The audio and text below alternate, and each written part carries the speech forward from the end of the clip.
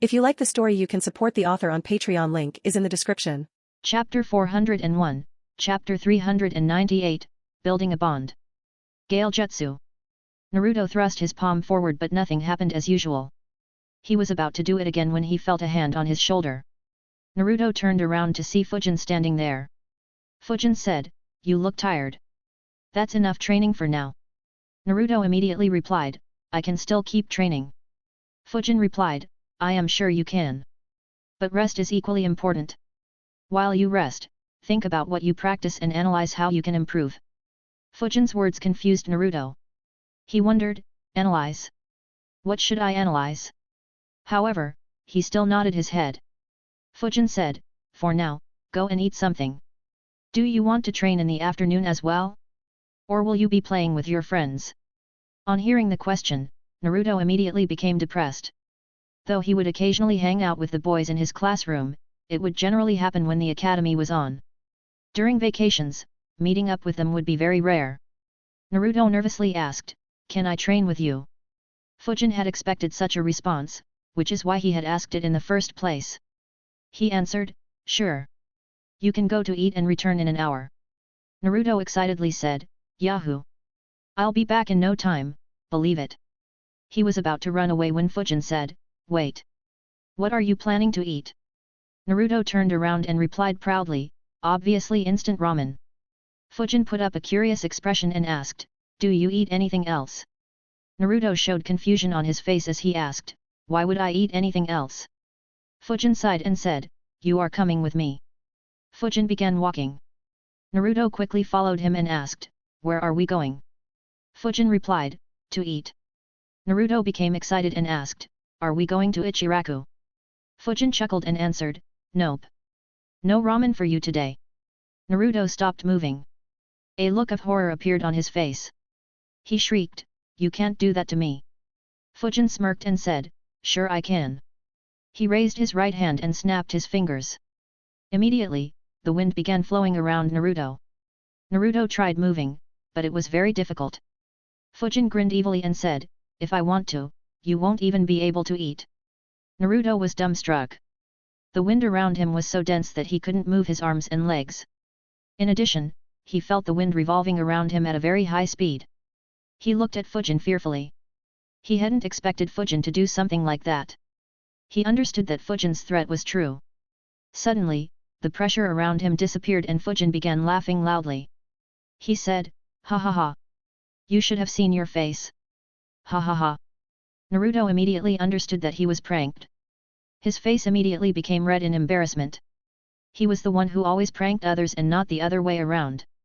He cursed, "You jerk," and ran towards Fujin and punched towards him. Fujin easily blocked all his punches and kicks with just one arm without moving and slightly pushed him back, making him lose his balance and fall on his buttocks.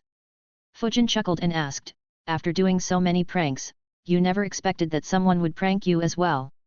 Naruto snorted childishly and turned his head away and said, "I just didn't see it coming. Besides, that was so uncool." Fujin said, "All right, don't keep moping and follow me. Though what I did was a prank, you aren't eating ramen today." Naruto tried arguing, but... However, Fujin cut him off and said, "Don't worry, there are a lot of delicious foods in Konoha. I'll take you there. If you don't eat any noodles today, I'll teach you some techniques to help you learn Gail Jutsu faster." Naruto asked, "Really?" But... Naruto was in two minds. He didn't want to give up on ramen, but Fujin's offer was very tempting as well. Fujin sighed and said, "I'll treat you to Ichiraku tomorrow. So just follow me." Naruto's eyes immediately sparkled. He jumped and said, "You are the best, Fujin." Fujin began walking towards one of the sushi restaurants in Konoha. On the street, several odd looks fell on Fujin and Naruto. Naruto became a bit nervous, but since Fujin didn't react, he didn't say anything and tried to ignore them. Fujin couldn't help but wonder, facing such looks every time he steps out on the street. How bad would that be? He thought for a bit and concluded, it won't affect me at all. Why would I care about what random people think? However, this is because I am far more mature mentally.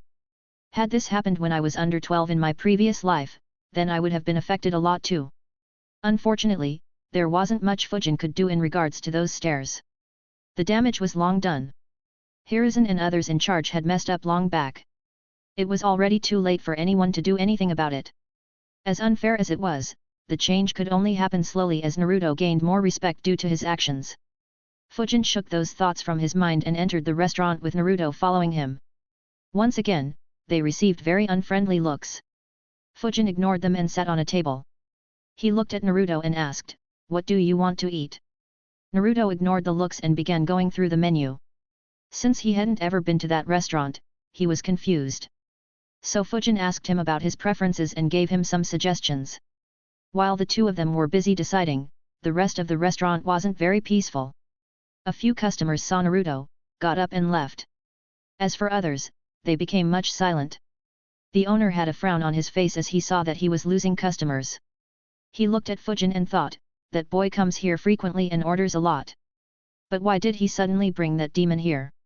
He walked towards Fujin and Naruto with an unfriendly look on his face.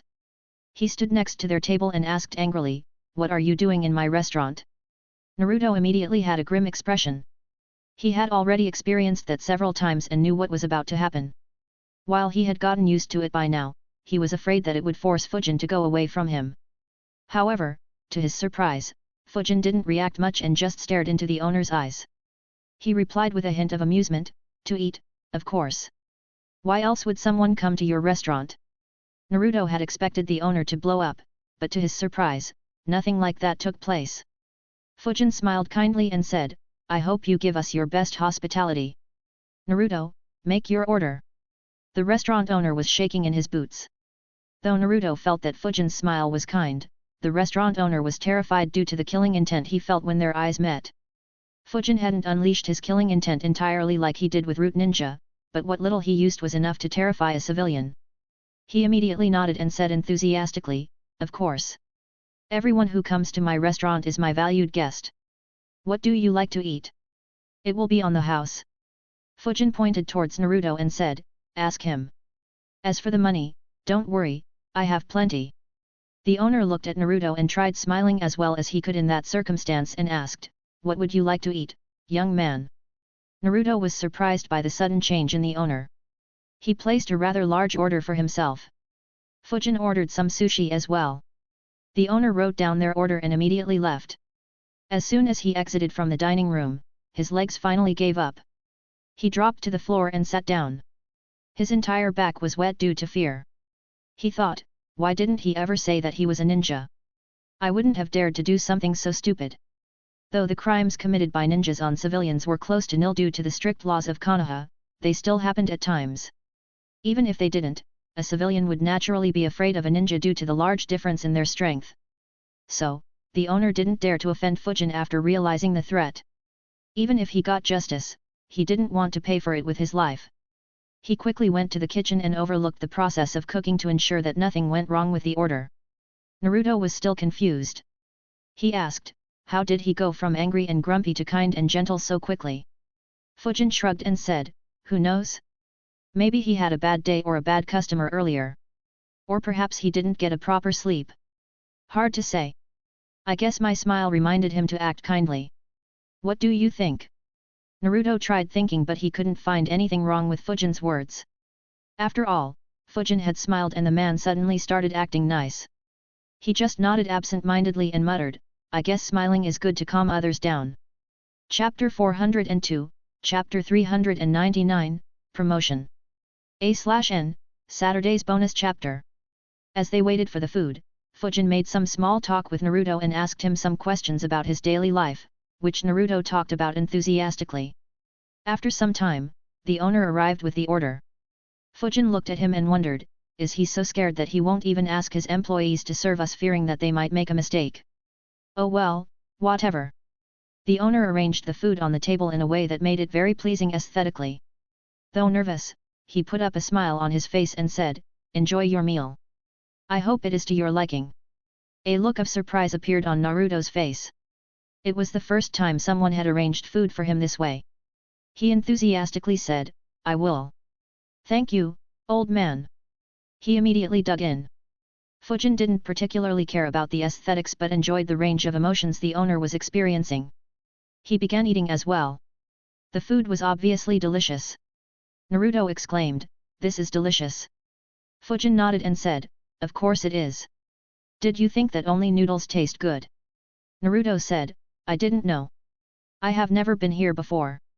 He continued eating. Fujin thought, of course, he didn't. Only one restaurant in the village accepts him enthusiastically. It's little wonder why he prefers eating ramen all the time. Though, to be fair, it does taste good and needs minimal time and effort to make at home, making it very convenient for an orphan who lives alone and has no idea on how to do so properly. The owner watched nervously from a distance. Seeing that both were enjoying the food, he breathed a sigh of relief.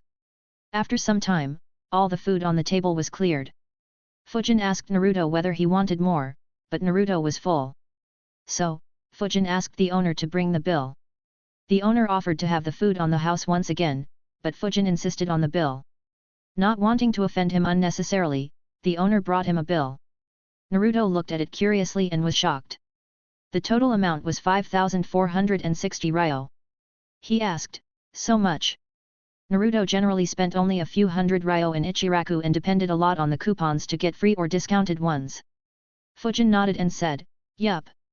And considering how much you ate, you have to pay 4,380 ryo." He placed the bill in front of a shocked and tongue-tied Naruto. Naruto nervously grabbed his frog-shaped wallet and said, "I don't think Gama-chan can afford that." Fujin immediately laughed lightly and said, "I'm just messing with you." Naruto looked at Fujin and pouted in annoyance. It was the second time in a very short time that he got pranked. Fujin paid the bill and they returned to the training ground. Recalling Fujin's words, Naruto excitedly asked, "Which trick will you teach me to help me learn the Gail Jutsu quickly?" Instead of answering him, Fujin asked, "Did they teach you the leaf concentration exercise in the academy?" Naruto nodded and replied, "Yes, Iruka-sensei did." Fujin asked, "How long can you hold it?" Naruto answered, "I am not sure. Maybe 5 minutes." Fujin sighed internally and thought, "Yeah, I guess so." Almost everyone from Fujin's class could hold it for longer after just their first year. So, Naruto's current ability was just too bad.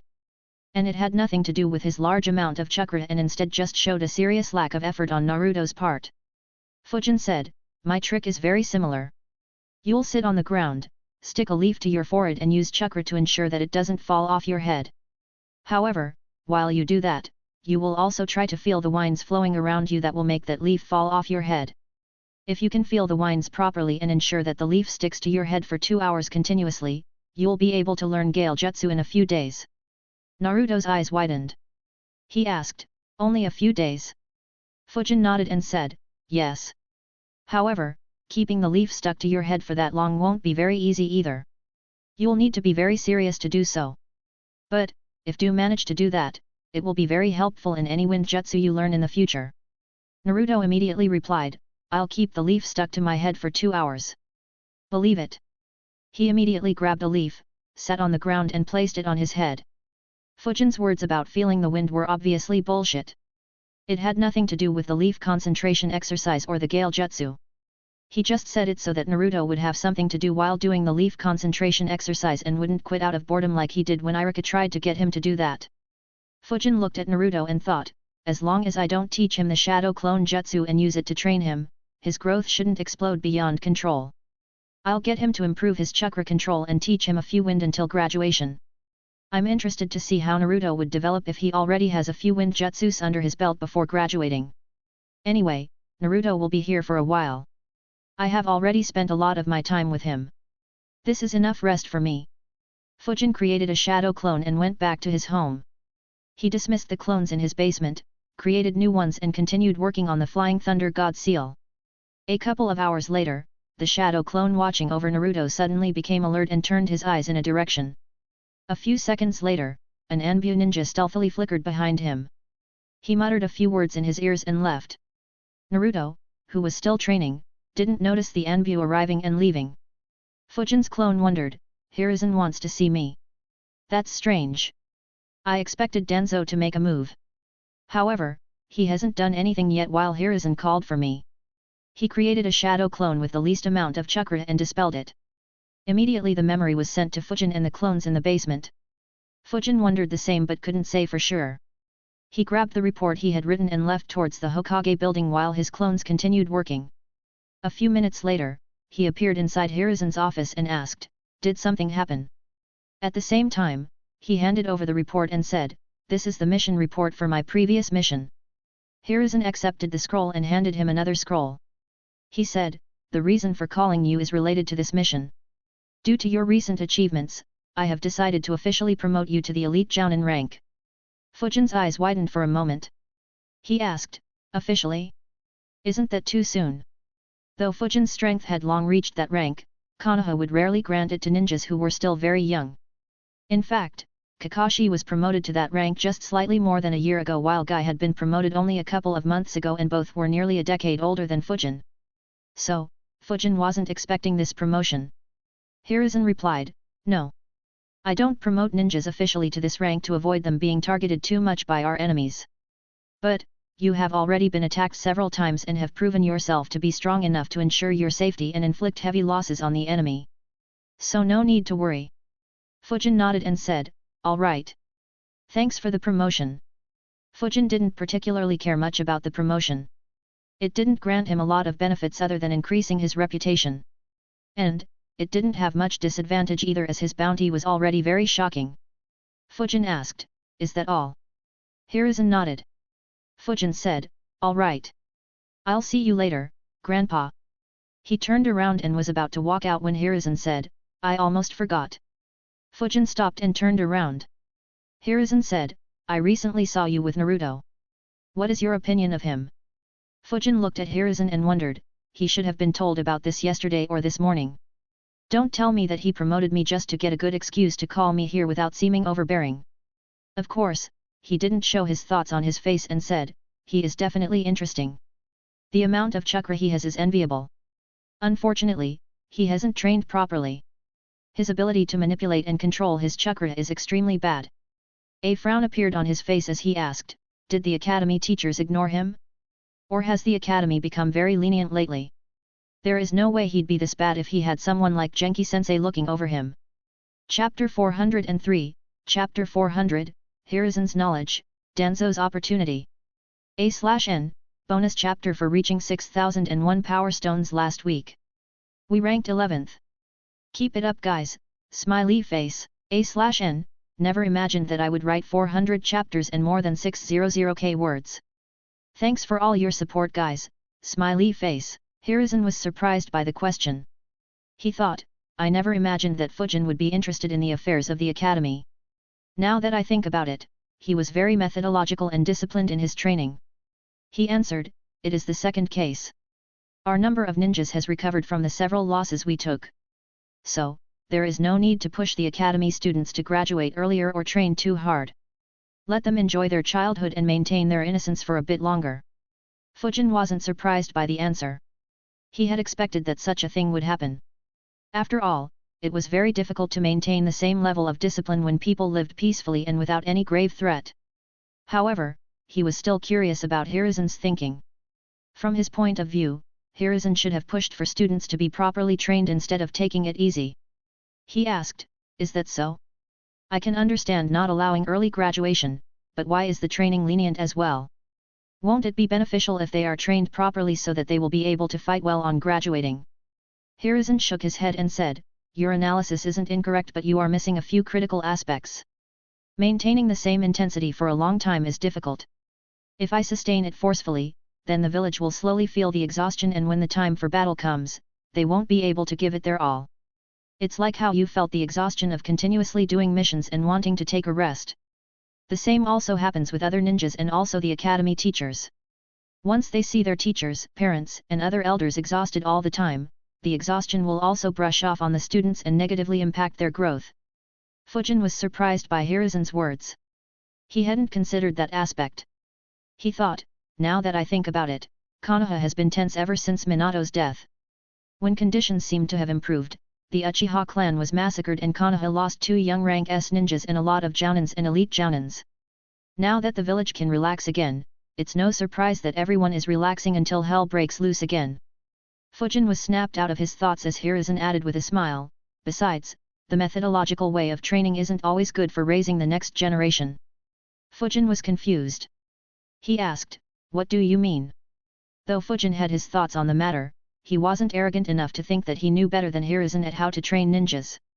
After all, Hiruzen had trained 3 ninjas who were strong enough to become a Kage. And, 2 of them weren't even part of any clans or had any good background. Not to mention, he had looked over Konoha's academy for decades. Hiruzen answered, "Training students methodologically is a good way of ensuring that most of them become chunins and some of them become special jounins or jounins.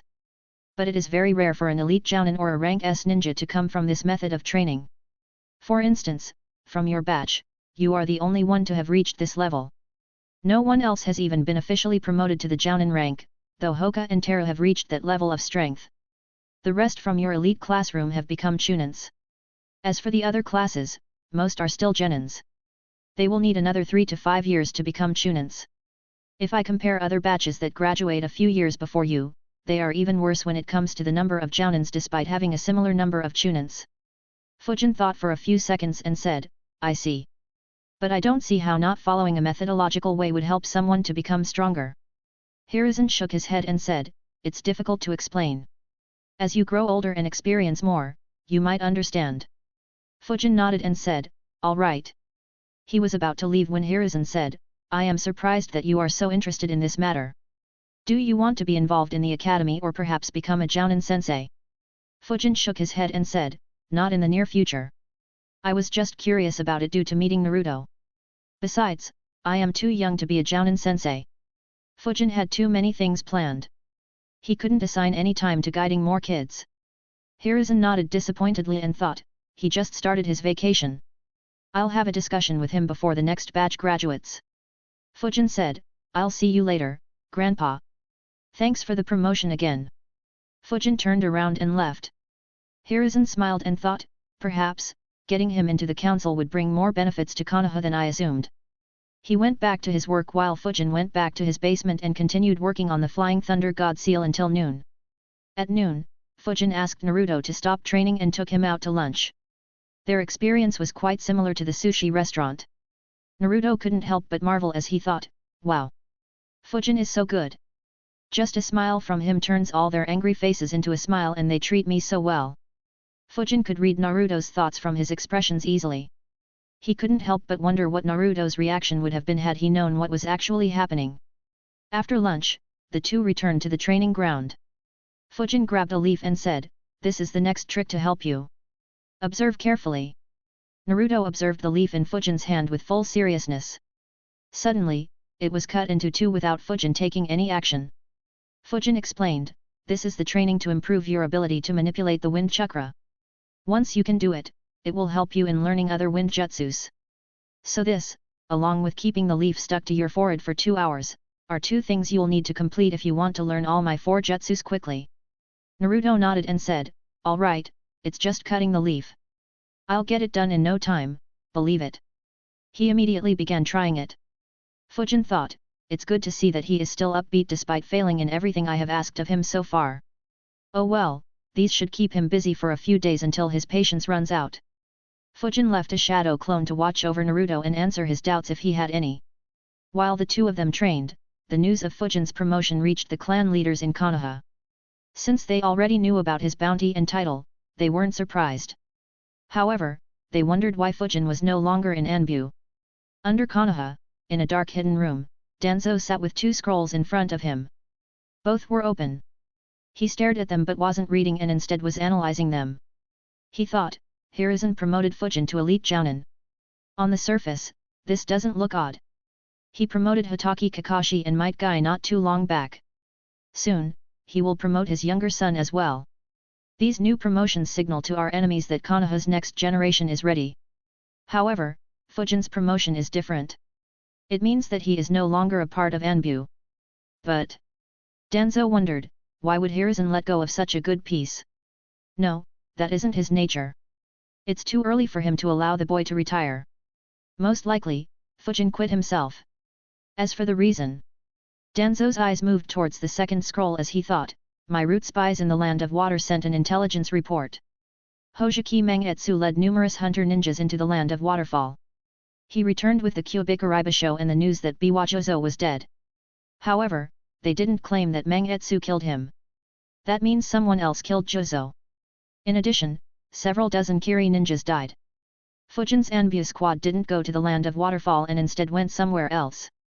Most likely, he took that mission to the land of hot water. However, instead of just facing Kirigakuer, he also had to face an Akatsuki member. Danzo analyzed it for some time. A glint appeared in his eye as he sensed an opportunity. He thought, in his previous mission, he was ambushed by Uegakuer and put in a difficult spot. This time, he had to fight Jozo, someone who shouldn't have been there. Did he get upset at how bad Hiruzen's intelligence reports are?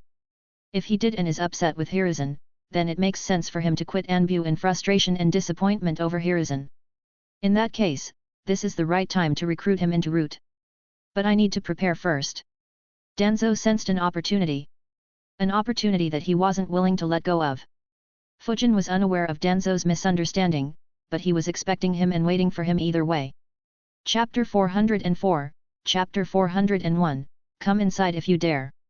Naruto spent the entire afternoon and a better part of the evening getting frustrated. But since Fujin was the first and the only person who had helped him train so far, he didn't complain. Understanding that Naruto had enough training for one day, Fujin's clone brought him to his house.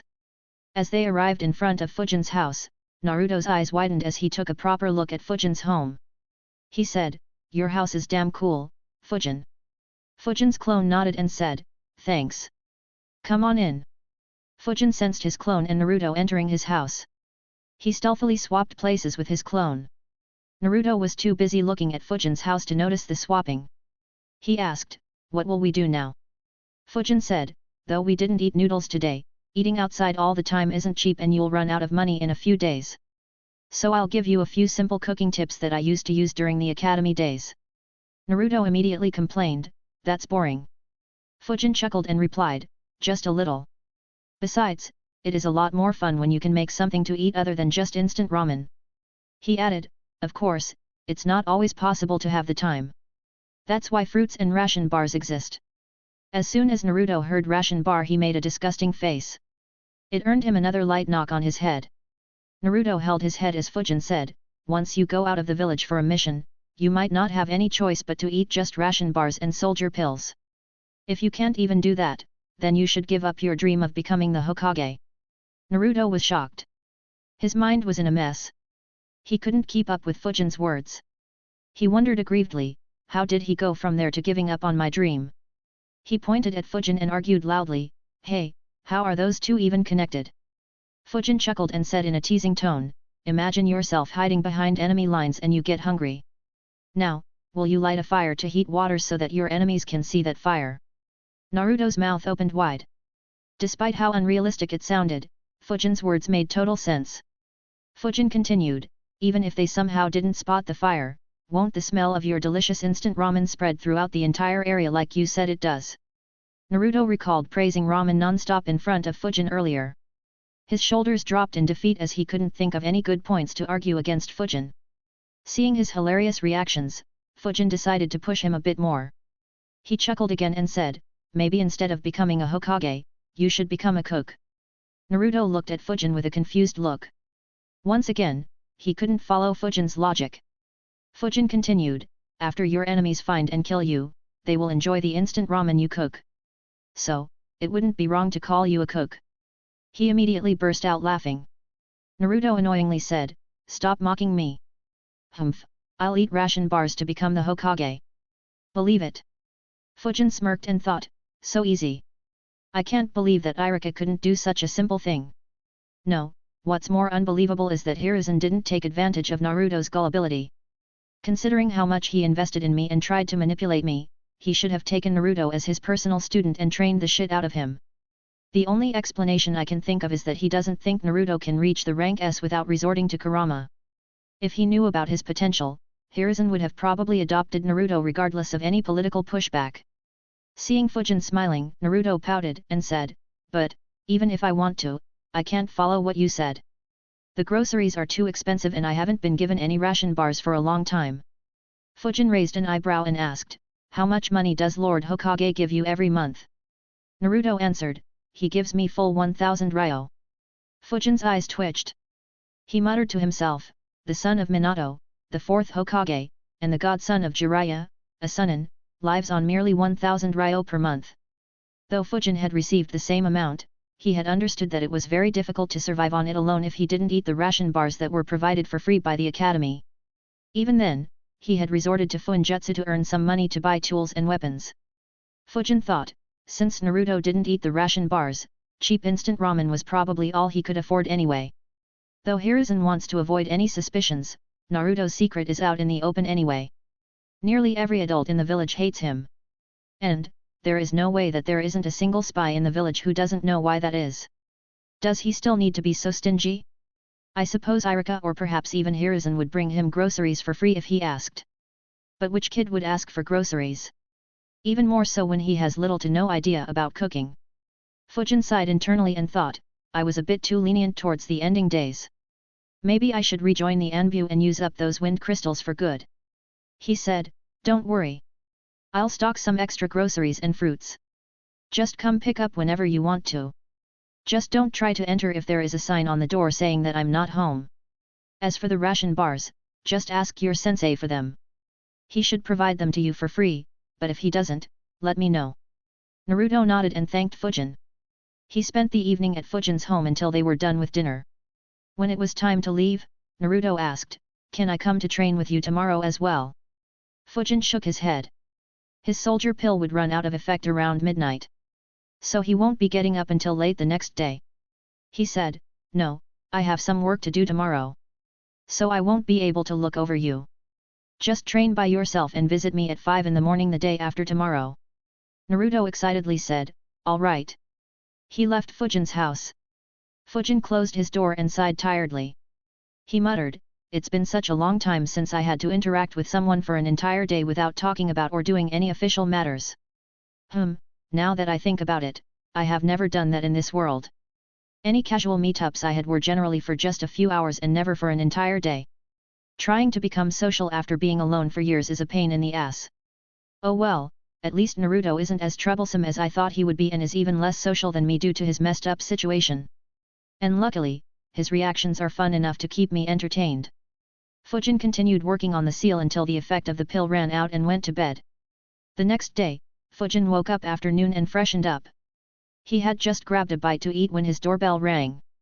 Fujin wondered, who was planning to meet me today? He tried sensing the person outside the door but his chakra didn't feel familiar. Fujin muttered, that's weird. He went up to his door and opened it. What he saw momentarily shocked him, but his expression didn't change. Outside his door was an old man holding a cane in his left hand to support himself and looking straight into Fujin's eyes. His forehead and right eye were covered in bandages, while his robe concealed his right arm, which was covered in bandages as well. Very few from Konoha's younger generation would recognize that man. However, Fujin knew too much about him. A part of his consciousness immediately focused on his chakra network, looking out for any external interference. Yet, his expression didn't show any alertness. Instead, he smiled and said politely, Elder Danzo. I didn't expect you to visit my house. Come in. He opened the door wide to welcome him in. However, would Danzo step into Fujin's house? The answer was a clear no. He didn't dare to take a step inside Fujin's house. What he had sensed a few minutes ago had shocked him and made him very alert against Fujin. He no longer thought that the task of recruiting him would be an easy one. Chapter 405, Chapter 402, Fujin vs Danzo. A few minutes ago, Danzo had completed all of his preparation. He was ready to approach and talk to Fujin for the first time and manipulate Fujin into joining the route. Next to him were several root ninjas who had helped him gather the information he needed about Fujin and his activities to allow Danzo to create the optimal strategy to recruit Fujin. Torun asked, Lord Danzo, should we accompany you? Danzo replied, no. Hide yourself in the vicinity such that he can't sense you, but don't step anywhere near the seals. I'll meet him alone. Everyone nodded. Torun led a few root ninjas and they hid around Fujin's house but stayed far enough to avoid any seals and hid their chakra signatures. A few minutes later, Danzo flickered to Fujin's house and stepped in front of his house. He was planning to walk normally and knock on his door, however, his feet stopped moving as he sensed something extremely absurd. He looked at Fujin's house in disbelief and shock while thinking, what the hell? It feels like there are hundreds, no thousands of seals inscribed on his house. He focused chakra in his left eye to observe Fujin's house properly. The sight stupefied him. He wondered, which maniac put seals on his house? Without using my Sharingan, I won't be able to even count exactly how many seals are inscribed on those walls. There should be at least over 3,000 seals. And I can feel that several of these seals are stealth seals. But, since his house isn't hidden, those should be used to hide more seals. So the real number of seals could very well be much higher than 3,000. Even someone like me will likely need days to find every seal, and I still won't be sure of success. Even my root headquarters doesn't have so many seals. Besides, Danzo's eyes focused on one spot on Fujin's house as he wondered, why is there a 4-symbol seal on his house? Is a tailed beast sealed inside? And why would Hiruzen put so many seals on his house? I need to re-evaluate Fujin and Hiruzen's relationship. Danzo kept standing in front of Fujin's house while analyzing for a couple of minutes, confusing the root ninjas. The only one who had a clear understanding was Hiruzen, who was sneakily watching from his crystal ball. He observed Danzo's reaction and a peculiar expression appeared on his face. He wondered, did this boy put every seal he ever learned on his house? Still, this should be interesting. Hiruzen kept observing silently. Danzo concluded, no, this isn't Hiruzen's style. None of the Grandmasters in Konoha will do something like this. There is only one explanation. Hiruzen didn't make someone put seals on his house. This boy is a Grandmaster in Fuinjutsu as well. Unbelievable, Hiruzen kept something like this hidden from me. Fighting Rashi, slaughtering numerous IWA Jounins, killing Jozo, and this level in Fuinjutsu. Once a war happens, he will easily be able to compete for the Hokage seat. Danzo's mood became very gloomy. The stronger Fujin was, the lower the chance of recruiting him. In addition, despite his extensive research, Danzo realized that he didn't have enough information about Fujin. Unfortunately, he didn't have the time to wait. Despite the surprise, this was still the best time to talk with Fujin. He walked forward and rang the doorbell. However, knowing how many seals Fujin's house had, Danzo didn't take a step through the door and kept standing outside. Though he was sure that he wouldn't be in any danger in Konoha, the vast number of unknown seals made him feel very uneasy. So, when Fujin invited him in, Danzo said, "It's fine. We can talk here." Fujin didn't insist on it and asked with a smile, "Okay. I wonder why an elder is visiting me." Danzo didn't reply immediately and observed Fujin properly. The start of the conversation wasn't how he wanted. Fujin seemed to hold the initiative instead of him. Danzo asked, "Suzuki Fujin, what are your opinions about the Anbu?" Danzo had initially planned to butter Fujin up at the start and then try to recruit him. However, since he didn't hold the initiative, he decided to change his tactics.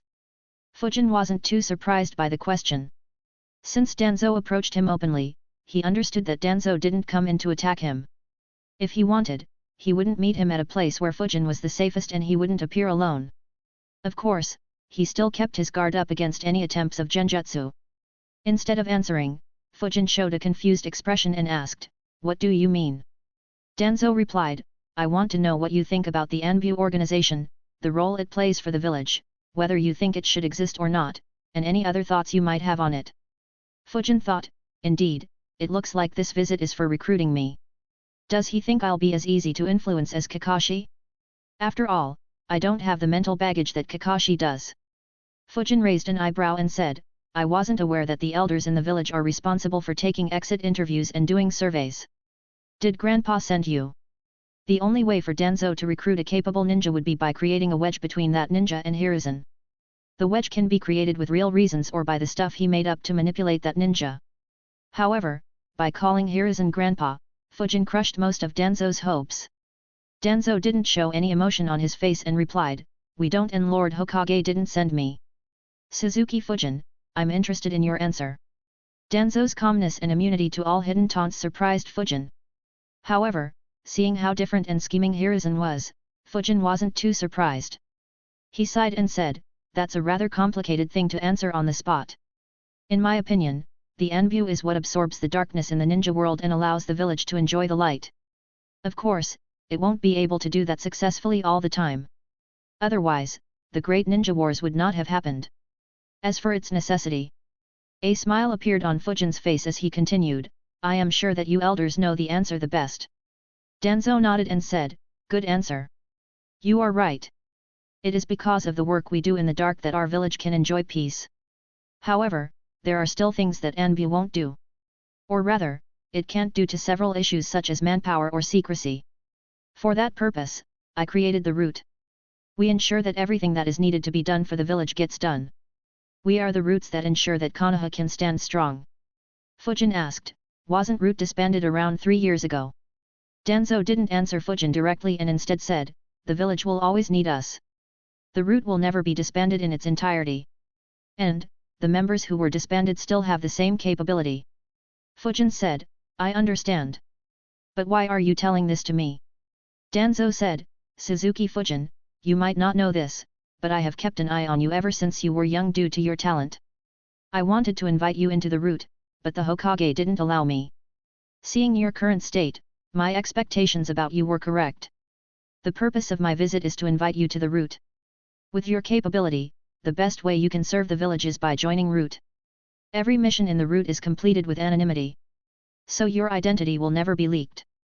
In addition, no one will be able to track your movements either. There won't be any incompetence in root. And, you won't need to hold back while dealing with our enemies. Fujin was surprised. He analyzed, I see. He is taking advantage of what IWA managed to do and driving a wedge between me and Hiruzen while trying to fan and exploit any will of fire in me. Not bad. As expected from Danzo. No wonder so many talented folks stay loyal to root. Unfortunately, he's trying it on the wrong guy. Fujin shook his head directly and said, I'm afraid you have the wrong information. I'm tired of fighting in the darkness. I have no intention of joining root or rejoining Anbu. Danzo was surprised once again. This time, it was for a completely different reason. He thought, strange. Not only did I miscalculate his abilities, but I also miscalculated his nature. He quit because he is tired of the darkness. Danzo felt a sense of disappointment. It was disappointment in failing to recruit Fujin, but rather a disappointment that Fujin couldn't adapt to the darkness. At the same time, he had nothing to say to Fujin to convince him to join root. Fujin's excuse eliminated almost every reason he could use to convince him. Chapter 406, Chapter 403, Readiness to kill Danzo. A/N, hey guys. This chapter is sponsored by Terrence Smith. You can thank him for the double release. However, that reason alone would not cause Danzo to back off. He had led the route for decades. The amount of schemes he created and the number of ninjas he manipulated during that time far exceeded anyone's imagination. Even Hiruzen, the person who was the most clear about what Danzo did, wasn't entirely aware of all of his operations. Danzo said, our village is right in between 4 major villages and numerous minor ones. We constantly face crises. Even a moment's carelessness could lead our village into a life and death situation. And yet, despite having such amazing talent, you don't want to serve the village the best you can. Danzo's tone had changed. It was no longer neutral and instead sounded disappointed with a hint of anger. It sounded like he was offended due to Fujin's lack of passion to serve the village. Though the emotions he displayed weren't his real emotions, even Fujin couldn't see through them. Fujin thought, wow. He is good. I had thought Hiruzen would be the best actor in Konoha. I was wrong. If I didn't know what kind of scum he is, Danzo could have fooled me with his fake passion. To Danzo's surprise, a smile appeared on Fujin's face. He said, while the duties of Anbu are important, those aren't everything.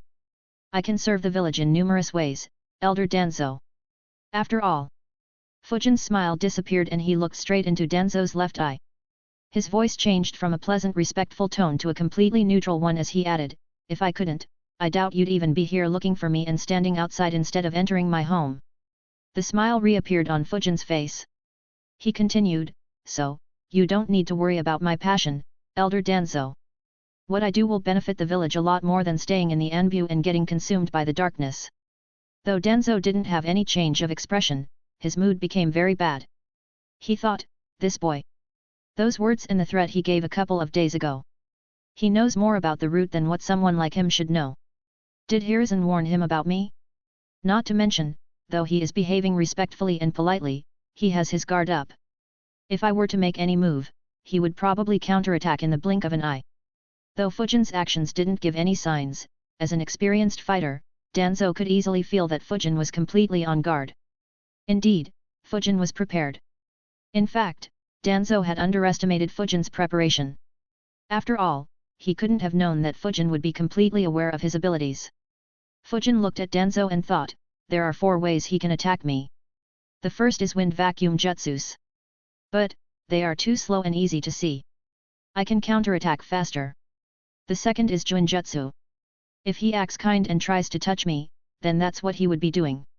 So, if his hand extends towards me, he will be losing it. Even if he somehow surprises me, I have several means of dealing with them. The third is the genjutsu of Shisui's eye, the one that he cast on Mifune. It is difficult to sense and can give him a complete advantage in a sneak attack. However, it is easy to break. And, since I'm on full guard, it will be difficult for him to cast it on me. Especially because my chakra flow is already in a state of disruption. Any external interference will easily be detected. The fourth is if he removes those bandages and uses the Sharingan on me directly. If he succeeds, I will be defeated. However, he will have to remove those bandages first. That's enough time for me to attack at such a close range. The moment Danzo showed any signs of making any of the 4 above moves, Fujin would attack. And his attack wouldn't be to force Danzo back. Instead, it would be to kill him in one shot. Though killing a ninja of Danzo's capabilities wasn't easy and Danzo was probably stronger than Fujin at that point, the circumstances were special. Fujin's plan was to sneak attack Danzo while Danzo was sneak attacking him and wouldn't expect Fujin to counterattack so quickly and viciously. The chances of pulling that off successfully were very high. Though killing Danzo could cause some troubles, with his current power, Fujin wasn't afraid of any political backlash that would arise. Just by exposing the Sharingans and the first Hokage's cells, he could easily turn the entire Konoha against Danzo. After all, who would defend a dead guy? Though it could destroy his relationship with Hiruzen, Fujin had already gotten almost everything he wanted from Hiruzen. So he didn't care much. Besides, Hiruzen wouldn't want Konoha to lose another young talent. Even if he failed to convince everyone and Konoha decided to hunt him, Fujin could just leave Konoha, go to Mount Mutki and train in seclusion until it was time to implement his plans. Unfortunately or fortunately, all the plans Fujin made would be a waste. Having realized Fujin's guard, Danzo dropped any plans of attacking Fujin. He thought, a fight here wouldn't be good for me. Though I can't sense him, I'm sure Hiruzen is keeping an eye on me. Not to mention, I don't have the exact information of his skills and abilities or the seals on this house. Regardless, I need to keep an eye on this boy. He isn't as simple as I thought. Though the two thought a lot, in reality, not a lot of time had passed as both were thinking very quickly. After half a minute of silence, Danzo said, "All right. I will keep an eye on you, Suzuki Fujin. I hope that you don't waste your talent and serve the village the best you can." Danzo turned around and began walking without waiting for Fujin's response. Suddenly, he stopped and looked back at Fujin and said, "Uzumaki Naruto is a very important member of the village. He holds a power that can reduce the village to rubble within minutes. Keep your distance from him." One of the main reasons why Danzo didn't try to attack was the fact that Fujin was a rank S ninja. So he wasn't sure of his victory. As such, he didn't want Fujin to take control of Konoha's only Jinchuriki and increase his influence more. However, Fujin chuckled and replied, "Sorry, no can do." A frown appeared on Danzo's face. Fujin had done nothing that he had asked for so far. Danzo said, "Though I admire your talent, don't forget that I am an elder of Konoha. Acting against my orders won't be good for you." Since he couldn't recruit Fujin, Danzo no longer maintained the image of a just leader. He threatened Fujin directly. Unfortunately for him, Fujin didn't intend to back off. He replied, "The elders have no authority to command a ninja in Konoha. If you have an issue with me, feel free to raise it with Grandpa. I'll follow his order." Danzo's frown deepened. He didn't expect Fujin to keep rebuking him. Fujin continued, "Besides, a Jinchuriki who is isolated and hated by all and has no proper training is a disaster waiting to happen. I wonder what Elder Danzo thinks would happen if Konoha's only Jinchuriki hates the village and doesn't have any strength to resist the beast inside of him." Fujin's words left Danzo without a good reply for the second time. After all, Danzo completely agreed with Fujin's analysis. He had the same thoughts about Naruto as well. It's just that he wanted Naruto en route and not with someone else. With Jiraiya and Tsunade not in the village and Hiruzen busy with the Hokage duties and unwilling to confront Danzo too much, he could ensure that no clan managed to get Naruto. His root subordinates scared away any civilian ninjas who took pity on Naruto, just like the one who tried scaring Fujin. However, now that Konoha had a new rank S ninja who took an interest in Naruto and had no intentions of following Danzo's instructions or worrying about his threats, Danzo immediately felt difficulty in ensuring that Naruto stayed away from any faction. Knowing that Fujin would argue against whatever he said, Danzo turned around and continued walking while saying, "I will talk with Hiruzen." Fujin watched Danzo leave. He wondered, would Danzo be able to convince Hiruzen to make me leave Naruto alone? Difficult, but Hiruzen does have a soft spot for Danzo. Regardless, even if Danzo managed to convince Hiruzen, how can Hiruzen convince me? I have already promised Naruto to train him and overlook his training. If Hiruzen wants me to not do that, he will be forcing me to break my promise. The promise of a rank S ninja. How can anyone trust what I say in the future? Granted that any promise made by a cunning ninja has no real value, Hiruzen can't say that to my face. I'll just ask him for 20,000 elemental crystals of each element as compensation if he wants me to break my promise. Let me see if he still dares to ask me to break my word. Even if that greedy fox pays that price, I'll just keep the crystals and say that I felt pity for Naruto and keep training him. What can he do when I'm morally correct? Chapter 408, Chapter 404, Hiruzen's Headache. A/N, loved the comments in the previous chapter. Apologies for the prank. I just couldn't resist XD. Fujin stopped thinking about Danzo and shut his door. From the meeting, he understood that Danzo wouldn't take any direct actions against him. As for the indirect actions, he wasn't much worried. On the contrary, he was looking forward to it. Irrespective of Danzo's morals, it was undeniable that he was at the top of the ninja world when it came to scheming and hiding in the dark. Fujin hoped to gain some experience by engaging in such tactics against someone like Danzo. Even if Fujin suffered any losses, he wouldn't be too concerned considering that Danzo's influence was already waning while his influence would keep increasing as he kept getting stronger and started involving himself in Konoha's internal politics. Not to mention, Fujin didn't particularly care much about his influence in Konoha. As long as he stayed strong, any loss of influence or reputation was inconsequential. So, even a complete defeat won't actually cause him any loss and would just improve his political skills. After Danzo left, the root ninjas hiding around Fujin's house left as quietly as they arrived. Only Hiruzen kept looking at the crystal ball with a thoughtful expression on his face. After a few minutes, he thought, the exchange was quite different from what I guessed. Fujin faced numerous deadly opponents in his last 2 missions. To think that Danzo would take advantage of that and exploit any wedge between us. Fortunately, Fujin hadn't blamed me for any of those and I just gave him the Flying Thunder God Jutsu without creating any trouble. So, our relationship was very good. Otherwise, Danzo could have temporarily poached Fujin just like he poached Kakashi. That would have been rather annoying to deal with. Though I am sure that Fujin won't act against me, it would have been hard to say what he would have done due to Danzo's manipulation and his devious schemes. Thankfully, I don't have to worry about that. Still. Hiruzen looked at Fujin's house and analyzed, Fujin gave me another surprise. Though he looked casual, it was obvious that he was prepared to fight. Though doubtful, I suspect that he was prepared to even kill Danzo. And, for some reason, I feel that Danzo would have been the one getting beaten badly despite having those eyes. Did Fujin have any previous contact with Root or Danzo? Or rather, does he have any enmity with them? Hiruzen went through his memories but couldn't recall any instance that would make Fujin despise Root or Danzo. He shook his head and thought, leave it. Fujin being on guard against Danzo is a good thing. I could use him to suppress Danzo further. Still, this boy's habit of causing trouble for me hasn't changed. This time I can't even toss it to Shikaku. Hiruzen looked towards the door and wondered, since when did he become so obedient that he would do everything I tell him? If that were the case, would I allow him to quit Anbu? Yet, he claimed he would listen to my commands and sent this trouble over to me. A couple of seconds later, Danzo arrived in Hiruzen's office. The two stayed alone in the Hokage's office while Danzo did his best to convince Hiruzen to instruct Fujin to stay away from Naruto. Half an hour later, a fuming Danzo left Hiruzen's office. He had an ugly expression on his face as he thought, no matter what I said, Hiruzen didn't budge an inch. I was right. Getting a new rank S ninja who is loyal to him has given him a lot more liberty and allows him to make a few political maneuvers. And with Hiruzen taking Fujin's side, the other clans won't support me if I try to use them to pressure Hiruzen. After all, Fujin doesn't have any faction of his own. Him looking after Naruto won't harm their interests and they might see it positively instead. They could also use this chance to improve their relationship with him.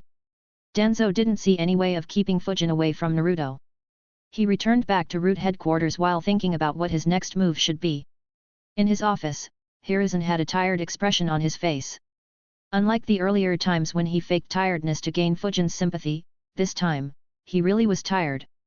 He thought, I'm too old for shit. That brat, purposefully sending Danzo to me.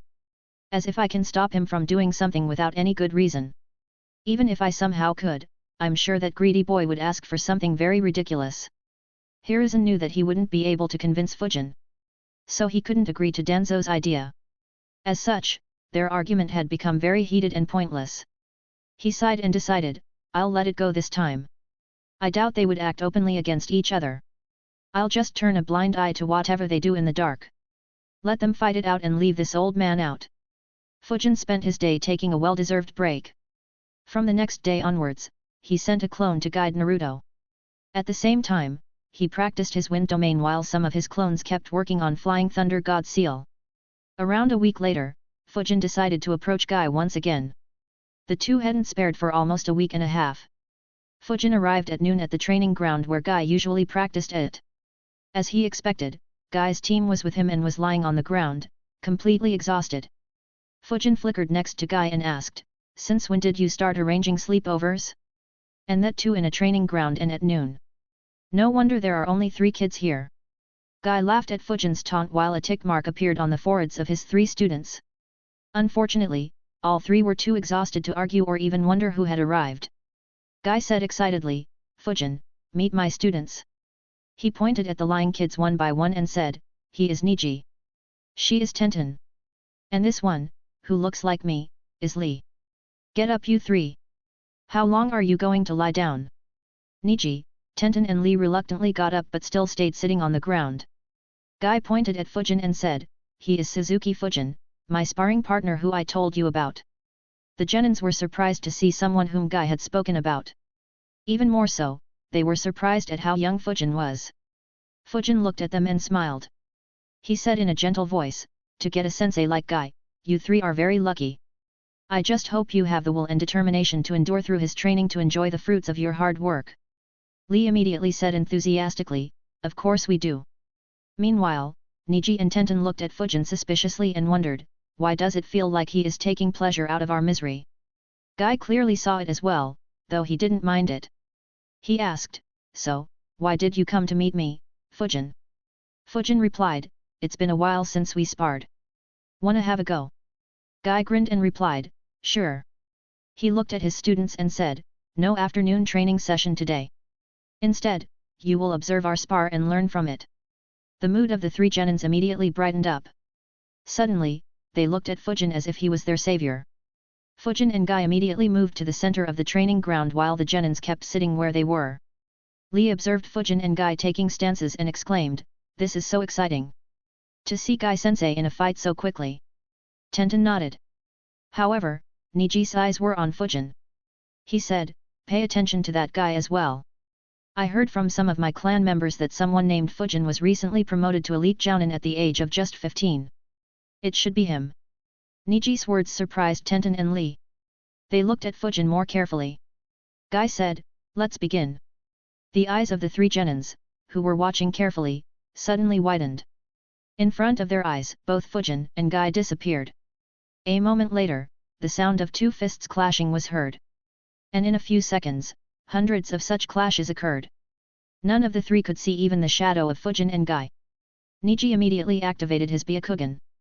However, despite his Byakugan, he could still not see Guy and Fujin and just saw the trails of their chakra that were left behind. He was astounded. It was the first instance of his Byakugan not seeing something clearly. Unlike Lee and Tenten, Niji had been upset about receiving Guy as his sensei until he learnt that Guy was an elite jounin. However, he hadn't seen him do much and was skeptical about it. Now that he saw Guy in action, Niji had no words. He thought, incredible. So this is an elite jounin? I can't see them move despite my Byakugan. Also, why does it feel like 2 mountains are clashing with each other instead of fists and feet? Chapter 409, Chapter 405, Respect and Awe. While the three genins observed with shocked expressions, Fujin dodged Guy's kick and Guy's heel slammed on the ground, creating a large crack on its surface. A lot of stones were sent flying in every direction from the crack. A few of them barely missed the three genins. A look of horror appeared on their faces as they felt a few stones moving past them like bullets. All three immediately got up, ran backwards and jumped on trees. Lee muttered, "So scary. We nearly got hit." Tenten said, "I thought we were a goner. I didn't know that just watching a fight could be so dangerous." As for Niji, he didn't say anything and kept observing. Despite only being able to follow their trails, he didn't want to miss a single second of this battle. Only Fujin thought differently. He observed the trajectory of the stones and wondered, "That's weird. For every stone to miss those three. Did he control his kick such that the stones that would fly off from its impact would avoid them?" Fujin's speculation was very wild. To do something like that was very difficult. Perhaps only a Sharingan could allow any ninja to make the necessary calculations, and even then it would be extremely difficult. However, Fujin didn't think it was too odd. He dodged the incoming attacks and counterattacked while analyzing, though calculating it will be impossible, developing those instincts with practice might be doable. Once my wind domain is properly developed, I'll be able to change the direction of stones flying in my domain with ease. And Guy has focused a lot more on taijutsu than I have on wind manipulation. So it wouldn't be impossible for him to do so. Still, though Fujin had focused a lot on wind jutsus, he had also worked on his other skills. His taijutsu was extremely good, his genjutsu was better than most jounins and special jounins who focused on genjutsu, he was a grandmaster in fuinjutsu and his sword skills were phenomenal as well. By comparison, Guy devoted almost all of his time to taijutsu. Though he had raised his other skills to acceptable levels, he never focused much on them. In addition, he had been a ninja a lot longer than Fujin. So the amount of time he spent on his taijutsu was several times the amount of time Fujin spent on wind jutsus, even if his clones were considered. Fujin sighed internally and thought, his taijutsu is just ridiculous. Heck, he is even mocking me by giving lessons to his students while fighting me. If they keep sitting like a fool while two elite jounins or stronger ninjas are fighting, they'll end up dead even if they aren't targeted. Fujin and Guy kept fighting while the three genins tried to see them. After 5 minutes, Tenten asked in a dejected tone, "How can we learn if we can't even see them?" "Niji, do you see anything?" Niji answered without looking at her, "No. But they won't be able to maintain such a high-intensity battle for long. So we will be able to observe them soon." Lee and Tenten nodded. Niji's reasoning was reasonable. Unfortunately, the two ninjas sparring in front of them were anything but reasonable. Not only did their speeds and intensity not decrease, but instead they increased. For the next 3 hours, the genins only hopelessly tried to follow the sounds made by fists and feet colliding. Apart from a few rare instances when Fujin or Guy stopped and stood at the same spot, the genins didn't even manage to see them. In addition, they had to move away several times during these 3 hours. Finally, Fujin and Guy stopped. Both were breathing roughly and were covered in dust, but neither had any injuries. Guy gave Fujin a thumbs up and said, "Your taijutsu is improving rapidly. Your punches and kicks are no longer as slow as they were when we first fought." Fujin nodded and said, "It's thanks to you. Senju taijutsu style needs a fraction of a second longer due to having to concentrate chakra on my fists or legs.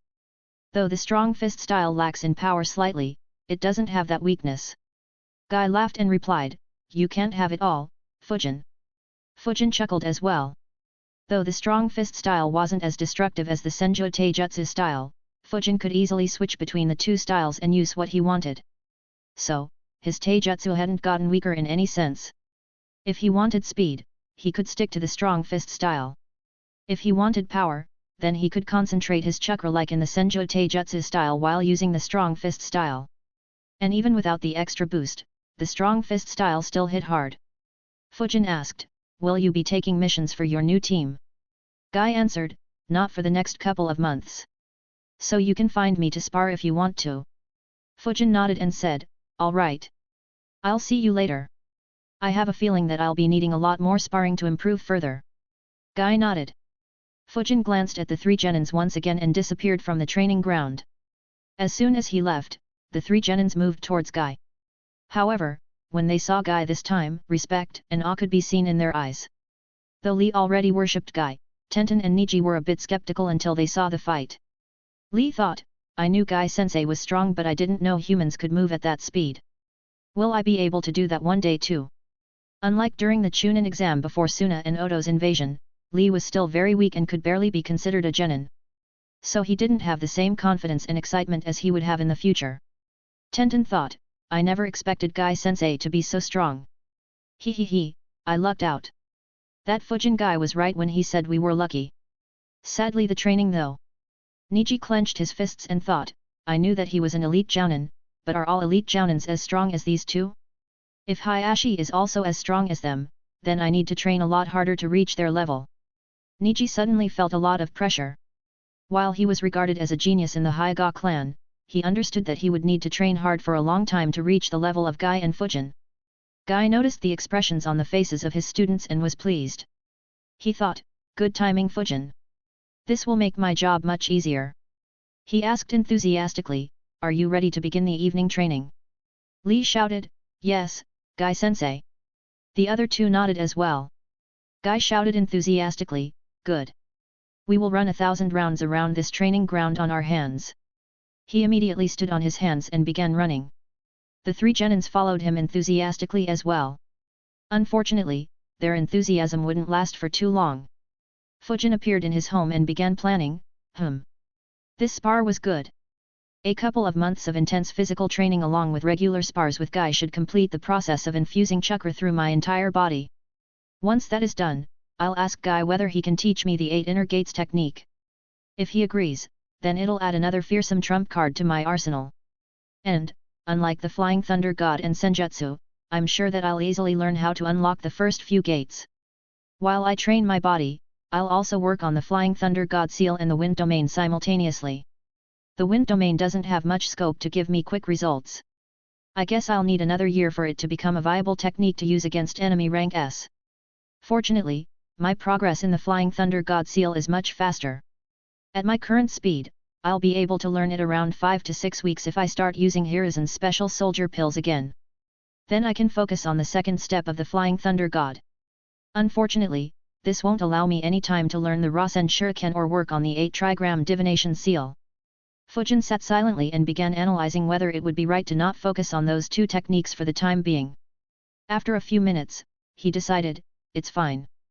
Though Rasen Shuriken is very powerful, vacuum and wind jutsus get the job done for now. Only if I encounter someone like the 4th Reikage, Orochimaru, or Kakazu will I need it. I don't need that jutsu while I keep hiding in the village. As for the 8 trigram divination seal, I won't need it until I decide or have to face tailed beasts. The next encounter I could have with a tailed beast will probably be Shikaku, which still has some time. So there is no hurry here either. I will have my clones work on this seal after the Flying Thunder God seal is mastered. Having made his decision, Fujin ate the special soldier pills that he had taken from Hiruzen and restarted a similar training regime that he followed for 3 months continuously earlier. The only change was that he would leave one clone to watch over Naruto. Fujin decided to focus on nothing but his training until he reached his short-term goals. Unfortunately, he would manage to do so for only a week before he got dragged into an unexpected mess. Chapter 410, Chapter 406, Konoha's internal political structure. Around a week after Fujin restarted his high-intensity training, numerous important people in Konoha received a notice from Hiruzen. Inoichi read the notice and wondered, the quarterly council meeting won't happen for another couple of months. Why did Lord Hokage call for a council meeting all of a sudden? The same thought ran through the minds of all but one of the remaining clan leaders, elders, and civilian council members. A couple of hours later, everyone from the Konoha Council arrived in the council room and took their seats. Quite a few of them were surprised to see that even Danzo was present for the meeting. The council room had 15 people. They included the 7 clan leaders, that is, Hyuga Hayashi, Nara Shikaku, Yamanaka Inoichi, Akimichi Choza, Abarame Shibi, Inyazuka Tsum and the Senju clan leader. In addition, there were the 3 elders, Shimura Danzo, Mito Kato Homura and Yuditen Koharu. Finally, there were 5 civilians who looked after the policies for normal civilians in Konoha and helped the Hokage in issues such as finance, trade, and other non-ninja matters. A couple of minutes after everyone arrived, Hiruzen stepped into the room and took his seat. Homura asked, "Why did you call for a council meeting suddenly? Did something unexpected happen?" Though Konoha was currently enjoying peace, the situation in the ninja world was very volatile. Especially in the land of water, where two factions were engaged in a civil war. Since nothing strange had happened in Konoha, that was their best guess. However, Hiruzen shook his head and said, nothing important took place recently. Well, other than a new ninja being appointed as one of the 7 ninja swordsmen of the mist by the Mizukage faction. Anyway, this meeting isn't for that purpose. I have summoned you all here to discuss expanding the council. Hiruzen's words surprised everyone. Homura asked, what do you mean? Hiruzen said, when the village was formed, all the ninjas in the village belonged to clans. However, ever since the first Great Ninja War, we began training civilians to become ninjas. The 3 great wars inflicted heavy damage to our clans, to the extent that some of the clans are no longer considered clans and have lost their seat in the council. On the other hand, the number of civilian ninjas is continuously increasing. After this year of graduates, their number has exceeded 50% of the total forces. In the future, it will continue increasing. Hearing Hiruzen's words, everyone went quiet. The clan leaders knew about the state of their clans. The Great Wars were like a grinding machine that killed their promising ninjas. So, despite the long peacetime, their numbers were a far cry as compared to their peaks. Hiruzen continued, due to the circumstances, I propose adding a seat in the council to represent civilian ninjas, or rather, ninjas who aren't part of any clans.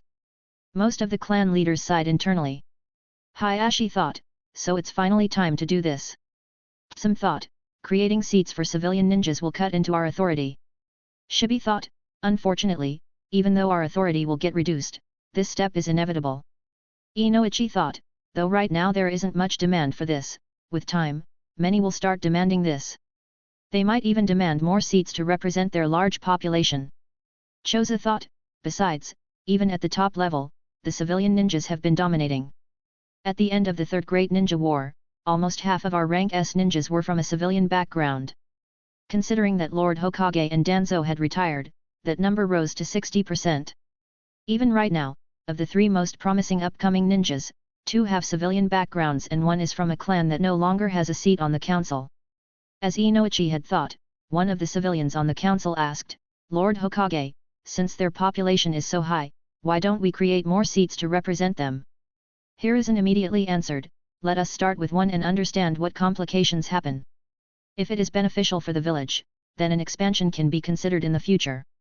The council member nodded and didn't say anything else. Kohara frowned and said, there are many problems with your proposal. The biggest one is about how a clan functions. In a clan, the clan leader thinks about the welfare of all his clan members.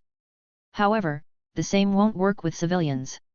They only look after their family and some friends.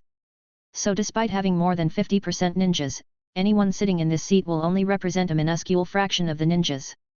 Kohara's points were valid. She immediately got support from some of the clan leaders who put forth similar points in front of Hiruzen. For them, this represented a barricade. Once this barricade was breached, in the future, their power in the council would keep diminishing.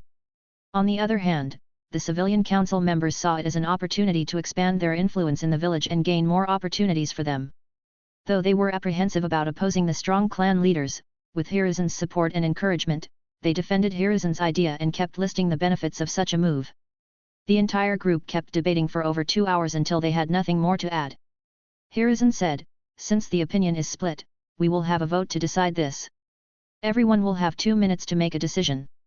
As soon as it was announced, everyone exchanged glances. Shikako looked at Inoichi and Choza and nodded.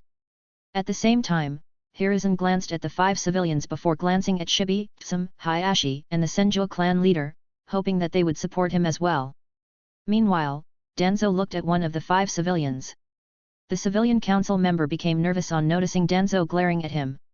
Finally, Hiruzen asked, all those in favor, raise your hands.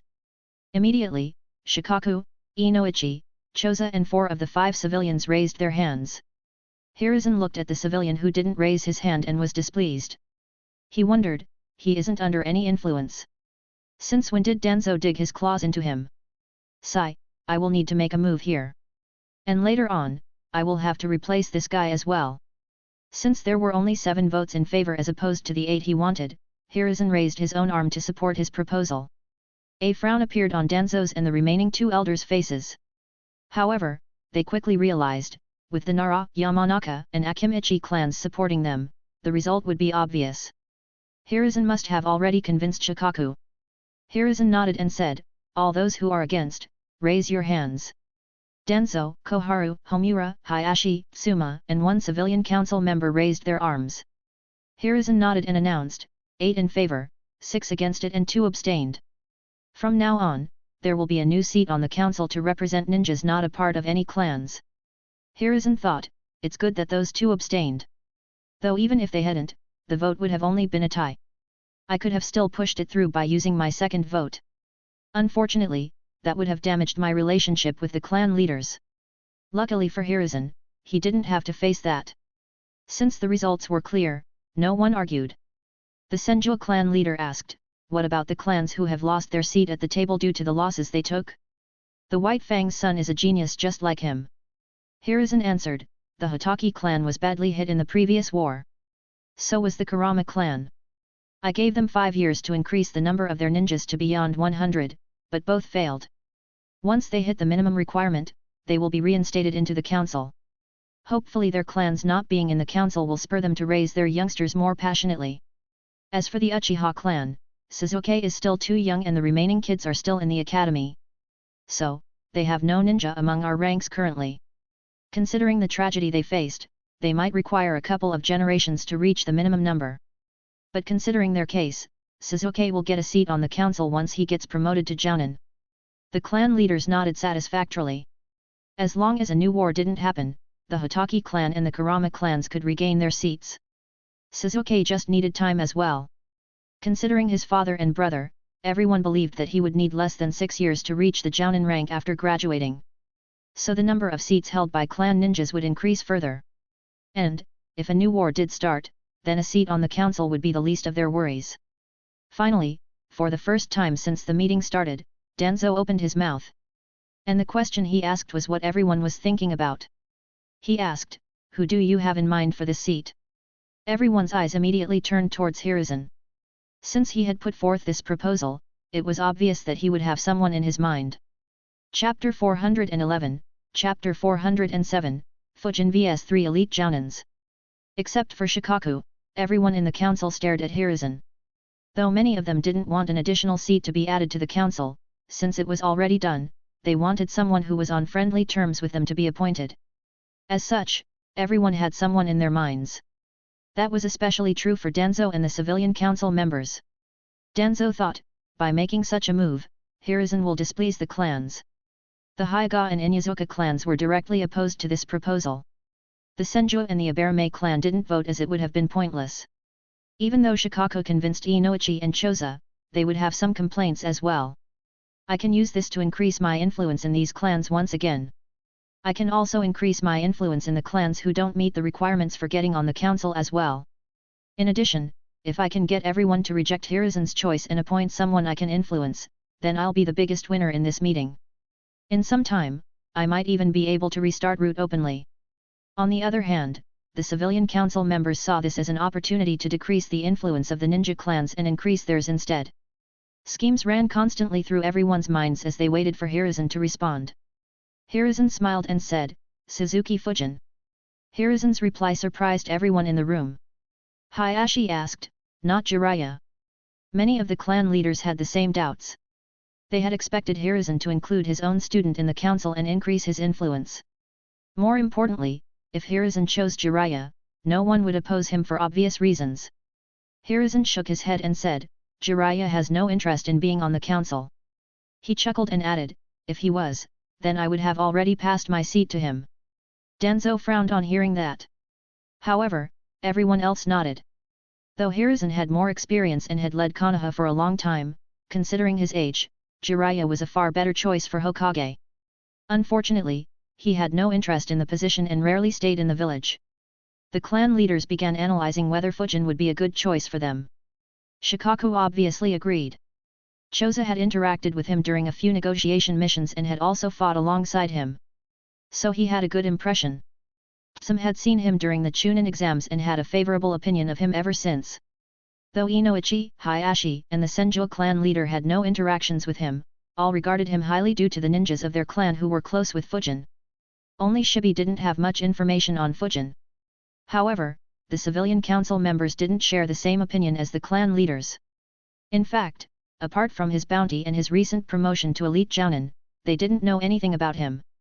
While the clan leaders were analyzing their gains and losses on Fujin gaining that seat, one of the civilian council members immediately opposed, Lord Hokage, Suzuki Fujin is only 15 years old.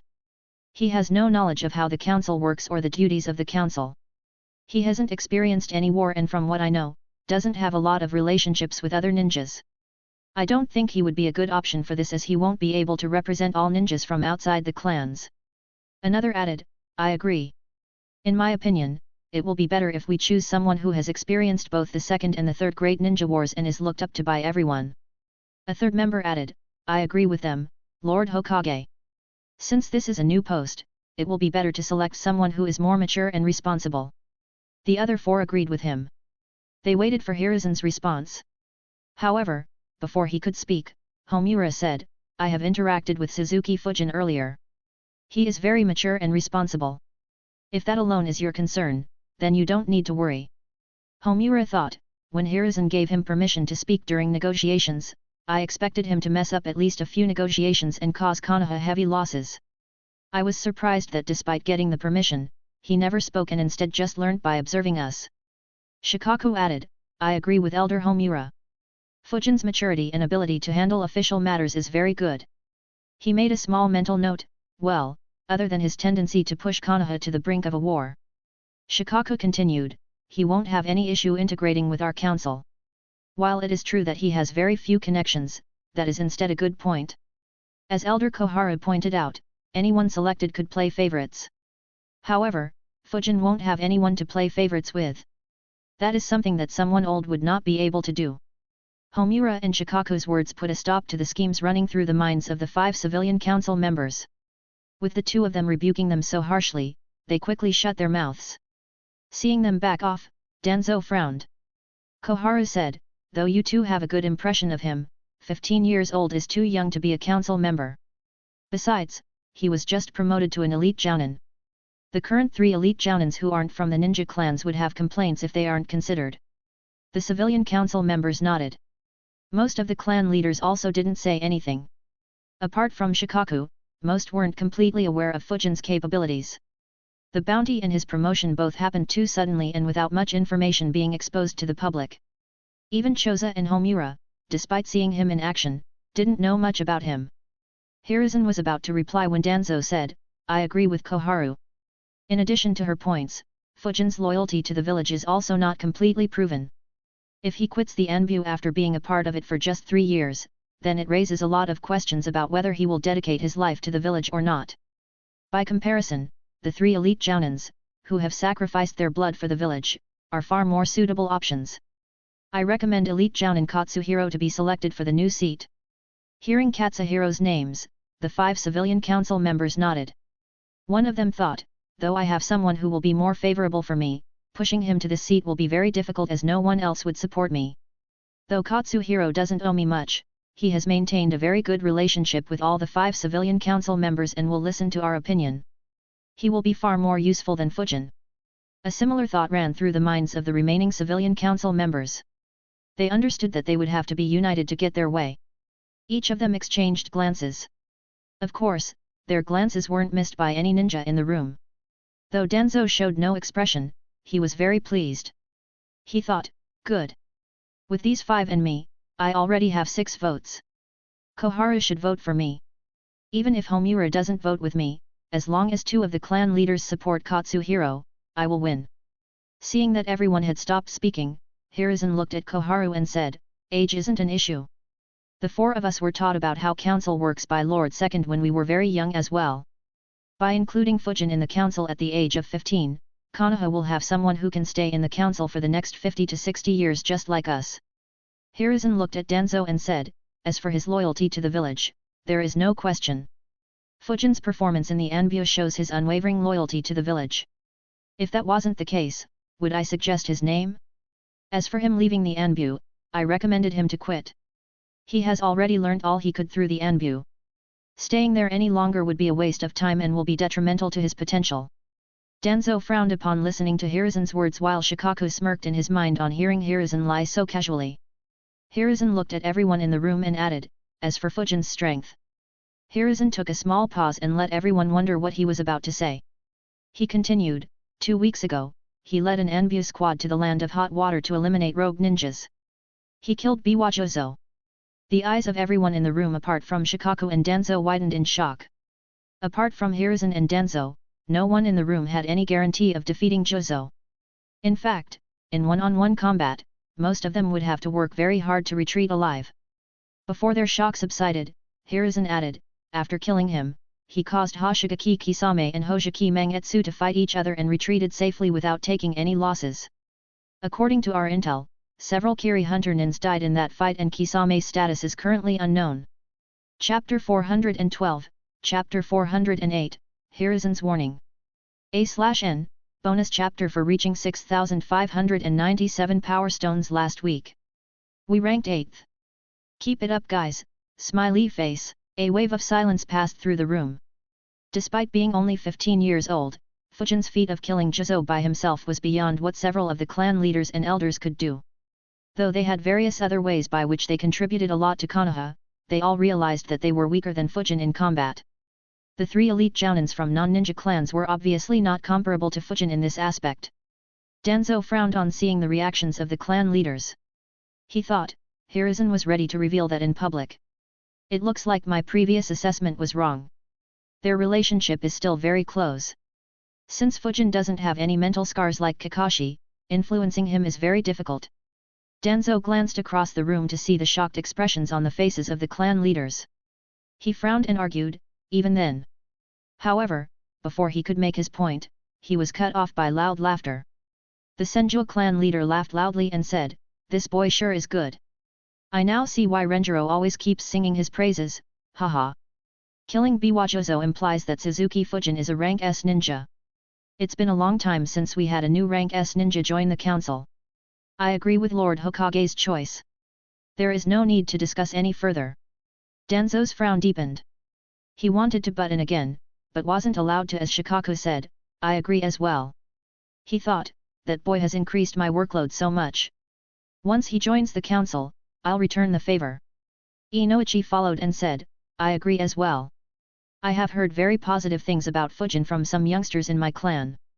Though he is still very young, us old-timers can help him adapt to this position." Choza added, "I agree as well." Some chuckled and said, "I had seen that brat during the Chunin exams.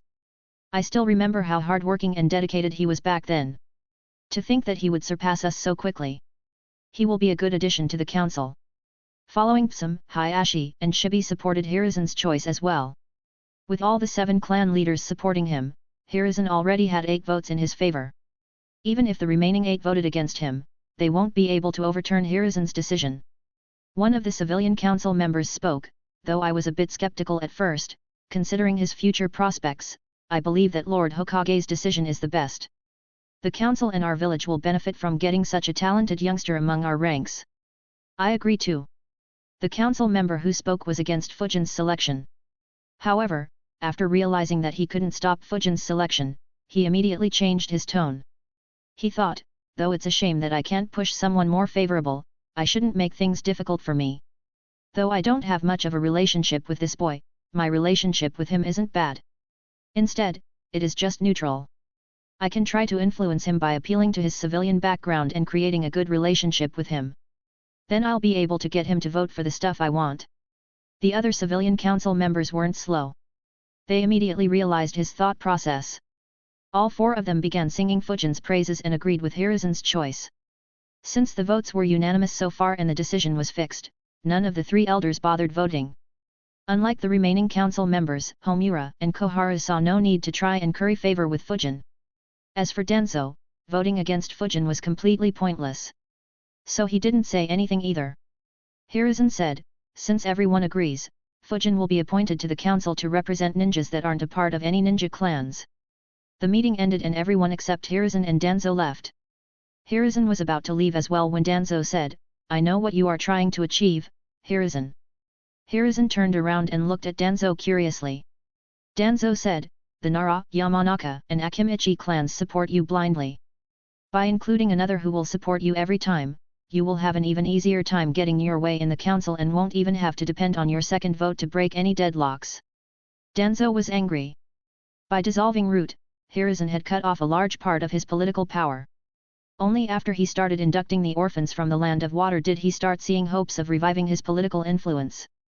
However, even before he could increase his influence, Hiruzen had already increased his power. If Hiruzen made a few more moves and inducted a few more people who were loyal to him in the council, Danzo wouldn't have any method of influencing the council without getting Hiruzen on board first. Hiruzen could see Danzo's thoughts at a glance.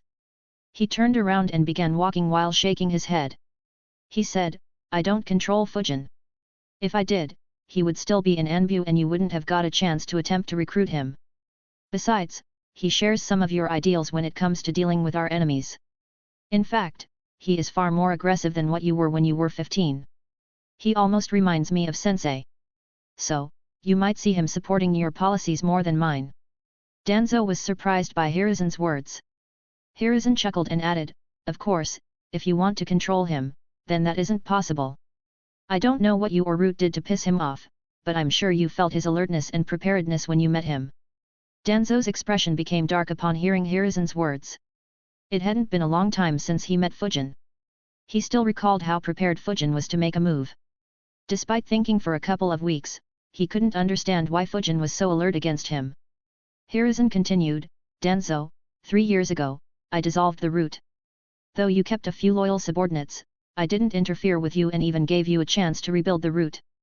However, if you even think of overstepping your boundaries again, I'll take away each and every subordinate that you have, no matter how loyal they are to you." After warning him, Hiruzen's figure disappeared from the meeting room, leaving Danzo alone in the council room. His expression was extremely ugly. He completely understood Hiruzen's threat. He thought, "Damn you, Hiruzen. If it was anyone else, no matter how strong they were, they wouldn't be able to make my Root ninjas betray me and change their allegations. My Root ninjas would rather commit suicide. But Hiruzen. He has already inducted the majority of my former subordinates into the Anbu. Not a single one of them listens to my commands anymore. Hiruzen has changed their allegiance from me to Konoha.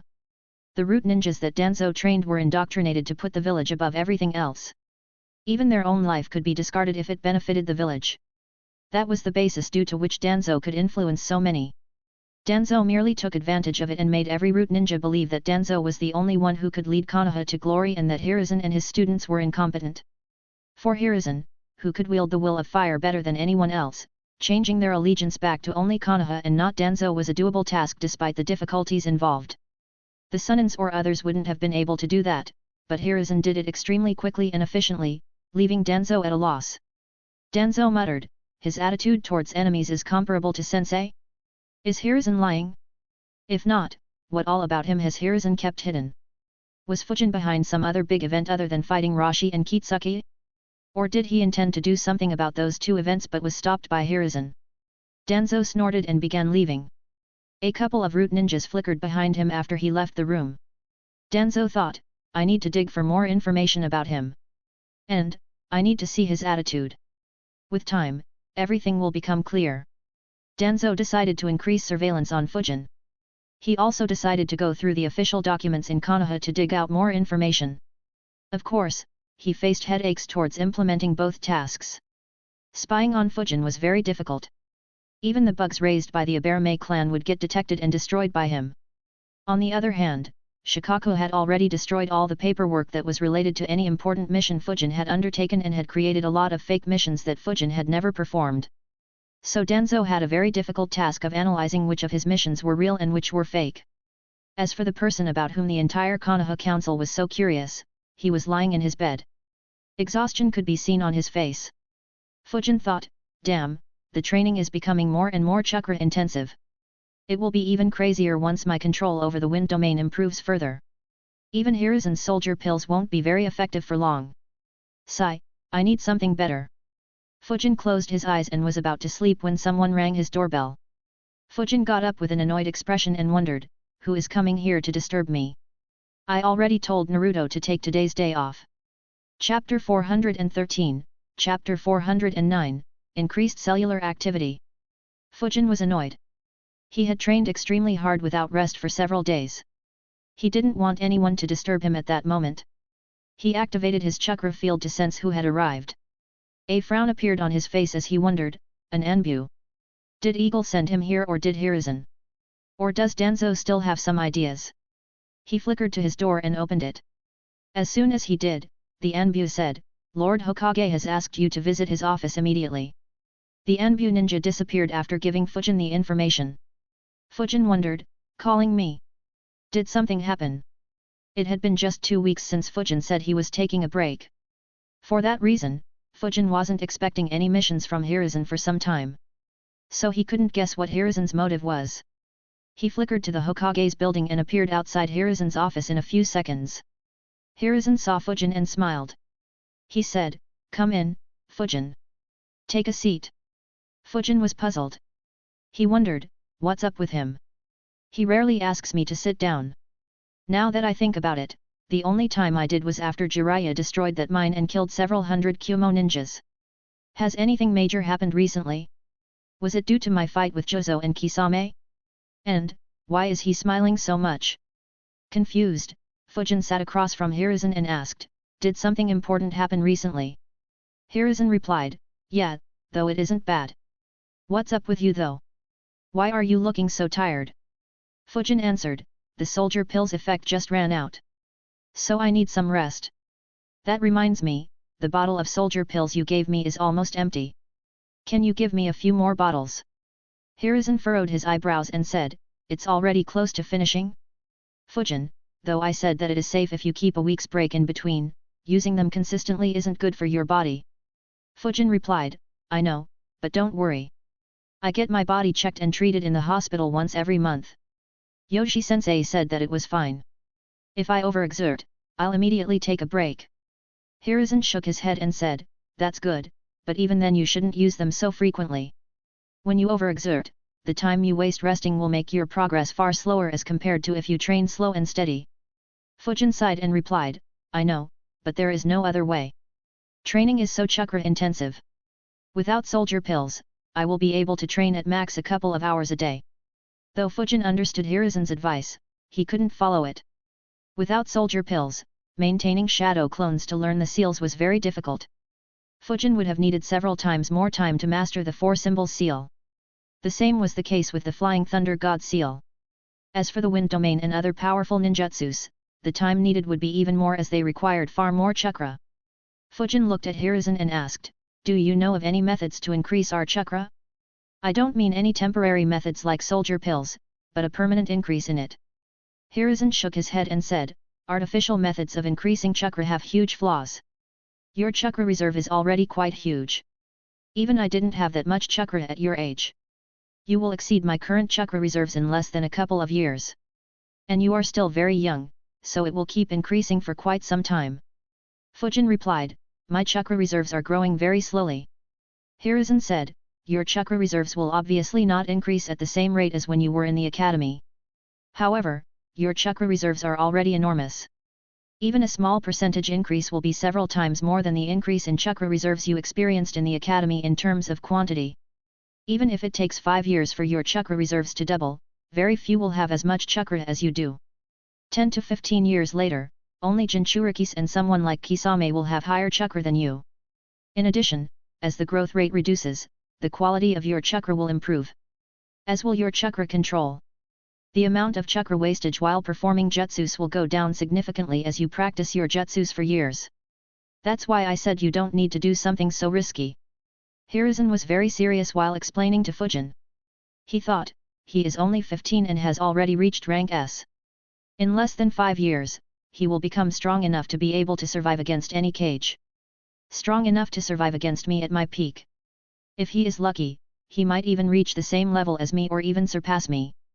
And he can easily maintain his peak for the next 4 decades, making it extremely difficult for anyone to harm Konoha. Fujin, despite his inexperience, was easily able to understand Hiruzen's thoughts on seeing how serious he had become. Hiruzen's attitude made him feel depressed. He sighed internally and thought, why did he get so serious? Doesn't Konoha still have Kakashi and the Sunnins? There are several methods of increasing chakra artificially. Even I know a few that could multiply my chakra reserves by a few times. It's just that accessing and using them to do that is very difficult and my current strength isn't high enough to get some of them. Can't he just tell me what methods Konoha has developed? With Tobirama, Danzo, and Orochimaru focusing so much on research and ninjas like Hiruzen and Tsunade who reached the peak in their respective fields, there is no way that Konoha doesn't have any methods. Even though I will gain more methods in the future, having a stronger base will always be helpful. Now, how do I make him tell me? As for Hiruzen's advice of waiting for 10 to 15 years, Fujin didn't even consider it. The next Great War will happen in less than 6 years. Fujin had a lot of plans that needed to be implemented before that war broke out. Waiting patiently and being a mediocre rank S ninja wasn't what he wanted. Fujin thought rapidly and said, I had read a few theories about increasing chakra reserves in the library. A look of surprise appeared on Hiruzen's face. However, his expression changed to serious in an instant. He thought, I forgot that this brat loved sitting in the library for hours while using shadow clones. Sigh, I wanted to tell him that he has been selected to join Konoha's council. How did the discussion change to this?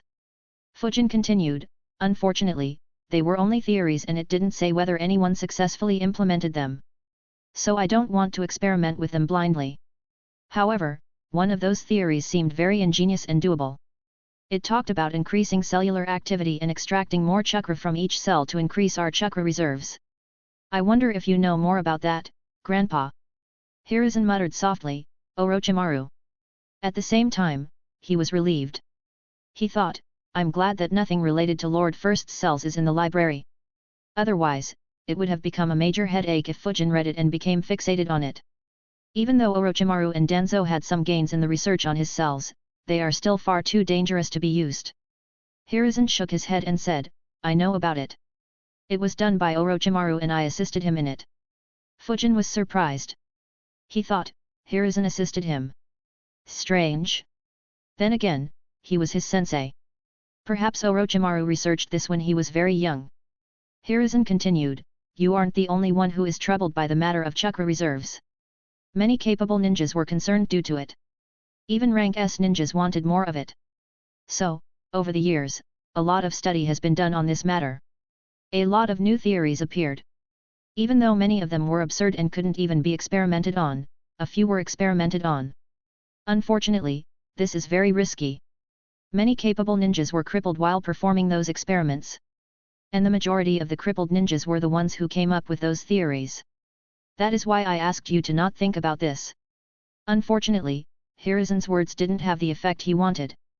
Fujin's eyes widened and a look of surprise appeared on his face. He muttered, many were crippled. But Orochimaru became a rank S ninja, and a rather strong one at that. Does that mean that he succeeded? Hiruzen sighed and nodded. He answered, though many experiments were done on several theories, this one is the most successful in Konoha until now. However, even then, it has risks and is very difficult to implement. Fujin became very curious. Though he knew a few methods, all of them involved strong forces of nature, many of which were beyond his understanding currently. He wasn't aware of any method that was invented by humans. He asked, what risks and difficulties? Chapter 414, Chapter 410, Tsunade's Help. Hiruzen answered, it has very high demands for learning. To energize the cells and increase their activity, the ninja needs to have at least rank S levels of chakra reserves. In addition, the chakra control has to be extremely high as well. So, it can be done by a very small number of ninjas. Fujin wasn't concerned by it. Rather, he was pleased. He said, I satisfy those requirements. What are the risks? Hiruzen nodded and said, yes, your chakra reserves and control should be sufficient. As for the risks, I will first explain the benefits as the risks are related to it. Energizing every cell in our body is actually very beneficial for us. If used correctly, it maintains our cells in optimal condition, improving our health considerably. It improves the speed of chakra recovery, the speed at which your injuries heal and reduces the chances of getting sick. It also slows down aging, but not by much. Aging is difficult to calculate, but our estimates were around 3 to 4%. As for the increase in chakra reserves, it varies. I'm not sure what those factors are because we didn't have enough information since the number of ninjas who met the requirements to try this was very low. Among the ones who tried this method, Danzo had the least gains as his chakra reserves increased by just 12% while Tsunade had the most gains. Her chakra reserves increased by 63%. Fujin's eyes widened and his face lit up on hearing the benefits. They were very good. He almost became impatient to get those benefits. He thought, damn. 63%? If I get a similar boost, my chakra reserves will be among the highest in the world not counting the Jinchurikis. Even half of that boost will increase it beyond Hiruzen's current chakra reserves. He, I can't wait. I'm so glad that I brought this up with Hiruzen. Hiruzen continued, as for the risks, they are very simple. You get the benefits I mentioned only when you maintain the cells at an optimal level. If you want more chakra, you can overexert your cells and draw out more chakra, be it in the middle of a battle to recover your chakra or to increase your chakra reserves even further. If you do that, all the benefits will change into disadvantages. A large amount of cells in your body will begin dying due to overexertion. Though this won't kill you and your body will produce new cells and replace the old cells, it will have grave consequences. A large number of dead cells will remain in your body. Though our medical ninjas can remove some of them, even our best medical ninjas can't remove all of them. Those dead cells in your body will slowly affect cells around them and slowly those cells will die as well. Though you won't suffer immediately, it will reverse the benefits you get. Once the number of dead cells in your body surpasses a certain limit, your chakra will regenerate more slowly, your chakra reserves will increase at a slower rate, you will age faster and your body will become vulnerable to diseases as more and more dead cells accumulate in your body. If you overexert your cells too much, then your chakra reserves could even start dropping, though they will likely still be higher than before you use this technique. You might not feel much immediately, but 15 to 20 years down the line, you'll feel the damage that this will do to your body. Fujin's excitement died down and he became very serious. Though the benefits were good, the disadvantages were just as bad. He contemplated Hiruzen's words seriously and asked, if I only maintain the optimal condition, won't it be just beneficial for me? As long as I don't overexert myself, I should only enjoy the benefits, right? Hiruzen nodded and said, you are right. However, that is difficult to do. After all, when you are in the middle of a fight and are heavily disadvantaged, you will be very tempted to do this. You have fought with Rashi, Kitsuki, Jozo and Kisame. Against each of them, you could have just retreated easily. Instead, you kept fighting until retreat was the only option. Once you get this method, you'll be tempted to fight for even longer. Over the years, it will have a detrimental effect on your body. When that happens, you will regret learning this and wasting your potential. Hiruzen's words surprised Fujin. He thought, now it makes sense why he was so reluctant to tell me anything.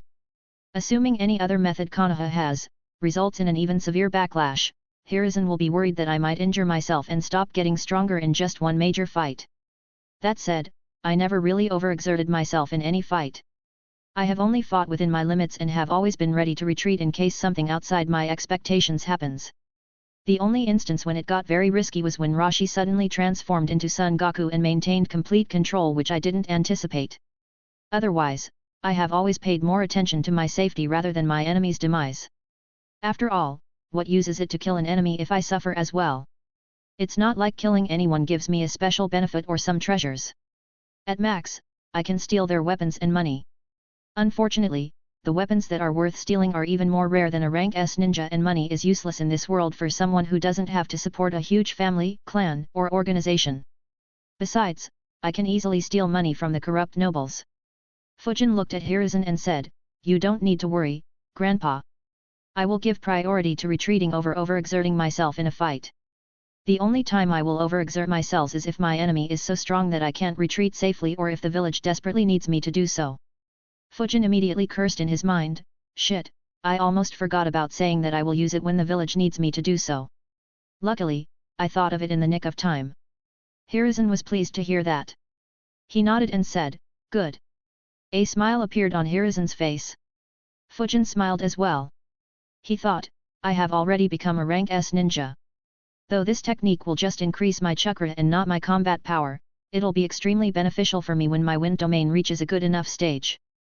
I'll be able to sustain it much longer and can use attacks that need a lot more chakra with more freedom. I'm also not sure how much chakra Flying Thunder God will need. Rasen Shuriken will also be very pervasive in terms of the chakra needed. So even though my combat strength won't increase immediately, it will give me an amazing base to get stronger much quicker. More importantly, it might also make Ryu allow me to learn senjutsu. Though he generally stayed very calm, Fujin was excited about the number of possibilities that would open up.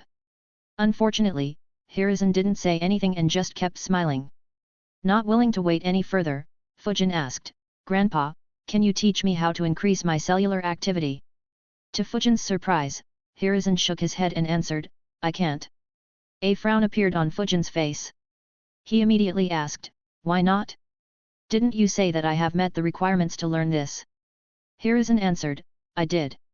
But I can't teach you how to do it because I am not capable of teaching you that." Fujin was confused. He asked, "Didn't you say that you helped Orochimaru develop this?" Hiruzen replied, "I did. Unfortunately, this is too complicated even for me. Even though I helped Orochimaru, I just guided him and helped him avoid some pitfalls that occurred in earlier experiments on increasing chakra reserves. The cellular activity falls under biology, which isn't my strong suit.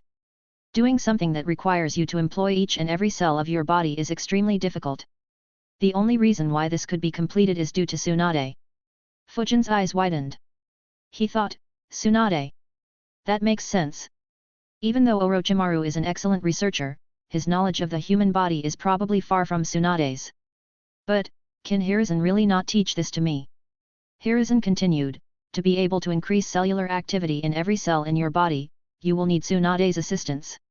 Even I could only do so with her help. Orochimaru was the only one who became capable of doing it without her help. If I try to help you without Tsunade present, I won't be able to handle any unexpected complications that might arise. So, it is very risky and has little to no chance of success." Fujin fell into deep thought. Ideas clashed in his brain at the speed of light. Unfortunately, he couldn't think of anything. After a couple of minutes, he sighed and muttered, "That sucks." Hiruzen smiled on seeing Fujin's reaction. For once, he had let Fujin experience the emotional roller coaster that Fujin frequently put Hiruzen and Shikaku through. As he had guessed, Fujin's mood became very down. Hiruzen had dangled something Fujin wanted a lot in front of his eyes and had taken it away without any hope of Fujin getting it anytime soon. Chapter 415, Chapter 411, Council Member Suzuki Fujin. Seeing Hiruzen's smile, Fujin cursed, "Why is this old fox smiling? It almost feels like he is enjoying my helplessness." Unfortunately, there wasn't much that Fujin could do. He asked, "Is there any chance you can arrange a meeting between me and Lady Tsunade, Grandpa?" To Fujin's disappointment, Hiruzen shook his head and said, "Unfortunately, I can't. Until a great war breaks out, she won't return to the village. She has sacrificed too much for the village and doesn't want to be disturbed unless it's an emergency." Fujin sighed once again. He didn't say anything and thought, "I guess I can only wait for her to return to the village. Even though finding her shouldn't be too difficult, I have no relationship with her. So, it is highly unlikely that she will agree to help even if I track her down. I can only wait until Naruto changes her heart." That said, Fujin looked at Hiruzen and wondered, will events really play out as I remember? Hiruzen is an entirely different league as compared to what I remember about him from the show. I don't see him playing with roof tiles when facing Orochimaru. That said, it is unlikely that Orochimaru is as weak as I recall either. Just like Hiruzen, he barely used any good jutsu in that fight apart from Edo Tensei. Tobirama didn't use his flying thunder god from what I remember, while Hashirama wasn't as overbearing as he is. Even if Hashirama's strength was limited due to the Edo Tensei not being as perfect as it was during the war, he could still be far more devastating. Besides, I myself have become a factor that others must consider. Even if they don't get the news that I killed Jozo, the bounty should show that my threat is at least comparable to Kakashi's. And I am an expert in wind release. In a war, just my ability to strengthen fire jutsus will be very devastating. Not to mention, I have already created a lot of mess against Suna and IWA. Sigh, so many complications and calculations. No point in thinking too much about it pointlessly. I'll just see what happens and act accordingly." Hiruzen let out a chuckle on seeing Fujin think so deeply and said, "Don't worry so much. Even if no war happens, Tsunade will eventually return to the village. When she arrives, I will ask her to help you. Now, let's talk about why I called you here." Fujin said, "Thank you. And yet, I almost forgot that you called me here for some reason, haha." Hiruzen smiled and said, it's good to see that you are happy. This news is related to you. Fujin raised an eyebrow and wondered, a news related to me. But I have been in the village all the time. Did someone I know experience something good? Hiruzen waited for a few seconds for some suspense to build up. Finally, he said, congratulations Fujin. You have been selected to join the Council of Konoha. Fujin raised his eyebrows and wondered, Konoha's council? What the hell? He asked, what do you mean? Hiruzen asked, you know what the Konoha Council is and who the council members are, right? Fujin nodded. He had studied the council in Konoha very thoroughly. Hiruzen said, we have decided to expand the council and add one more seat to represent ninjas who aren't from any ninja clans. I decided to appoint you to that seat and the council supported my decision. Fujin thought, the council supported me. I barely know anyone in it and the council members have a lot of political influence. There is no way that they will just pass it along to someone who has no background. I guess Hiruzen played quite a few cards to make this happen. Still, this is good for me. Extremely good. I wanted to enter the council before that incident took place. I didn't expect that I'd be able to join it so early. Fujin replied, Grandpa, I barely know any civilian ninjas. How am I supposed to represent them? Hiruzen waved his hand dismissively and said, even though there was no such seat earlier, the council works to ensure that everyone in Konoha is looked after properly. So you don't need to worry about it. At most, your job is to ensure that the council doesn't make any decisions that will harm the interests of the civilian ninjas. The real reason why I got you in the council is to give you sufficient power for you to be able to negotiate without any worries. Fujin was surprised. He said, oh, that sounds doable. All right, Grandpa. I will do my best for the village. Is there anything I should know about being a council member? Hiruzen nodded. He briefed Fujin about additional duties he would have, about how to act in several scenarios that Hiruzen expected Fujin to face and also discussed with him the political implications of his appointment to the council. Fujin asked several questions to clear his doubts which were answered patiently by Hiruzen. The two talked for over a couple of hours. In the end, Hiruzen said, don't worry too much. Even if you meet with some issue that you are not sure how to handle, you can just say that you'll handle it later and talk with me about how to resolve it. If I'm not in the village, you can consult Shikaku. Fujin nodded and said, all right. He let out a yawn and said, if that's all Grandpa, then I'll go take my nap. Hiruzen chuckled and said, that's all. Go take a proper rest. I'll hold another council meeting soon to introduce you to it. Fujin nodded. He got up and began walking when he suddenly had an idea. He turned around and said, the ninja clans get a certain number of elemental crystals allotted to them every year, while the civilian ninjas don't have access to this. If any of the civilian ninjas ask me to raise this point, what should I say? Hiruzen replied, unfortunately, the number of elemental crystals we receive is too low and is decreasing continuously. If not for the deals we made with neighboring countries, we wouldn't have been able to sustain it.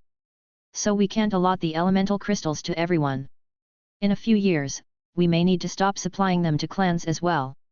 But, as of now, as long as a civilian ninja shows promise, I will induct them into Anbu and give them access to it. Just like you and Bunjiro. The senior ninjas will all be aware of this, so they won't bother you about this matter. Fujin nodded and said, all right. I'll see you later. He disappeared from the office. Hiruzen stared at where he was standing and wondered, was his query genuine or does he want more elemental crystals for himself for some reason? Hasn't he already reached his limit of using them? Hiruzen thought for a bit but couldn't reach any conclusion. After a few minutes, he dropped it and returned to his work. Fujin appeared in his house in less than a minute and thought, that's a shame.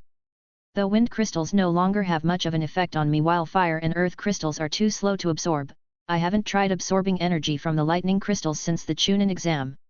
Had Hiruzen given me the crystals, I could have used the lightning ones in secret. After all, while Hiruzen can monitor the Anbu training facility, he can't monitor my house. Leave it. It's highly unlikely that my rate of absorbing lightning energy will increase as it happened with wind crystals. Anyway, this is quite good news. I wanted to enter the council before Akatsuki started making their moves. I thought I'd have to influence Tsunade into creating such a seat for me. By then, considering how much stronger I'd have grown, I would have been able to force my way in. I never thought Hiruzen would solve this issue for me so early. This will make implementing that plan much easier and the backlash will be smaller as compared to if I had just joined the council and displeased some of the members due to having forced my way in. Fujin yawned again and rubbed his eyes. He muttered, I really need some sleep. I'll see how this goes after the first meeting is arranged. Fujin went to sleep. While he slept, news spread rapidly throughout Konoha. The news that a new council member had been appointed surprised many people. The fact that the new council member was supposed to represent civilian ninjas brought joy to the vast number of civilian ninjas in Konoha. Though a few people were skeptical about Fujin's selection for that seat, no one said anything considering his high bounty and the fact that the third Hokage had recommended him for the spot.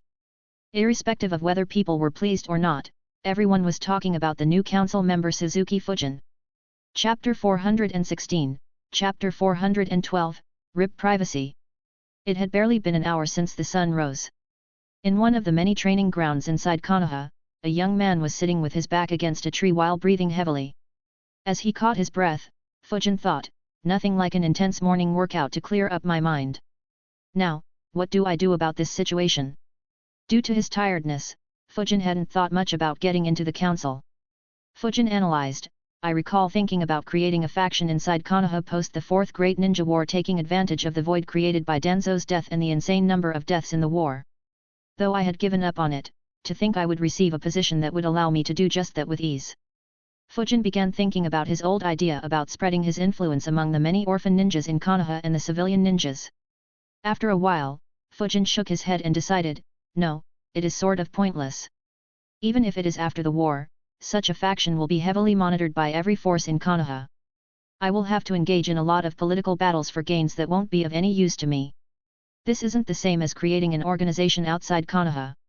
I will have full control over such an organization with little to no outside influence. I can use them to do work that would be very shady for someone in Konoha to do openly. But a faction inside Konoha won't have such an unrestricted environment. Leave it. If I want more influence inside Konoha, I'll directly contest the post of Hokage. Though my reputation inside Konoha is far lower than Kakashi's and the Sunin's reputation, it will change in the future. Irrespective of who the enemies are in Konoha Crush, that war will allow me to rapidly increase my reputation and influence. Once Akatsuki starts gaining fame, I can pick on their members to increase my reputation further. My current prowess is sufficient to neutralize Haiden from the future. Once Wind Domain is ready, I can also defeat future Deidara without resorting to lightning release. And I still have around 5 years. That should be sufficient for me to become capable enough to kill Kakuzu, Sasori, and perhaps even Kisame. With those wins, I can easily gain the basis to fight for the Hokage seat if I want it. And that is without considering Flying Thunder God and Sage Mode. As long as I get any one of them down, it's likely that Kakashi might not even want to compete against me.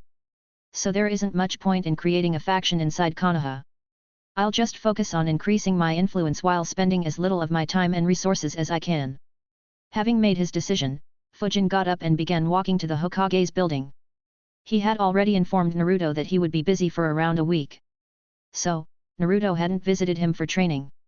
Fujin entered Hiruzen's office and thought, I wonder what office he will be giving me. Hiruzen saw Fujin and said, good, you are here. He stopped doing his paperwork and got up from his seat. He said, follow me. I'll show you your office.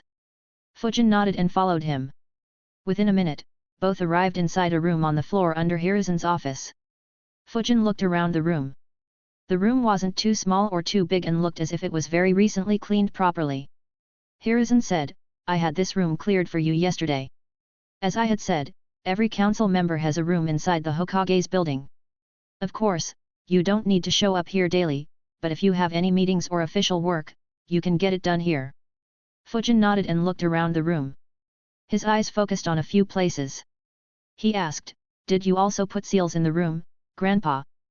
Hiruzen answered, the seals here are very old. Their purpose is for secrecy and some defense. Feel free to remove them and carve newer seals. But don't overdo it. I don't want to see thousands of seals in this room. Fujin chuckled and replied, all right. Don't worry, I know that this isn't my home. Hiruzen nodded. He was nervous about Fujin doing something like what he had done with his own house. Hiruzen thought, though I trust him, I don't want a room so close to my office to have thousands of seals. Even with my expertise, it is very likely that I'll miss a few seals even if I carefully inspect such a room. It's no wonder that Danzo didn't dare to step inside his house. Hiruzen said, I'll leave you to handle your room.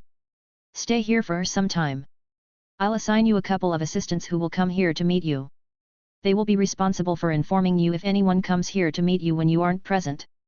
Though there won't be much paperwork for you, they will also help out in what little there is. As for the council meeting that we talked about yesterday, I have arranged for one to introduce you to the council. It will be on the day after tomorrow, at 9 AM. Be there on time. Fujin nodded and said, all right, I'm looking forward to it. Hiruzen nodded and left, leaving Fujin alone in the room. Fujin stood quietly while observing the room properly for around 5 minutes. Suddenly, a mischievous smile broke out on Fujin's face. Fujin thought, Hiruzen asked me to not overdo it. He said that he doesn't want thousands of seals in this room. Meaning, as long as it doesn't reach that number, it should be fine, right? He, I'll just inscribe 999 seals in this room. Wait. He said thousands with as. There have to be at least 2 to make it plural. So he allowed me to inscribe 1999 seals in this room. I don't understand why he wants so many seals in a room so close to his office. Oh well, I'll inscribe 999 seals for now. That should be more than enough. I'll leave the remaining ones for the future in case I develop any cool seals. With a smile plastered on his face, 8 shadow clones popped next to him. Within a minute, every existing seal inside the room was wiped off. In the next few minutes, 999 seals were inscribed in the room. Of the 999 seals, only 125 seals were to prevent spying and added some defense to the room, to ensure that it could endure a couple of rank A jutsus before collapsing. Of the remaining seals, 125 seals were made for the sole purpose of spying on others. Of course, Fujin wasn't completely unbridled. Though the seals could spy, he didn't make the seals strong enough to break through the privacy seals in the remaining rooms despite being able to. Fujin had analyzed, even though my Fuinjutsu skills are great, I shouldn't look down on others. Hiruzen will definitely notice it if I use it several times. Others might notice too. Especially if I can break through privacy seals. But as long as I don't do that, the chances of anyone discovering it will be low. Even if they do, they can't do anything. Since Fujin dared to do something like this, he had implemented countermeasures. After all, those were just 250 seals. Fujin's shadow clones inscribed 500 seals just to hide those 250 seals. All the important 250 seals were thus hidden under several levels of disguise and cover. The only way to see them would be if someone destroyed a good portion of those 500 seals. However, even if someone did that, Fujin had inscribed another 125 seals just to destroy the spying seals. So no proof would remain. As for the remaining 124 seals, all were useless. Fujin had just randomly put seals which made no sense and served the sole purpose of confusing the shit out of anyone who wanted to investigate the seals inside his office. Fujin closed his eyes and sensed the seals that his clones had just inscribed. One by one, the seals began activating. In a few seconds, the majority of the seals in the room disappeared and could no longer be sensed by anyone other than Fujin. Soon, the privacy seals were activated. The room was completely sealed. No one would be able to spy on what was happening inside the room. If anyone tried to, Fujin would be warned. If someone better than Fujin forcefully breaks through the privacy seals to spy on Fujin, Fujin will be warned of it. Finally, the seals for spying were activated. One by one, Fujin began hearing the words spoken inside the Hokage building. Fujin avoided any rooms with jounins or stronger ninjas inside them so that no one would be able to realize that someone was spying on them. The sounds Fujin heard were initially very chaotic. But under Fujin's control, he began hearing distinct voices from every room.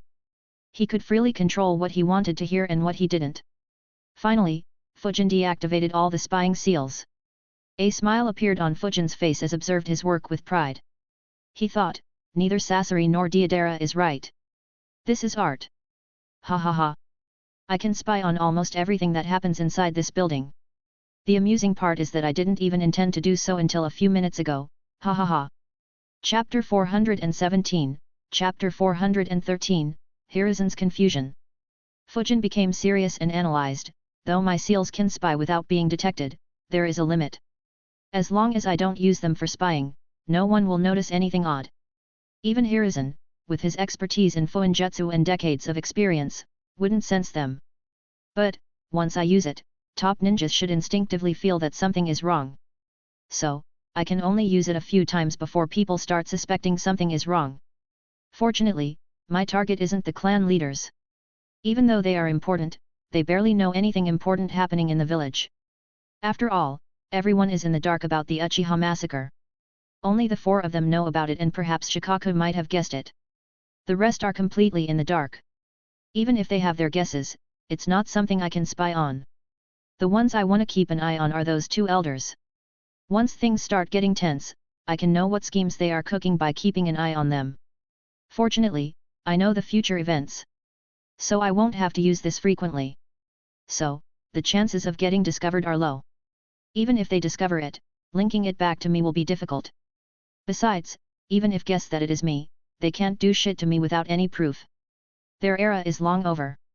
And I have no intention of being polite and respectful with them like others. Though Fujin had just joined the council and didn't intend to offend everyone in it, he didn't mind doing so when the need arose. In fact, he was looking forward to it. Fujin thought, I found politics very tedious in my previous life and stayed far away from it. To think that I would be jumping in it at a mere age of 15 in this life. Who'd have ever thought? Fujin's gaze turned towards the door. A couple of seconds later, a knock was heard. Fujin said, "Come in." 2 men opened the door and entered inside. Fujin observed them. Both were in their mid-20s, had average builds, and their chakra was just high enough to be considered as chunin level. Just like Fujin, the 2 of them were also observing him. Both had complicated feelings. They both had civilian backgrounds. Both were proud of having a safe job inside the Hokage's building. However, the boy in front of them was 10 years younger than either of them. Yet, he had such immense power that his bounty was 50 million ryo, and he had been selected to become one of the few council members inside Konoha and represented the highest number of ninjas than any other council member apart from the Hokage and the elders. Though they felt that the other civilian elite jounins would have been better choices, neither dared to disrespect Fujin. One guy respectfully said, "I am Harem." The other guy said, "I am Yasushi. Lord Hokage assigned us to assist you in your duties as a council member." Fujin nodded and said, "Good. This seat is mine. Feel free to take any other chair in this room. Did either of you assist any other council member before me?" Yasushi nodded and said, "Yes. I had assisted Lord Yamanaka Inoichi before you. Harem has been newly assigned though. So it's his first time assisting a council member." Fujin said, "That's good. You can guide Harem on how everything's done. Did Lord Hokage give you my information?" Yasushi answered, "Not much apart from your name." Fujin said, "I see." Fujin thought for a few seconds and instructed, "I'm not sure how Inoichi handled his council duties. As for me, I won't be in the office often. So you two will have to handle anyone who wants to meet up with me. If there are any visitors, you will make a note of who it is and send a report to my house in the evening. I live in the house across from the 23rd training ground. I'll handle all the meetings on Saturday. So unless there is anything urgent, you two won't be disturbing me, and just arrange for the meetings to take place on Saturday.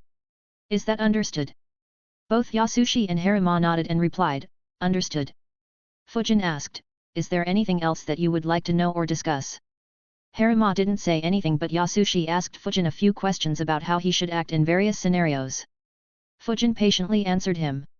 15 minutes later, Fujin asked, "Anything else?" Yasushi shook his head and answered, "No. It's just that we will have to report your work schedule to Lord Hokage." Fujin replied, "All right. You can do so. I'll see you later." In front of both their eyes, Fujin's figure disappeared from the room. Sweat gathered on their faces. Harem asked nervously, "Yasushi-senpai, did you see him leave?" Yasushi shook his head and said, "I couldn't see him at all. He just disappeared." Harem sighed and exclaimed, "No wonder Lord Hokage appointed someone so young."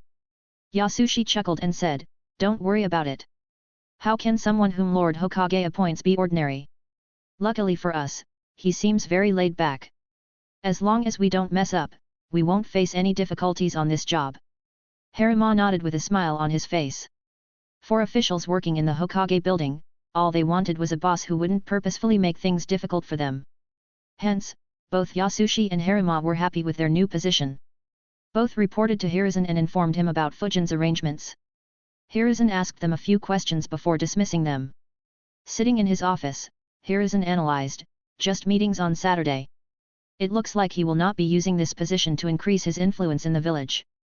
Hiruzen analyzed for a couple of minutes before letting out a sigh. He got up and began walking towards the office he assigned Fujin. As he walked, he thought, I have been too impatient. Though becoming a council member representing the civilian ninjas offers the potential to gain a very high influence in Konoha, Fujin will not do that. The reason is simple. He most probably doesn't know what the use of creating such an influence inside the village is. Even if he dreams of becoming the Hokage, he wouldn't know that this is the easiest way for him to create a support base. Regardless, this isn't bad. Even if he doesn't actively try to gain influence, his influence will gradually increase in time due to the post. More importantly, his combat prowess has improved faster than my calculations. So even without this seat, his influence will increase rapidly once we enter a conflict. Hiruzen thought for a while and nodded to himself while thinking, that's right. I don't need to worry about increasing his reputation and influence anymore. Perhaps it is a good thing that he isn't actively increasing it, as that could have created some internal struggle. Hiruzen's thoughts stopped as soon as he entered the office he had just assigned to Fujin. His expression became very dark. He looked around the room. His eyes saw dozens of seals at every glance. He muttered to himself, this boy. I told him not to overdo it. I can easily sense over 100 seals inside this room. And most of them are seals that are used to hide other seals. How many seals did this boy inscribe in this room? And how did he inscribe them so rapidly? It's been just over half an hour since I assigned him this office, and I doubt he did it in front of his assistants. Hiruzen was speechless. Chakra concentrated in his eyes and they began glowing as he observed the seals with all his focus. 5 minutes later, he let out a sigh and stopped looking. He thought, I inspected through 2 layers of disguise. I can't inspect any deeper without dismantling the seals. But, I don't understand this. I clearly asked Fujin not to overdo it. Why did he still inscribe so many seals and hide them under so many layers? He hasn't openly disobeyed me before this. Did he discover something? Hiruzen left Fujin's office while analyzing what Fujin could have discovered and returned to his office. After a few minutes, he shook his head and thought, I can't think of anything. Even if he discovered anything, why didn't he come and inform me instead of creating such a complicated network of seals? I'll wait until the meeting. If he doesn't talk with me until then, I'll ask him myself. Regardless, his ability at Fuinjutsu is remarkable. Though he is far from being the best grandmaster in Konoha, his speed of inscribing seals might be the fastest in Konoha. Either that or he has created a ridiculous amount of seal imprints. But, in that case, he would be the fastest grandmaster at creating seal imprints. Hiruzen stopped thinking about Fujin and got back to work. He had suffered enough headaches for a day to bother Fujin that day. Chapter 418, Chapter 414, The Council Meeting. Unlike Hiruzen, Fujin didn't think much and returned to training. His thoughts were, though joining the council is advantageous for me, I need to wait a long time to reap those benefits. For now, I don't need to waste my time on any council duties. I'll just send a shadow clone on Saturday to handle anything I want to. My main focus has to be on training. Strength is the basis of everything in this world. Ignoring it and focusing on political influence will be beyond stupid. Even if I lose some reputation, it doesn't matter. With overwhelming strength, I can have my way in one way or another. With such thoughts, Fujin didn't bother thinking about the council and instead focused entirely on his training.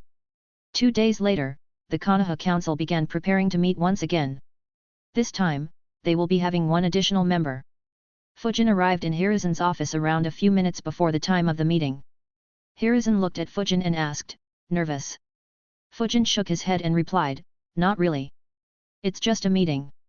He chuckled and said, if it was a fight between all the council members, then I might have been a little bit nervous. Hiruzen chuckled as well and said, a fight between all the council members. Now that would be a sight to see. At the same time, he thought, fortunately, he can't create a mess in the council like he did in the Land of Wind. Still, he didn't say anything about those seals. Hiruzen instructed, meet me in the office after the meeting is over. Fujin nodded. The two left the office and walked towards the council room. Since it was his first time in the council, Hiruzen decided to introduce Fujin to the council himself. When the two arrived, everyone else was already present in the room. Everyone immediately looked at Fujin while Fujin observed them as well. The center of the room had a long table with 8 chairs on either side and 1 chair at the end of the table. On one side of the table, the 7 clan leaders, that is, Shikaku, Inoichi, Choza, the Senju clan leader, Hayashi, Shibi, and Psum, sat. On the other side were Danzo, Homura, Koharu, and the 5 civilian council members. As their eyes met, some of the members greeted Fujin with a smile. Before anyone could say anything, Hiruzen said, "Fujin, take the empty chair." Fujin nodded and took the seat next to Tsum. Hiruzen took his seat as well and said with a smile on his face, "Today is a joyous occasion for Konoha. By introducing a new position in the council, we have increased the representation of the ninjas in the council to a great extent. In addition, our council also welcomes a very talented young ninja to join our ranks. I know that several of you haven't met him yet. So I'll let you get familiar with each other." Once again, every eye in the room focused on Fujin. Sitting next to him, Tsum said, "You brat. It has barely been 4 years since I saw you in the Chunin exams. To think that you would join the council so soon. Congratulations." Fujin smiled and said, "Thank you, Tsum-san." Following Psum, Shikako lazily said, "Welcome to the council." With a smirk on his face, he added, "I'm looking forward to your performance here." Everyone in the room was experienced at scheming. Shikako's smirk didn't go unnoticed. Immediately everyone began thinking about the meaning behind his smirk and words. The one who analyzed it the most was none other than Danzo. Right after Shikaku, Choza smiled at Fujin and said, "It's good to see you again, Fujin." Fujin smiled back at Choza and nodded his head. Inoichi said, "I have heard a lot about you from Fumito. It's good to finally meet you in person. Welcome to the council." Fujin smiled and said, "It's good to finally meet you as well, Inoichi-san." The Senju clan leader looked at Fujin and said, "So you are Suzuki Fujin? It's good to finally see you. That brat Renjiro turned my hair white by telling me stories about how impressive you are. Ha ha ha." Fujin looked at the Senju clan leader. In terms of age, he looked to be older than anyone else in the room, even older than Hiruzen and the elders. His hair had long turned white and wrinkles could be seen on his face. Yet, he still seemed very lively. Fujin smiled and said, "Renjiro-sensei frequently talked about you very fondly as well, Hiromasa-sama. It's great to see you in person." In terms of strength, Hiromasa had long regressed. Even at his peak, he was never known to have reached rank S. If Tsunade had stayed in the village, she could have claimed his position at will. However, as the clan leader of his sensei, Fujin decided to treat him respectfully. Hiromasa smiled and said, "Good. Renjiro got lucky with his students. I wish my Senju clan would have a promising youngster like you as well. Then I can finally retire and live peacefully, ha ha ha." He once again broke out laughing. Fujin smiled while wondering, is he genuinely saying that or is it an indirect way of inviting me into the Senju clan? I can't say for sure. The Senju clan, after the creation of the village, has been weird. One by one, the remaining members of the council introduced themselves to Fujin as well. The only ones who didn't were Hiruzen and the 3 elders. With the introductions out of the way, Hiruzen said, "Though this isn't the time for our biannual meeting, since we are here, we might as well deal with the issues that have arisen recently. I believe all of you have something to discuss as well." The council meeting began officially. Fujin didn't have anything to discuss. So, he merely paid attention to the topics that were discussed. A number of issues, ranging from food and trade to border patrols and clashes with enemy squads, were discussed. However, since nothing serious, other than Jozo's death, had happened in the last month, the discussions didn't get intense. Around 3.5 hours later, the discussion finally came to a halt. Hiruzen said, "If there is nothing else, I will end the meeting now." Everyone was about to get up when Danzo said, "I have noticed something that is very important for the village recently. I'm afraid that if we overlook it, our village will fall in grave danger in the future." Danzo's words caused a few members to frown. Everyone looked at Danzo. Danzo waited for a few seconds before continuing, "I observed some of the academy students who will be joining the final year after the vacation. What I saw was just too disappointing. Compared to a few years ago, the standard of students has dropped drastically in almost every aspect. I looked into the reasons behind it. I noticed that the teachers in the academy have become very lax. Another possible reason is that several experienced teachers resigned a couple of years ago. As a result, the quality of teaching and discipline has dropped severely. If we continue down this path, our future generation will be handicapped. The frowns on the faces of clan leaders eased. Though Danzo had spoken big words, none of them felt it to be much of an issue. Their thoughts were in line with what Hiruzen had told Fujin. Fujin looked at Danzo and thought, weird. I don't think any such change had happened in the original story. Did Danzo bring this up because his spies observed Naruto more closely because I trained him? Or would he be shut down by others and the training process will stay the same? Fujin was interested in observing in which direction the debate would go. Inoichi shook his head and said, we can't maintain full intensity all the time. Doing so will cause our village to collapse due to exhaustion. It's the same reason why so many capable teachers retired. Our village is finally in a stable position. Our ninjas deserve rest. Danzo replied, how can you slack off when our future generation is at stake? Even if there is exhaustion, it won't affect the academy students. We need to make the academy stricter and raise the standards of our students. He glanced at the clan leaders and added, I know that you have plans for your children. So I won't interfere in the elite classroom. However, the teaching in the other classrooms has to be made stricter. Students have to meet certain standards even to be included in the reserve forces. Otherwise, none of them will have any hope of ever becoming chunins. Hayashi asked, who in the genin reserve force even becomes a chunin? The number of ninjas who manage to do so is too low to matter. Any talented ninja is identified in the academy and the village makes efforts to ensure that they gain strength. Though your words sound good, forcing teachers to concentrate on hundreds of students for decades is unrealistic. We need to give them rest so that they can overexert themselves when the village needs them to.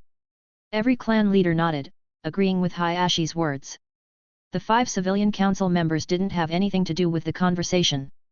Fujin, Hiruzen, Homura, and Koharu just observed. Danzo looked at Hayashi and others and said in a plain tone, if the academy can't do it, then let the route be restarted. I'll take in the untalented ninjas and raise them to be strong enough to become Anbu. Chapter 419, Chapter 415, Fujin's Response. A/N, bonus chapter for reaching 6,201 power stones last week. We ranked 9th. Keep it up guys, smiley face. A frown appeared on the face of every clan leader. Not one of them wanted the route to restart officially.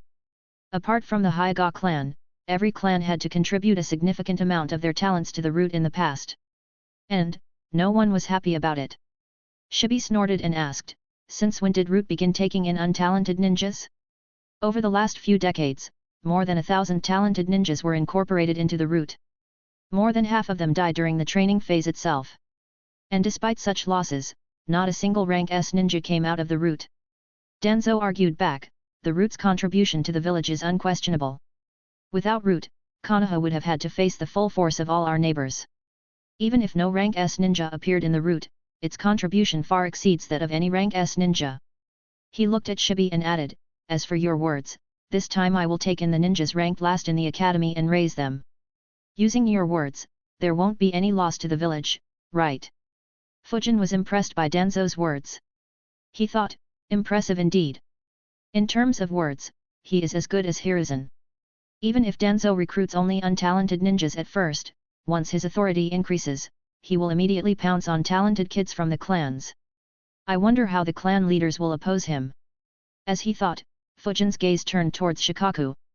As Fujin expected, Shikaku said, Elder Danzo, no one in this room is a fool. So stop treating us as one. Restarting route is out of the question. However, I can understand your concerns. Though route won't be started, we can make arrangements for route instructors to teach students in the academy. We will even have the regular teachers assist route instructors in the academy to have the optimal result. A smile formed on Fujin's face. He thought, what an answer. Hehe, if all the future meetings happen like these, then they will be rather fun to attend. Just like Fujin, the remaining clan leaders liked the answer as well while Danzo's expression became slightly darker.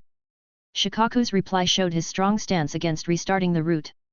At the same time, he also gave a way for Danzo to solve the issue he had raised.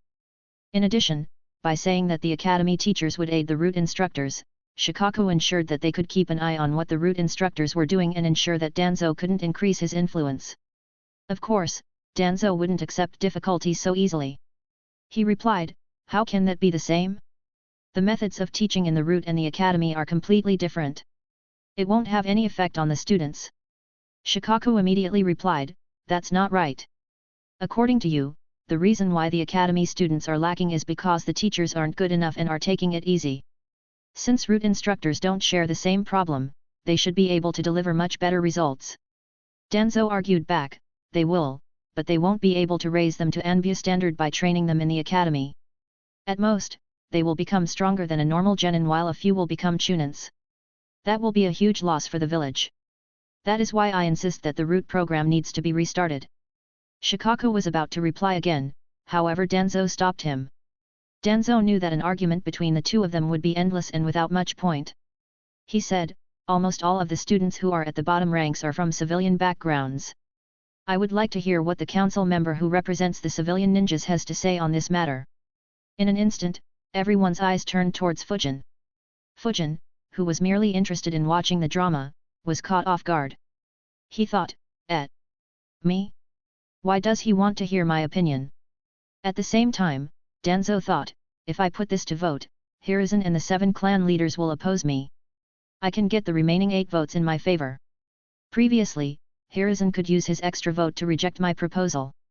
But now, it depends on Fujin. Though I don't have much hope of him voting in my favor, it will allow me to see if Hiruzen was sincere when he said that Fujin won't listen to everything he says." A similar thought ran through the heads of the clan leaders. Shikaku wasn't worried as he had interacted with Fujin several times. However, the others didn't know much about him. Since Hiruzen had nominated Fujin, they believed that Fujin would follow Hiruzen. But, Danzo's sudden question created some doubts. Fujin looked at Danzo and wondered, is he trying to make things difficult for me because I rejected his invite? Regardless, how do I answer this question? I can't say that I just want to enjoy the drama, can I? Fujin fell into deep thought. His mind quickly thought about the points he should speak about and began analyzing how he should articulate them. Danzo said once again, "What are your thoughts, Suzuki Fujin?" Fujin casually replied, "It's a rather complicated and important matter. Give me a couple of minutes to think about it." Fujin's reply surprised some of the council members. A smile appeared on Hiruzen's and Shikaku's faces as they were very familiar with Fujin's ways. Inoichi and the rest thought, to not be pressurized in such a situation and casually ask for time to think. He is impressive. For the next couple of minutes, everyone in the room looked at Fujin, who sat calmly without looking at anyone. Finally, he looked at Danzo and said, "The point of academy students not having sufficient training is valid. I have been in contact with one of the students and the lack of proper training is rather apparent." Fujin's words caused some of the clan leaders to frown. At the same time, Danzo became hopeful. He had expected that Fujin would directly refute him. So Fujin's words were a pleasant surprise to him. Fujin continued, "However, I'm afraid that sending them to root would cause a calamity in the village and will cause an existential crisis for the village. From your earlier discussion, it seems like more than half the talented kids recruited into root die. I'm not sure how the clans in our village are able to bear such high costs, but the civilian families in the village can't bear such costs. After all, most families have only 1 or 2 children. If dozens, or worse hundreds, lose all or half their kids while the kids should have been studying in the academy, I'm afraid that it would cause widespread riots in the village. As a result, no family would be willing to send their children to the academy. We would lose the main source from where our village gains new students. So while I do agree with your observations, I'm afraid that your solution would just make matters far worse very quickly." Fujin's answer caused a smile to appear on Hiruzen's face. He thought, very good answer. He used Danzo's tone and made the problem sound far worse than it was. With such an answer, the 5 civilian members can't support Danzo or they will face backlash and could get replaced. With his answer, he not only took away the 5 votes that would have been in Danzo's favor but even turned them in his favor. I wasn't mistaken in wanting to make Fujin a negotiator and including him in the council. Shikaku smiled as well and thought, I'm so happy that he retired from the Anbu. From his eyes, it seems like he might have some hostility with Danzo. Good, I can use him to deal with Danzo in the future and rest even more in the future. The remaining council members also began seeing Fujin in a new light. Other than Choza and Homura, No one expected such an answer from Fujin. Even Choza and Homura were impressed as Fujin spoke in a high-pressure environment instead of casually discussing with Hiruzen. Danzo's expression became dark once again. He countered, ninjas are tools for the village. They should be prepared to sacrifice their lives for the good of the village. Fujin replied nonchalantly, good luck convincing anyone how losing 50% ninjas during training is good for the village. Besides, the academy students aren't ninjas. So I'm afraid that your logic doesn't hold true. Your methods would just give our village a bad name like the village of the Bloody Mist. I'm sure that no one here wants our village to meet the same fate as Kirigakure. Danzo replied, that's completely different. Don't compare my methods to their barbarian WA. Finally, Hiruzen interrupted, that's enough. Restarting route has far more disadvantages than advantages. That is very evident from the discussion that we just had. Unless you want to put it to vote, this discussion ends here. Danzo looked at Hiruzen but didn't say anything. He was aware that he would lose if a vote happened. So he didn't bother asking for one. Hiruzen looked at Fujin and asked, what are your views on how to improve the training for the students? Chapter 420, Chapter 416, Fujin vs Danzo.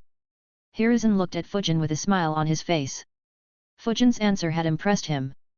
So, instead of letting Danzo keep arguing, Hiruzen decided to see what solution Fujin would come up with. Fujin thought for half a minute and answered, I can understand exhaustion hitting the teachers.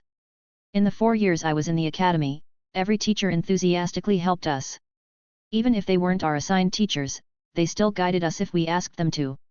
In addition, the exams were held in a way that promoted competition among us. Though doing that isn't sustainable for a long time, we can just work around it. For starters, since our village is in a stable situation, the teachers don't need to pester the students and keep checking their progress frequently. Instead, we can just create a curriculum that the students will find cool and would want to learn by themselves and even compete without the interference of a teacher. Though there will still be some who would slack off and not give their best, it will give an opportunity for the rest to improve during their basics and lay a foundation for them to get stronger in the future. Perhaps a few will get engrossed in the training and keep exploring it further. This will allow us to see which students are serious and determined about becoming strong ninjas and check how talented they are. We could focus on such students. Even if they don't show sufficient talent to be included in the elite batch, we could form another batch that is made of such students. The teachers guiding this batch should be as good as the elite batches and training intensity should be kept high.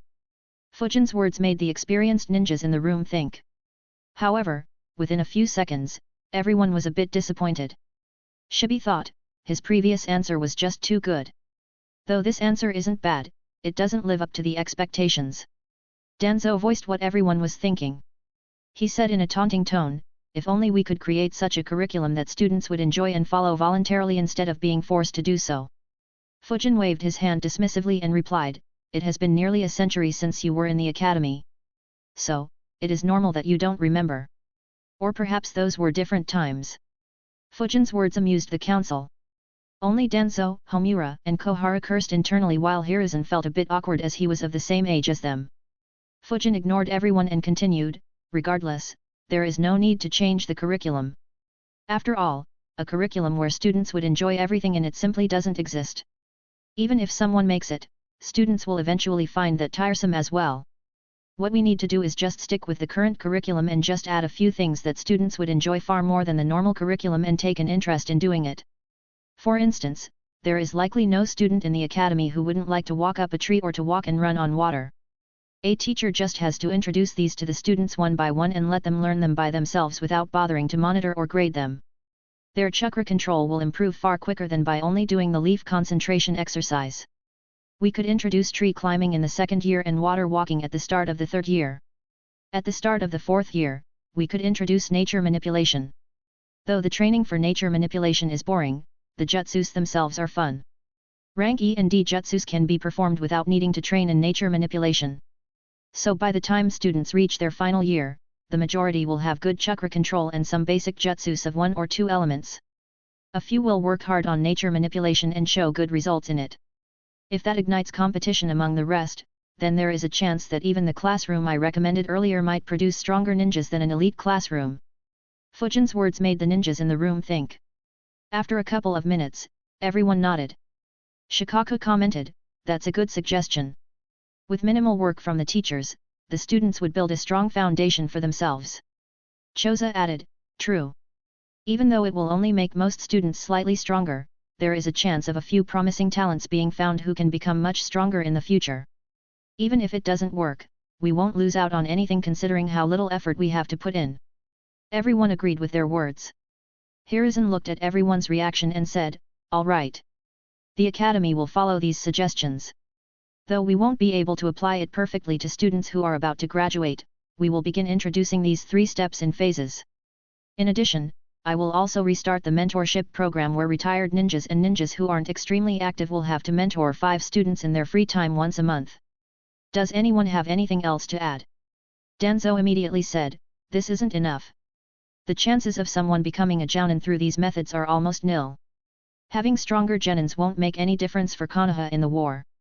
To make an impact, we will need a large number of chunins to appear out of the ninjas from normal classrooms. Danzo looked at Fujin and said, though your methods seem good, just leaving it to students and hoping that they take training seriously isn't the way to train ninjas. Fujin replied, forcing kids is never the way to teach children. The children will be resentful and will slack off the first chance they get. Unless you want to employ torture, but I'm afraid I can't support that. For the best results, the 2 main factors are motivation and interest. No one forced me to train as much as I could. I just did so because I wanted to ensure that my village stayed safe and because there are so many fascinating techniques that intrigued me. Danzo shook his head and said, just because it worked for you doesn't mean it would work for everyone else. Fujin smiled and said, the fact that it worked for me makes your argument void. If you want to insist on it, arrange for any of your current or former Root ninjas who were trained by Root to face me in a one-on-one spar. I wouldn't even insist that they be the same age as me. As long as your chosen ninja defeats me, I will accept that your method is better. Fujin's words once again caught everyone's attention. Koharu thought, what a devious brat. To openly say that Root still exist and challenge Danzo and the Root when Danzo can't fight back. If Danzo did, it would be admitting openly that Root still exists and everyone would be forced to dismantle the Root for good. Besides, Root doesn't have any rank S ninja. Even though a Root ninja might have the benefit of his skills being a secret, Fujin's skills aren't known to anyone other than Hiruzen either. So, that advantage also doesn't lie with them. Everyone realized the trap Fujin casually set for Danzo. Obviously, Danzo wouldn't step into it. He snorted and stopped arguing. Fujin broke the silence and said, it's true that my 3 basic steps won't guarantee a high number of chunins. However, that is because my idea is based on minimal efforts from the Academy so that the workload doesn't become too high. If we make some changes to the Academy, then we might see better results without the teachers having to overexert themselves. Fujin thought, though this world is far more devious and cunning than my previous world, it is also ravaged by wars. As such, the school system hasn't had centuries to improve slowly. Until Tobirama started the academy in Konoha and other villages replicated it, a proper school system was basically non-existent in this world. Even after the academies were created, the world has been through several wars. So the academies have been solely focused on producing more ninjas to fill in the numbers.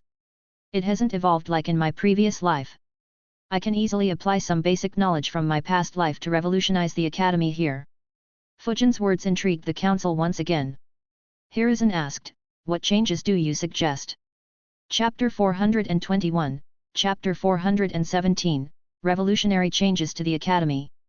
Fujin replied, off the top of my mind, I can think of 2 changes. The first one is rather simple, that is, specialization. I recall that we were introduced to various specializations in the academy. However, nothing was taught regarding it. In addition, it was only mentioned to elite batches while the normal batches weren't introduced to this. We could add additional classes where students are taught about specific specializations, like genjutsu, taijutsu, fuinjutsu, medical ninjutsu, sensor, tracking and investigation, scouting, elemental ninjutsus and so on. Though I haven't seen how Konoha was in the past, considering the various clans in the village, the clans covered most of these bases without the village needing to put any effort into it. However, the same doesn't apply to students from civilian backgrounds. They have to learn just the basics taught in the academy. If they don't take the initiative to learn about it, they will never know these options. By introducing specializations, we may find that some students who seem ordinary at the basics taught in the academy might have hidden talent or extreme interest in one of these fields. While this may not produce elite jounins, it does have a scope to produce a high number of special jonins from civilian backgrounds. Their numbers might even touch 100 every year. In the future, they might become the backbone of our army. We could introduce these specialization classes in the second half of the third year, as most of the students would have good chakra control due to learning tree climbing and water walking by then. In the fourth year, we can make these classes optional, so that everyone just attends the specialization that interests them. In the final 2 years, when the students have chosen their specialization, we can segregate them into different batches based on their specialization with teachers that have the same specialization. Perhaps we could even arrange for some retired ninjas to show up once in a while to assist the teachers with their knowledge and experience or inspire the students with their stories. Of course, not every student should be segregated as per specializations. If there are some students who don't want to specialize in anything, they can continue in normal classes. And there will also be students who want to specialize in several fields and have the talent and determination to do so.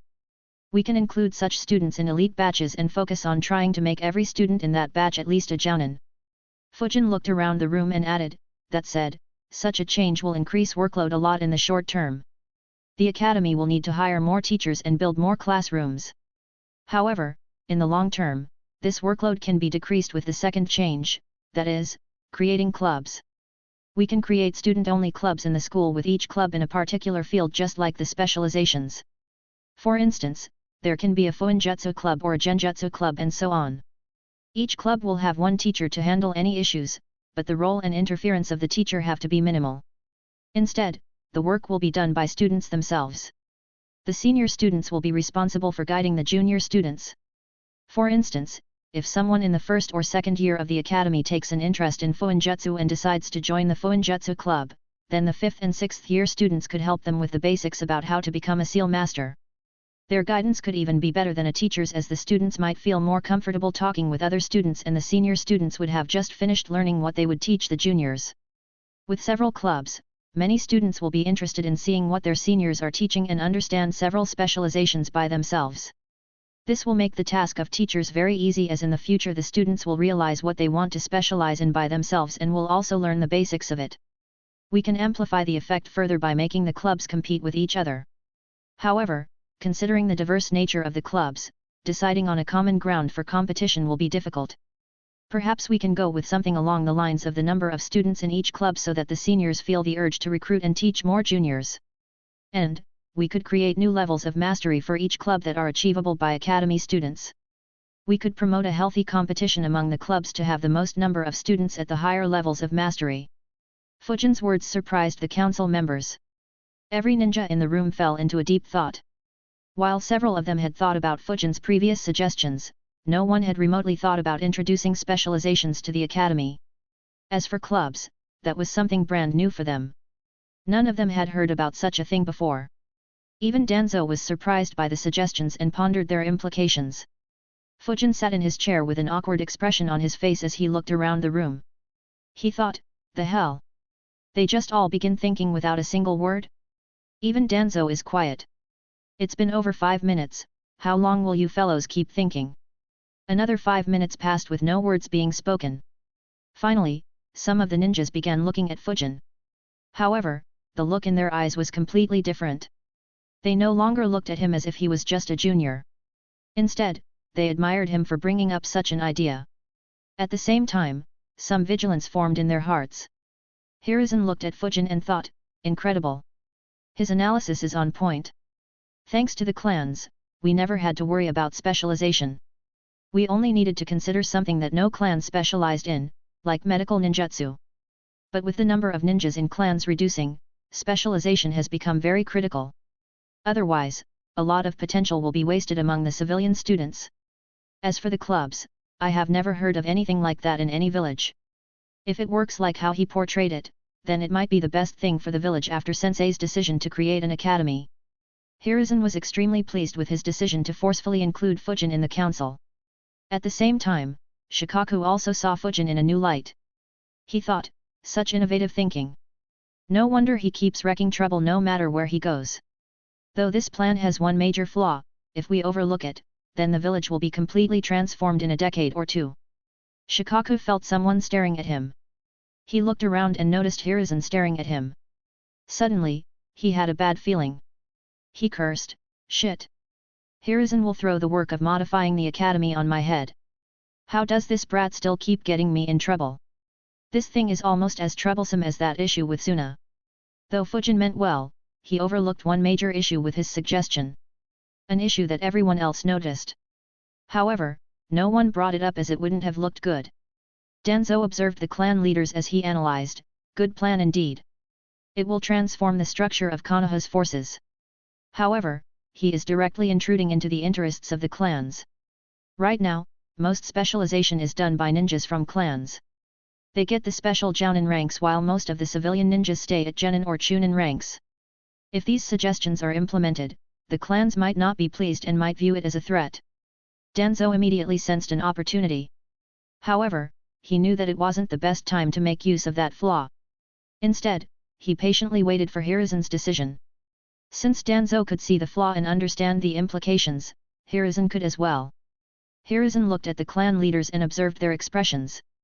After a couple of minutes, he said, "Your ideas are very impressive, Fujin. They have the potential to revolutionize the Ninja Academy. However, implementing it will be difficult. We need to figure out what specializations to include, who to hire and how the clubs should be formed. We will also need to decide whether it will be safe for students in clubs to teach their juniors. In addition, we will also need to figure out what to do if one specialization gets a lot of students while the rest don't." Fujin nodded. Hiruzen's concerns were valid. Hiruzen added, "Since such a move will also require students to have good chakra control, we won't implement it this year. Instead, we will move forward with Fujin's earlier suggestions and implement them as soon as the academy starts. This year, we will finalize all the details regarding specializations and clubs and decide how to implement them starting the next year. Does anyone have an issue with this or any better suggestions?" No one answered. Hiruzen said, "Good." His expression hardened as he looked around the room. In a serious tone, he instructed, "This goes without saying, but nothing we discussed today should be leaked outside. Once we implement these changes, it is inevitable that other villages will find out and try to replicate it. However, they will need several years to understand the implications behind these actions. That will allow Konoha to get an edge over the other villages. If we pull it properly, then our armies will be far stronger than any other village for quite some time. Hence, nothing should get out of this room. Is that clear?" Everyone nodded in response. Hiruzen looked around the room and said, "We will end this council meeting here. Unless something comes up, the next meeting will be as per the normal schedule." Chapter 422, Chapter 418, Hiruzen's Hidden Message. A/N, hey guys. This chapter is sponsored by Kendrick. You can thank him for the double release. The council meeting finally ended. Hiruzen and the three elders left immediately. Fujin was about to leave as well when Choza stopped him. For the next 15 minutes, Fujin exchanged pleasantries with the clan leaders. They praised Fujin for his ideas and a few invited him to visit their clans later. The civilian council members also wanted to greet Fujin. However, seeing him busy with the clan leaders, the 5 of them left as well. Fujin politely replied to all the clan leaders and accepted their invites as it would have been rude to reject it. After getting free from them, Fujin returned to Hiruzen's office. In Hiruzen's office, Hiruzen was analyzing Fujin's idea. He thought, though his idea is very good, it will pose a threat to the clans. What to do? Hiruzen analyzed the issue properly. After a few minutes, he concluded, "No, this is unavoidable. The number of ninjas from the clans has already dropped to less than half. If another great war happens, that number will drop even further. If ninjas from civilian backgrounds can't keep up with the clan ninjas, then the village will be very compromised after the end of the next war. It was a concern that we had for several years, but we couldn't think of any good solution other than taking more efforts in the academy and inducting more civilian ninjas into the Anbus so that they can be trained more. However, making them capable enough to reach the Anbu was a challenge. Fujin's recommendation properly fills this missing link. Not to mention, even though the civilian ninjas would become special jounins in large numbers, the ninjas from the clans would still have the advantage. After all, the civilian ninjas won't have access to secret techniques and Kekkei Genkai. So in their fields, the kids from ninja clans will have a huge advantage. Yeah, it should be fine. I will just have to convince the clan leaders one by one. Most of them should see the big picture. I'm just afraid that Danzo might make some moves. Fortunately, Everyone is on guard against him. Perhaps I should make the clans change their focus on creating jonins rather than just special jonins. As Hiruzen was thinking, Fujin entered the office. Hiruzen looked at him and smiled. He said, "You did great in the meeting today. I didn't expect such a surprise from you." Fujin smiled and replied, "They were just some ideas I had that I felt might benefit the village. I'm glad that I got to present them. I didn't think that you would value them so highly though." Hiruzen replied, "The academy hasn't been revamped in a long time. Your suggestions were invaluable. You might not see it at your age, but in a couple of decades, you'll see the change that your ideas bring in. Anyway, I have another important matter to discuss with you." Fujin wondered, so he hadn't called me to his office to just take feedback on how I felt and give me some advice. Fujin asked, "What is it?" Hiruzen asked in a serious tone, "Did you notice something odd in this building?" Hiruzen's question surprised Fujin. Fujin thought, "What the hell? Is there something wrong with the building? Shouldn't he be checking it himself rather than asking me? Or does he want a second opinion because he suspected something but couldn't find it?" Hiruzen noticed Fujin's expression and frowned as well. He became completely confused by Fujin's actions. Fujin analyzed but couldn't think of anything. He shook his head and replied, "I never checked this building much. Has there been an issue recently?" Hiruzen looked into Fujin's eyes and asked, "If you didn't notice anything odd in the building, why did you inscribe so many seals in your office?" Fujin was surprised once again. He thought, "That's it. For that thing he made me think so much." He smiled and replied, "I followed your instructions, Grandpa." Hiruzen's left eye twitched on hearing Grandpa. He asked as steadily as he could, "What do you mean? I asked you to not overdo it. So why did you still inscribe hundreds of seals?" Fujin tilted his head and asked, "But isn't that what you meant, Grandpa?" This time, Hiruzen fell into a dilemma. He asked, "What do you mean?" Fujin explained, "You asked me to not overdo it. At the same time, you told me to not inscribe thousands of seals. Didn't you imply that it is fine to inscribe hundreds of seals? I assumed that you wanted me to make those because you couldn't do so for some reason." Hiruzen was dumbfounded by Fujin's response. He wondered, "My words meant that? How?" Hiruzen had a headache. Thoughts ran through Hiruzen's brain at the speed of light. He realized, though outrageous, my words could actually be interpreted like what Fujin understood. But that isn't what I meant. How did he even reach such a conclusion? Fujin maintained a neutral face, but seeing Hiruzen being so stressed amused him to no end. Finally, Hiruzen asked, "What do those seals do?" Fujin replied, "Nothing. You didn't say why you needed me to inscribe those seals. So I just inscribed some defense and privacy seals and hid them under a few hundred stealth seals of different types for disguise. This way, I can inscribe the seals that you want when you ask me to and no one will suspect a thing." Hiruzen replied, "All right. I'll let you know when I want you to. You can leave for now." Fujin smiled and said, "All right. See you later, Grandpa." He turned around and left. As he left the building, a wide grin appeared on his face. Back in the office, Hiruzen massaged his forehead. He muttered in defeat, "Now what do I do about this boy?" Fujin's reasoning left Hiruzen speechless. Though he could ask Fujin to remove those seals, since Fujin had already inscribed them and offered Hiruzen to take advantage of them in the future, he decided to let them be for the time being. Of course, that didn't do anything to ease the headache he was suffering. Hiruzen thought, "I'll have to be very careful with the words I use in front of him. Who knows what calamity he will cause if I let him freely interpret my words." Unlike Hiruzen, Fujin didn't bother thinking much about it. He was merely amused by Hiruzen's state and expressions. As for his suggestions for the academy, they would require a couple of years to implement and at least a decade to show results. So it wouldn't benefit him in any way before the start of the next Great War. Without wasting any time, Fujin returned to his training. He spent the next week shuffling between training and visiting the clan heads that had invited him. Once the meetings were done, his life returned to normal. His shadow clones worked on the Flying Thunder God Seal while he worked on the Wind Domain and sparred regularly with Guy. In addition, he had one shadow clone look over Naruto's training.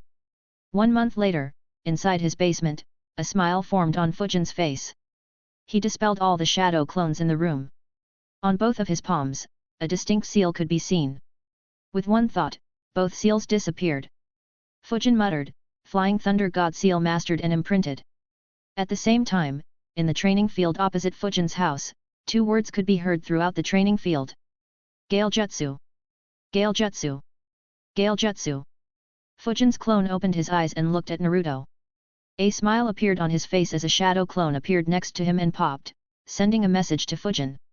Naruto continued stretching his right arm. Gail Jutsu! Gail Jutsu! Suddenly, a small amount of wind was released from Naruto's right palm. The wind formed a breeze and caused some leaves in its path to move along the vines for around a meter before stopping. Naruto's eyes widened. A wide grin broke out on his face as he jumped in joy and exclaimed, "I did it! I did it!" He immediately ran towards Fujin, who had already taken the place of his clone, and asked, "Did you see it, Fujin?" "I did it. Wind blew from my hand. And I only took 1.5 months." Fujin smiled and said, "Good work, Naruto." Naruto grinned even more upon getting praised. He jumped up and shouted, "I will become the Hokage, believe it." Fujin chuckled and wondered, maybe I should make him challenge Hiruzen like how Konohamaru does. That would be a sight to see. Fujin chuckled at that thought. However, he decided against it thinking, leave it. The old man has been rather kind to me lately. If only I could have Naruto mess with Danzo somehow. Unfortunately, that asshole keeps hiding underground and has several root ninjas keeping an eye all the time. Even I won't be able to enter the root base undetected.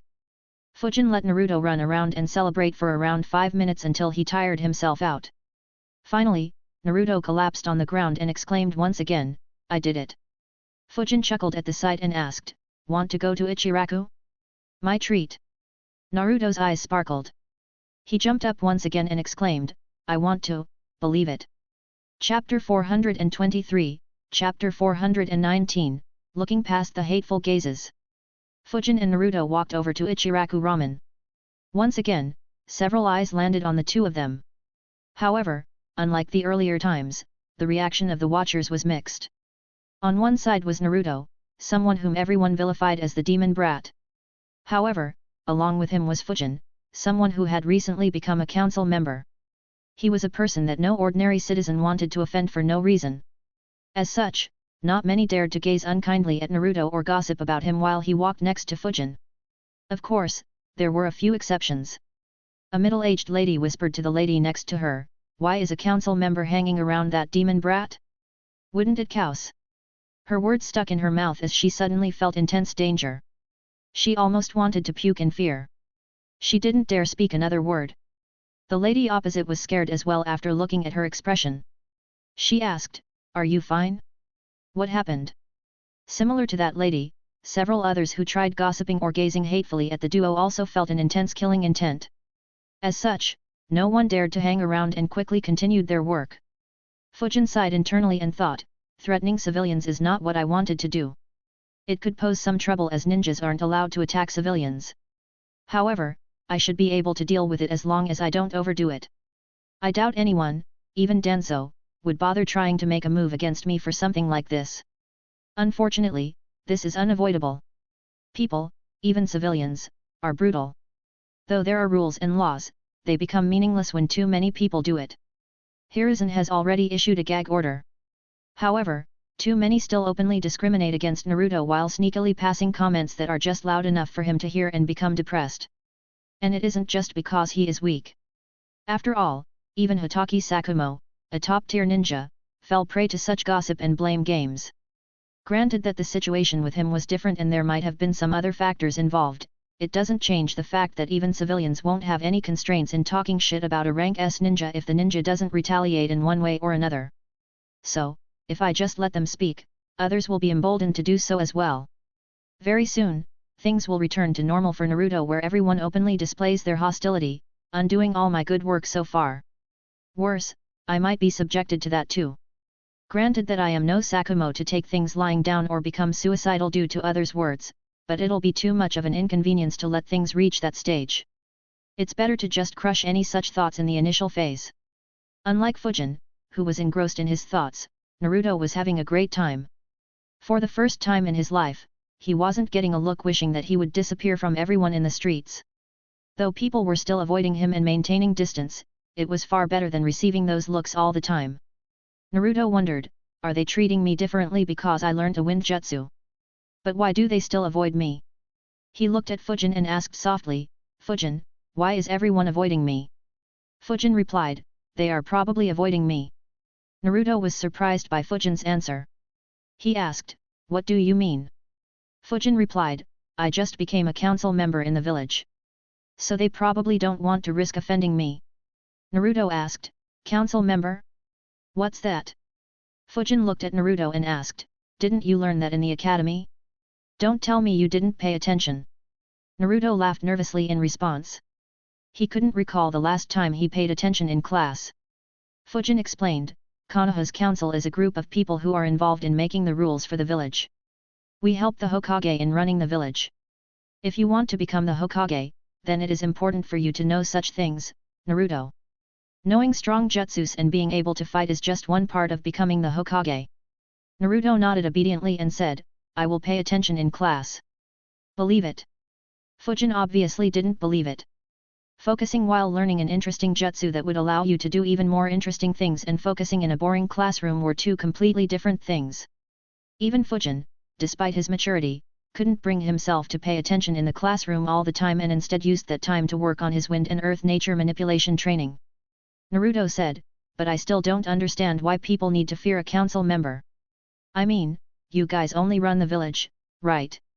Fujin shrugged and said, they are just cowards. Look properly at the crowd. Not everyone is afraid. Some are just going about their day. Some are opportunistic and are probably thinking about how they can become friends with me. Some who need help and have courage will approach me. Fujin's words surprised Naruto. He looked into the crowd and began carefully examining everyone. His eyes widened in surprise. He thought, it's true. As Fujin had said, there was a very small minority of people who didn't care much about Naruto. They didn't hate Naruto and hence didn't have any such hate in their eyes. Fujin looked at Naruto's surprised look and thought, though many hate him and have vilified him, it is unrealistic for every single person to hate him. After all, he is just a kid. None of the experienced and knowledgeable ninjas in the village hate him. Even among the ordinary civilians, there should be several like Toka who wouldn't hate a kid and perhaps even feel sorry for his situation. But, since the majority hate Naruto and take the initiative to make their hate known, it is inevitable that a young kid will only notice those hateful people and will not be able to see the people who are in the background and have no hatred towards him and do nothing to convey that. After all, would a kid even dare to look at everyone in the crowd when all the ones he first looks at are looking at him hatefully? Naruto carefully screened through the crowd. Since everyone wasn't staring at him hatefully, he didn't feel nervous and depressed and could keep looking through the crowd. While most ignored him, a couple of people felt the gaze and smiled back at him in response before continuing with their work. A smile appeared on Naruto's face as he smiled back. Fujin said, learn to ignore those who ignore you or are afraid of you. You'll then see the people who are good to you. Then you won't need to worry about the cowards around you. Naruto nodded. The two finally reached Ichiraku Ramen. Naruto rushed in while Fujin followed at his normal speed. Naruto excitedly ordered in a loud voice, 1 miso ramen for me. Immediately, Naruto turned his head and asked with stars in his eyes, can I order all I can eat once again? Fujin stared at Naruto and asked sternly, you want to ask that question after eating 8 bowls last time? Naruto immediately became nervous. At the same time, Toki and Ayam smirked. Both recalled Naruto's expression the last time Fujin treated him to ramen and his nervousness after eating too many bowls. Fujin chuckled and said, you still keep getting nervous. Order as much as you want. Naruto immediately lit up. Fujin sat down and ordered a few bowls for himself as well. He thought, I have finally completed the first step of the Flying Thunder God.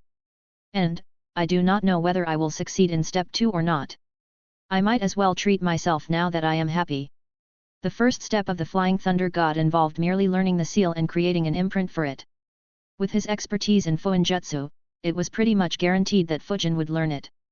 However, the next step needed the ninja to have talent in space-time ninjutsu. So, Fujin wasn't sure whether he would succeed at the next step. As such, he decided against worrying about it and leaving it to fate. Fujin enjoyed his ramen peacefully while Naruto kept telling Ayam and Toki about how he learned a cool new jutsu. The duo stayed in the ramen stall for quite some time until both were full. Fujin paid and both returned to the training grounds. Chapter 424, Chapter 420, Unleashing the Little Devil. A/N, hey guys. This chapter is sponsored by Zero1995. You can thank him for the double release. Naruto looked at Fujin and excitedly asked, which is the second jutsu? Fujin had promised Naruto 4 jutsus. So, Naruto was very excited about knowing which other jutsus he had planned. Fujin smiled and said, calm down for now. I have some things to say and ask. Naruto stopped speaking and acted calm. Fujin said, though you have learnt the jutsu, there is a lot for you to improve. Perform the jutsu again and use it to attack me. Naruto asked, wouldn't you get hurt? Fujin waved his arm dismissively and said, with your current skills, no. Just do it. Naruto nodded and weaved hand signs. He aimed his palm at Fujin and shouted, Gail Jutsu. Immediately, a gentle wind flow was released from Naruto's palm and moved towards Fujin. Fujin's shirt fluttered and some leaves around him moved, but Fujin was unmoved. The gentle breeze had no effect on him. Fujin said, see, nothing. Now stand in one place.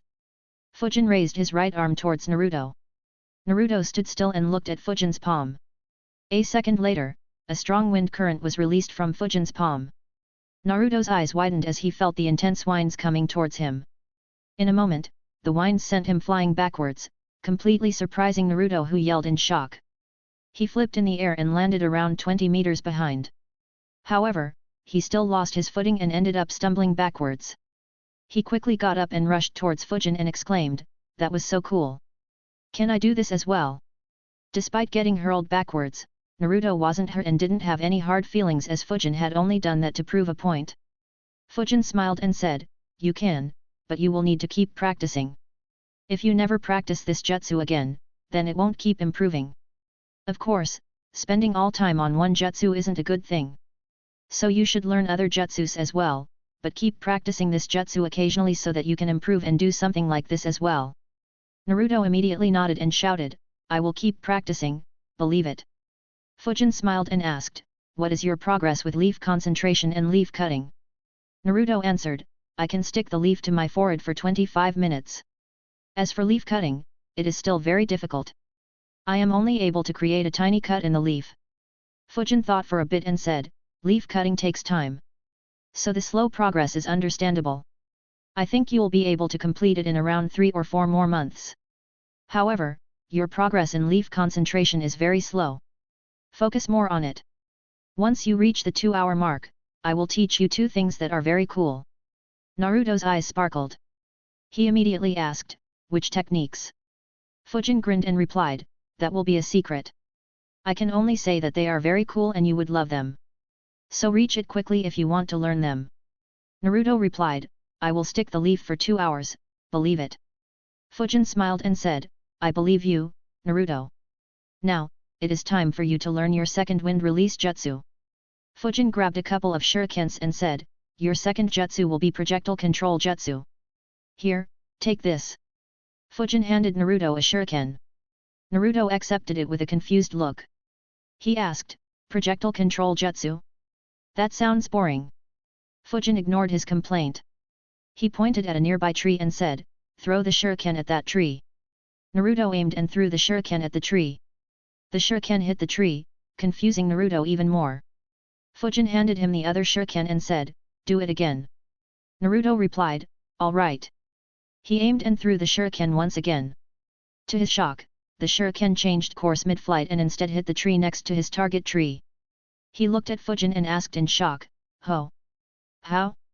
How did that happen? Fujin smiled and answered, that is the projectile control jutsu. You use the winds to control the direction of flying objects. It is very effective in combat. If you throw a shuriken and your enemy dodges it, you can use this jutsu to change the direction of the shuriken and catch your opponents off guard. You can also use it to divert the enemy shurikens or kunai coming towards you. Naruto heard Fujin's answer with awe on his face. To his surprise, a grin formed on Fujin's face. Fujin added, of course, that's just the tip of what this jutsu can do. One of the best uses of this jutsu is messing with others. Naruto asked in confusion, messing with others? Fujin nodded and said, imagine someone in your classroom tosses an eraser to his or her friend. And you use this jutsu to change the direction of the eraser and hit someone else, creating a fight. Naruto was stunned. He looked at Fujin with a stupefied expression on his face.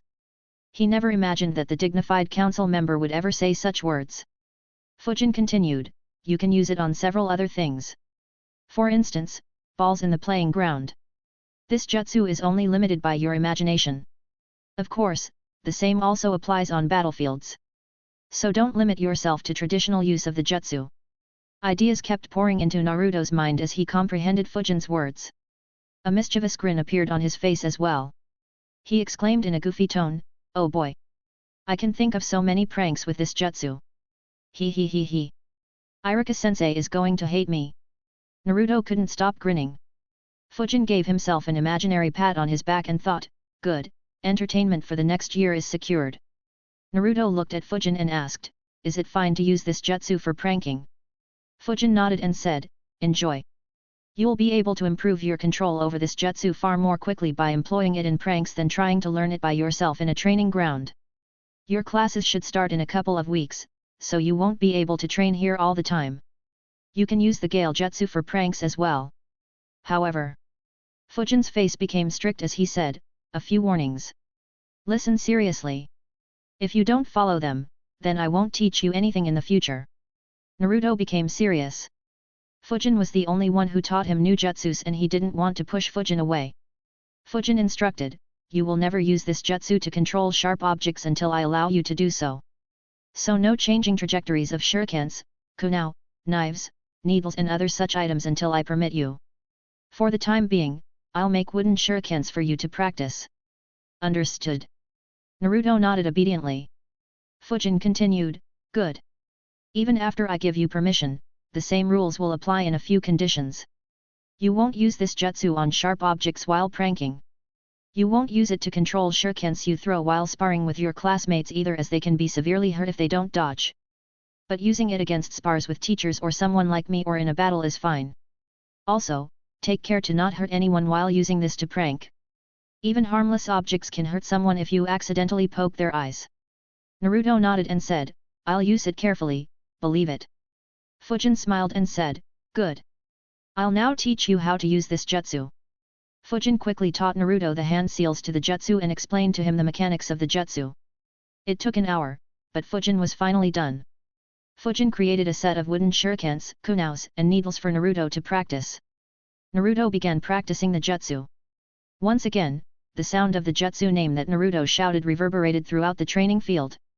Fujin observed him and wondered, should I ask him to stop yelling out jutsu names? He thought for a bit and shook his head. He muttered to himself, leave it.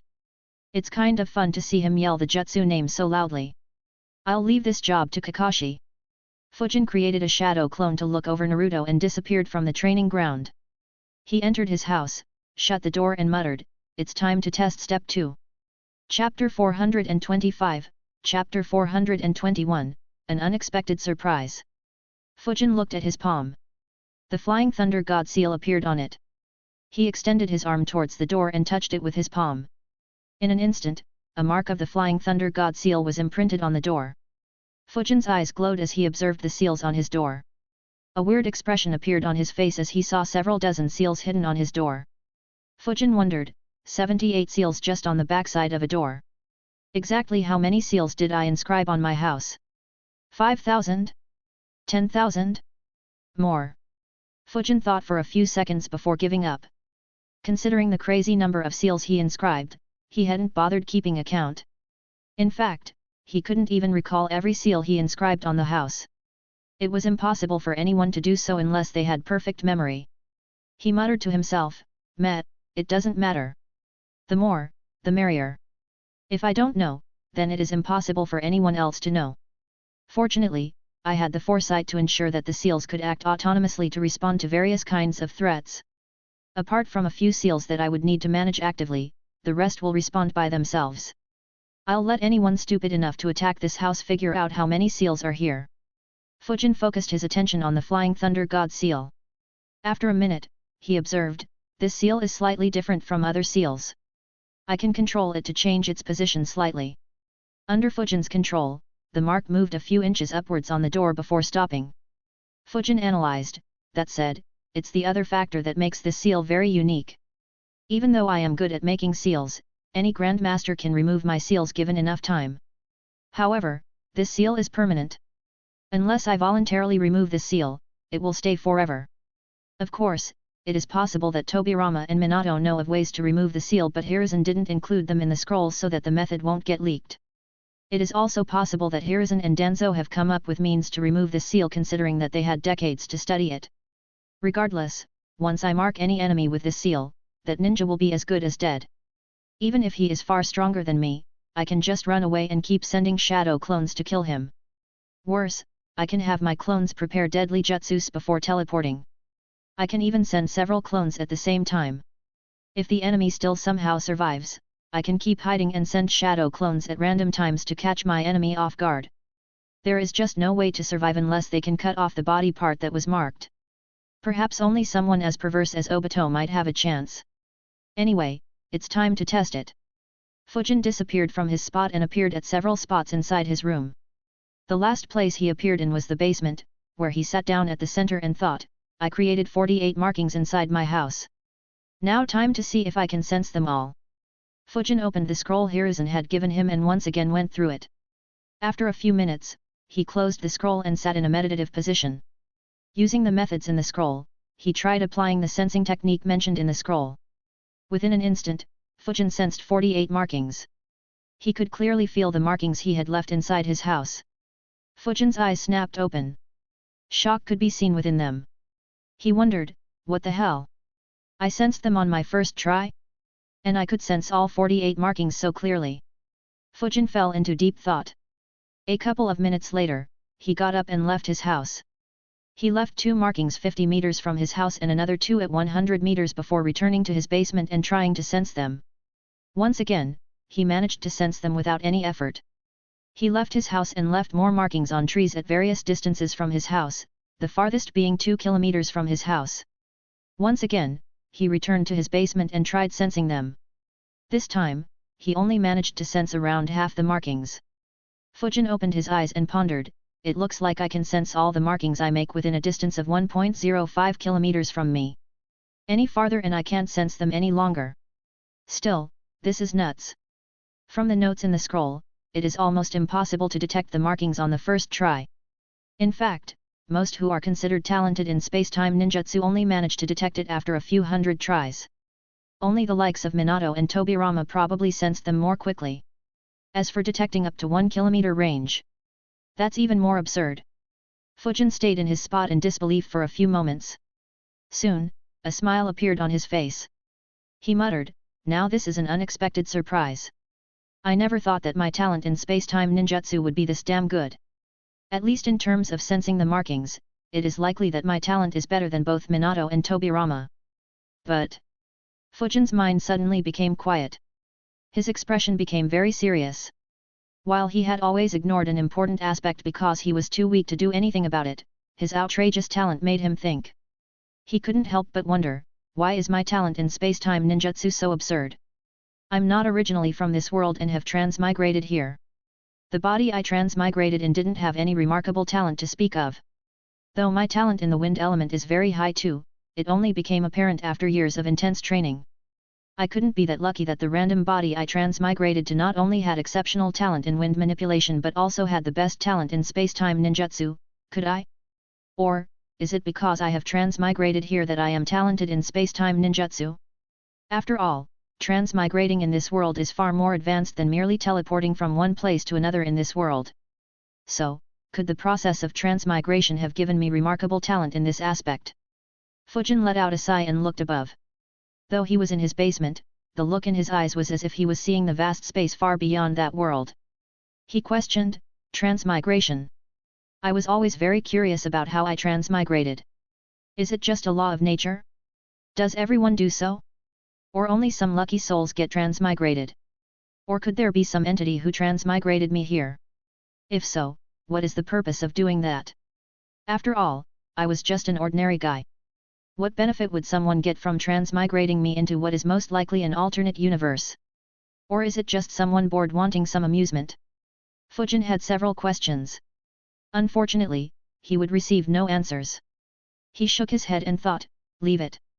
There is no way I can figure out this mystery as I am now. If I ever reach the level of Hago Romo, I can explore how reincarnation works. After all, Hagoromo's sons have been reincarnating for centuries. As for transmigration in a different universe, that should be way more advanced than that.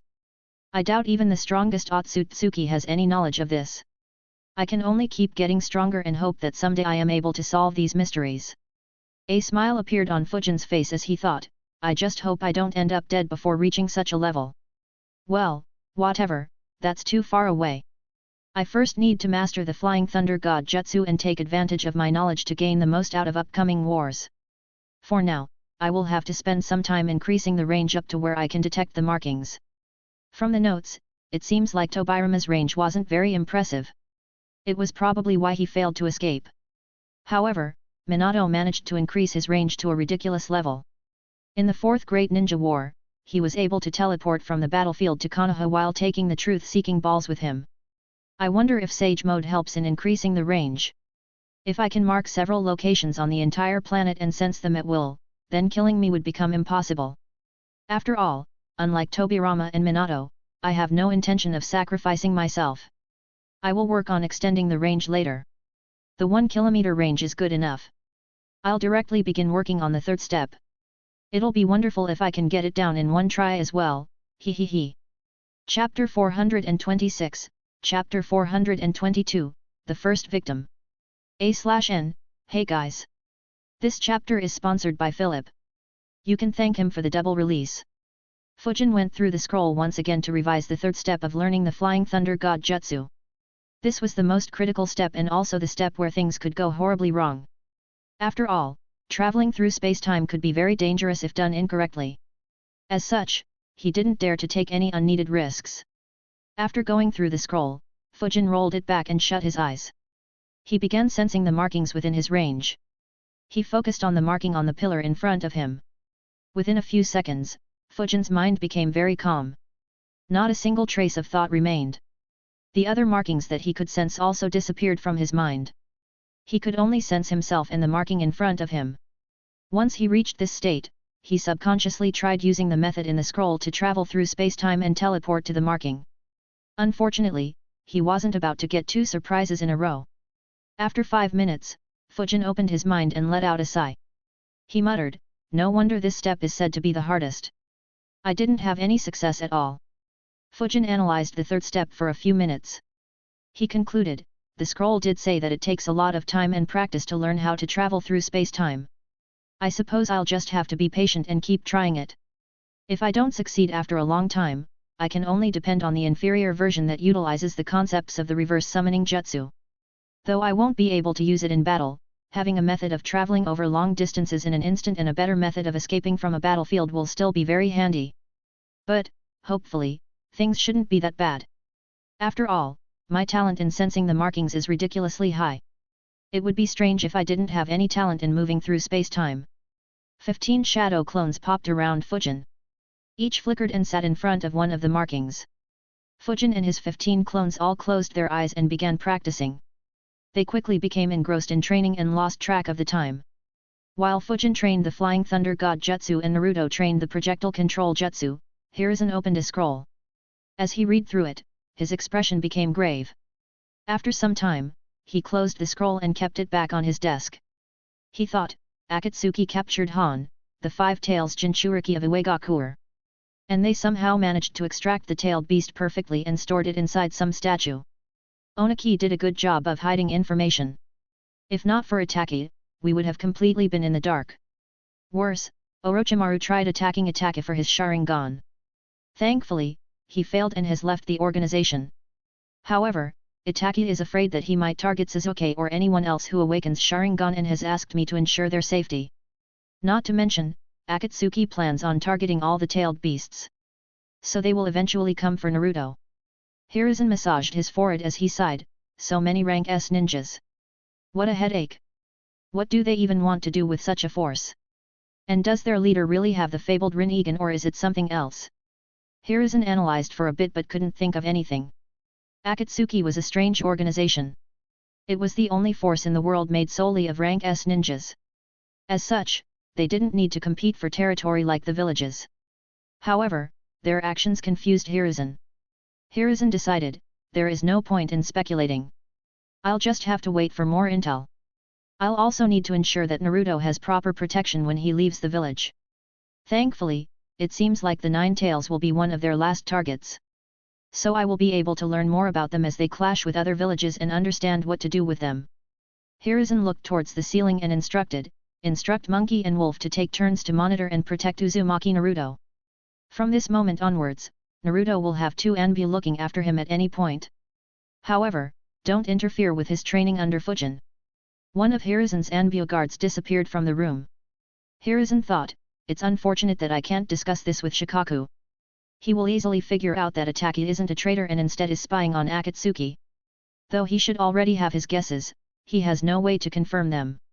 Regardless, I should pass some of this intel to Kakashi somehow. I should also pass the same intel to Fujin. He has already clashed with them twice. I'm afraid that those are just the start. If Akatsuki has a large ambition, Fujin might end up fighting against them several times. He should stay on guard against Akatsuki. They no longer have any ninja that isn't rank S. Even though Hiruzen couldn't take Shikaku's opinion, he quickly made the appropriate countermeasures. Around a week later, he secretly informed Kakashi about the fact that Akatsuki was targeting Jinchurikis and that Naruto was on their radar and asked him to keep it a secret. A week after that, he called Fujin to his office and informed him about the fact that Akatsuki had kidnapped Han and asked him to be more on guard against Akatsuki. Of course, he was asked to keep the intel to himself as well. Fujin was quite surprised by the information. After he left Hiruzen's office, he wondered, Akatsuki captured their first victim so quickly. And that too Han. Fujin was confused. Suddenly, he recalled something. He analyzed, wait a minute. If I recall correctly, while extracting Shikaku from Gaara, I recall someone making a comment that the process was smoother when Orochimaru was a part of the Akatsuki. Does that mean that Orochimaru is still a part of Akatsuki? Fujin thought for a bit before agreeing with his conclusion. He thought, Orochimaru should have been a part of the process while extracting the first-tailed beast from a Jinchuriki. He will probably leave the Akatsuki soon now. I wonder if he will still find Raza and make a deal to attack Konoha together. As for Akatsuki, they should stay silent for some time. From what I remember, Gaara was the third Jinchuriki they captured. The second should be that girl from Taki. But there are still a few years before they make a move on her. I wonder why they needed such a long time. Does extracting a tailed beast and absorbing it into that statue have some conditions or requirements? If there are any, it should be because Nagato isn't strong enough. After all, Madara was able to absorb all 9 tailed beasts in one go. Though Nagato is ridiculously strong, he is still very lacking when compared to the likes of Hashirama and Madara. Oh well, it doesn't matter what Orochimaru does next or what Akatsuki's issue is. I need to return to training. I have a feeling that it won't be too long before I have a breakthrough in the third step. Though it wouldn't be ready for battle use anytime soon. I guess I should also talk with Naruto once. His school starts tomorrow and he won't be able to come to my training grounds to practice. Fujin walked towards the training ground and replaced his shadow clone. Some distance away from him, Naruto was completely focused on training. Naruto grabbed a wooden shuriken, threw it at a tree and immediately weaved hand signs. He shouted, projectile control jutsu. Immediately, wind began flowing around the shuriken. It changed its track slightly and missed the tree. Naruto groaned as it didn't hit the tree next to it and kept practicing. Fujin analyzed, not bad. His progress is faster with this jutsu. Still, having to weave hand signs for this jutsu makes it too slow. Should I advise him on how to reduce and later eliminate the hand seals? Fujin thought for a bit and decided, no, his chakra control is abysmal. To reduce the number of hand seals, you need to manipulate chakra inside your body appropriately. I doubt Naruto will be able to do that anytime soon. Though weaving hand signs is tedious, Naruto is very innovative and unpredictable when it comes to using ninjutsu. I'll let him try and resolve this himself. Trying to interfere too much in his training would have a negative impact instead. Fujin walked out of the shadows and approached him. He said, Naruto, that's enough training for today. Chapter 427, Chapter 423, Progress. Naruto, who was about to throw a shuriken, stopped and turned around. He asked, why? Fujin said, it's already evening. The academy starts tomorrow. You need to prepare for it. Also, since you have to attend the academy, you won't be able to train with me from tomorrow. Naruto became a bit dejected. He asked, can't I skip the academy? I learned a lot more from you than from the academy in the past 5 years, you know. Fujin chuckled and said, what you learn in the academy is important as well. Ninjutsu isn't everything. Even more so if you want to become the Hokage. Naruto nodded unwillingly and said, I'll go to the academy. Fujin smiled and said, besides, just because you won't be able to train with me doesn't mean that you shouldn't train.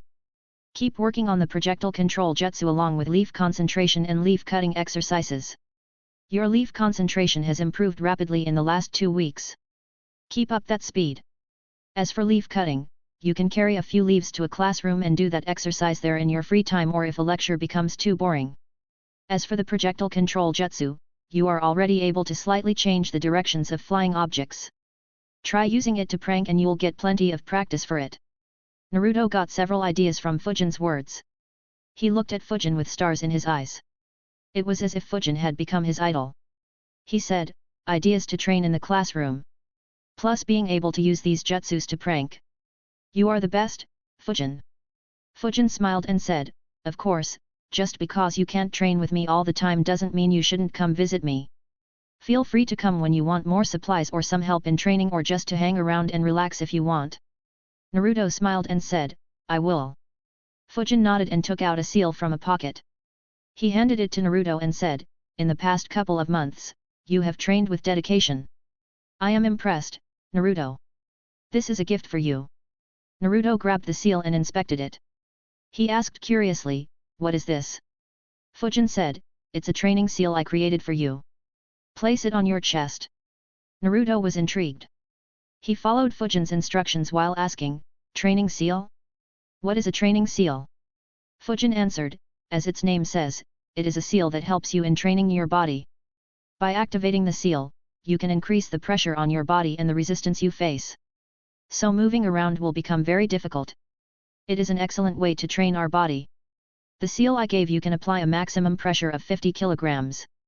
So don't dare activate it to 100%. You'll hurt yourself if you do that. Naruto's eyes sparkled. He said, that sounds great. How do I use it? Fujin answered, just close your eyes and feel the seal on your chest. Use the confrontation hand seal to concentrate on your chakra and insert your chakra into the seal. You will be able to increase or decrease the pressure. For now, try to activate 2% pressure. Naruto followed Fujin's instructions. In a few seconds, he managed to increase the pressure to 2%. He tried moving and jumping around and said, it's true. Walking and jumping have become difficult. Fujin said, yes, it is a result of the seal. Trying to move, or better yet, train while using this seal will make the training even more difficult for you. As a result, this seal will help you train your body. It will help you increase your speed and power. You can use it while walking, training, doing normal daily activities or even when you sit in classrooms. However, only increase it gradually. If you hurt yourself by mindlessly increasing the pressure, I'll take the seal away. Also, don't leave the seal on while sleeping or sparring. And leave the seal in your home whenever you leave the village in the future for missions. Naruto nodded and said, understood. But why should I not use this seal during sparring? Won't it help me fight better when I deactivate the seal? Fujin shook his head and explained, if you keep the seal activated while sparring, then your body's instincts will get confused and will adjust to when you are under a lot of pressure. When you suddenly deactivate the seal, your body will need some time to readjust to normal pressure and resistance. Besides, if you use this seal during a fight, someone like me will kill you before you even have a chance to deactivate the seal and adjust your body. The same also applies when you are out of the village and can be sneak attacked anytime. Even I don't dare to keep my training seal activated when I am outside the village or sparring with someone. Naruto nodded and said, all right. Thank you, Fujin. The two talked for some more time before Naruto left. Fujin saw him leaving as he thought, will he really listen to warnings? Oh well, it doesn't matter much. He should listen to not controlling sharp objects with projectile control jutsu. Though he is known to prank a lot, there isn't any instance of his pranks actually harming anyone. As for the training seal, I purposefully made something that applies less pressure. Even if he raises it to 100% in order to push himself, he won't suffer any serious injuries. With Kurama's chakra, it'll heal in no time. All that will happen is that he will have to rest for some time. As for during the missions, any jonin would be able to see it activated at first glance and make him deactivate him.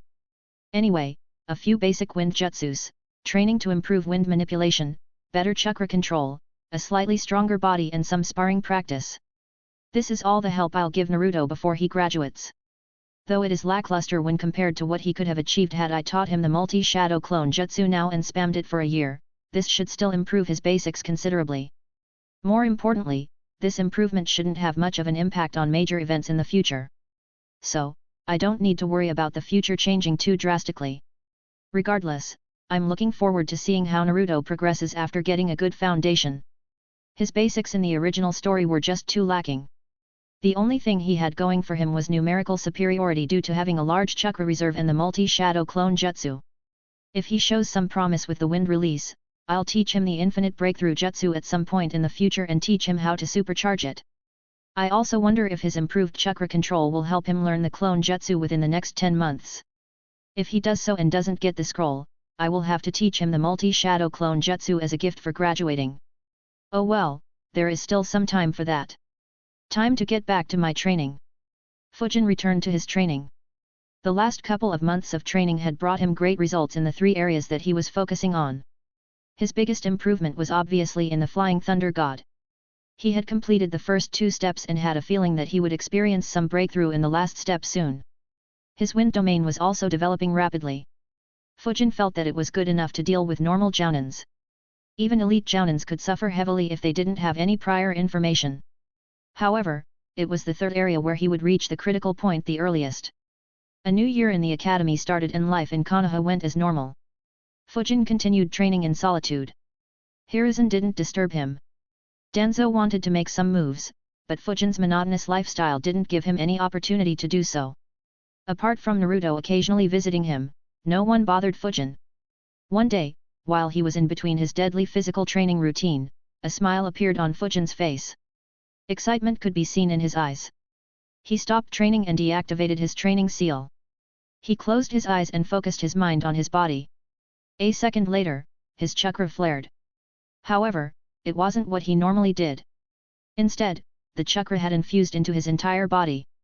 It even infused into his vital organs. Fujin smiled and thought, the insane training plan has finally given the result I wanted. To train so hard that chakra infuses into your body naturally. What a crazy training plan. A/N, a poll is active on Patreon, though it is limited to members. It'll be impacting the future chapters slightly. So participate if you'd like, smiley face, and, there is an update related to sponsored chapters on Patreon, which is available to everyone. Feel free to check it out. Chapter 428, Chapter 424, A Favor. A/N, Saturday's bonus chapter. Fujin thought, though this is good, I'll have to keep up this training plan for a long time to ensure that this is permanent and to keep increasing the amount of chakra I infuse in my body. If I don't, the amount of chakra I can infuse into my body will slowly decrease. Over a few years, my body will lose this ability. Anyway, time to test it. Fujin clenched his fist and punched the ground as hard as he could. A loud sound was heard throughout the training ground. Cracks spread on the ground like a spider web for a dozen meters from the spot where the fist landed. Fujin analyzed, not bad. It's definitely much stronger than my normal punch. No ninja with a normal body would want to be on the receiving end of this. Even with iron skin jutsu, they will feel the pain and might suffer some internal damage. Now, Fujin concentrated his chakra on his fist. He was using the Senju Taijutsu style alongside Gai's strong fist style. Once again, he punched the ground with all his might at the same spot. This time, the impact of the blow could be felt throughout the training ground. The birds, that were brave enough to still live in the trees in that training ground, immediately began flying away due to the tremors. A few people, who were walking close to the training ground, turned their heads due to the sound that was heard. Fujin, who was the source of this commotion, was standing in a hole in the ground that had collapsed due to his punch. For several dozen meters, the ground was a wreck. The cracks had opened wide and several rocks were thrown out of the ground. Fujin himself was covered in dust. However, a wide grin could be seen on his face. Fujin wiped the dirt on his face off and analyzed, great. In terms of destructive power, this isn't too far away from Tsunade's level. However, in terms of usability, it is still far behind. The time I take to concentrate my chakra on my fist reduces its effectiveness in a high-speed battle. My opponents will easily sense it and take evasive actions. That said, with my wind jutsus, it isn't critical for me to improve this aspect. I'll be able to shred my opponents far faster instead of trying to obliterate them with a punch or kick. I can also use my wind domain to slow down my enemy and attack them with this if wind attacks don't work for some reason. Regardless, this is very good. Fujin returned home to have a shower. Due to the intense training and being covered in dust, his body was quite dirty. After a small break, he immediately went to find Guy. As usual, Guy was training his 3 students. They had just finished an intense training session when Fujin showed up. Immediately, Niji and Tenten's expression became dark. Tenten cursed, "Great! We have just rested for 10 minutes and this monster has already shown up. Why did he arrive so early today?" Guy smiled on seeing Fujin and instructed, "I and Fujin will spar for now. Until we are done, you 3 have to run 80 rounds around the training field on your arms." Tenten wanted to cry, unfortunately, her tears had dried out long ago. Since Fujin regularly showed up to spar with Guy, Guy decided to have his students train while he sparred with Fujin. After all, there wasn't much for them to learn from their fight because the 3 genins couldn't even follow their movements. As such, Guy gave them very difficult training tasks to do while he and Fujin sparred. The tasks were so difficult that none of them had even completed them once. To make matters worse, Guy continuously kept increasing the difficulty of the training tasks little by little on a daily basis to push them more. And, if either of the 3 genins dared to slack off, Guy would lead them to train in a way that made them embarrassed, like following Guy on the streets of Konoha while all 4 of them walked on their arms. Unwillingly, they left to train. Guy looked at Fujin and said, "You are early today." Fujin smiled and said, "It's a special occasion. Let's fight. No warm-up today." Guy was surprised. He began unleashing his chakra and fusing it with his body while exclaiming, "All right. Let the power of youth explode." Guy's words got stuck in his mouth as he noticed Fujin doing the same. A grin appeared on his face as he said, "No wonder you are so impatient.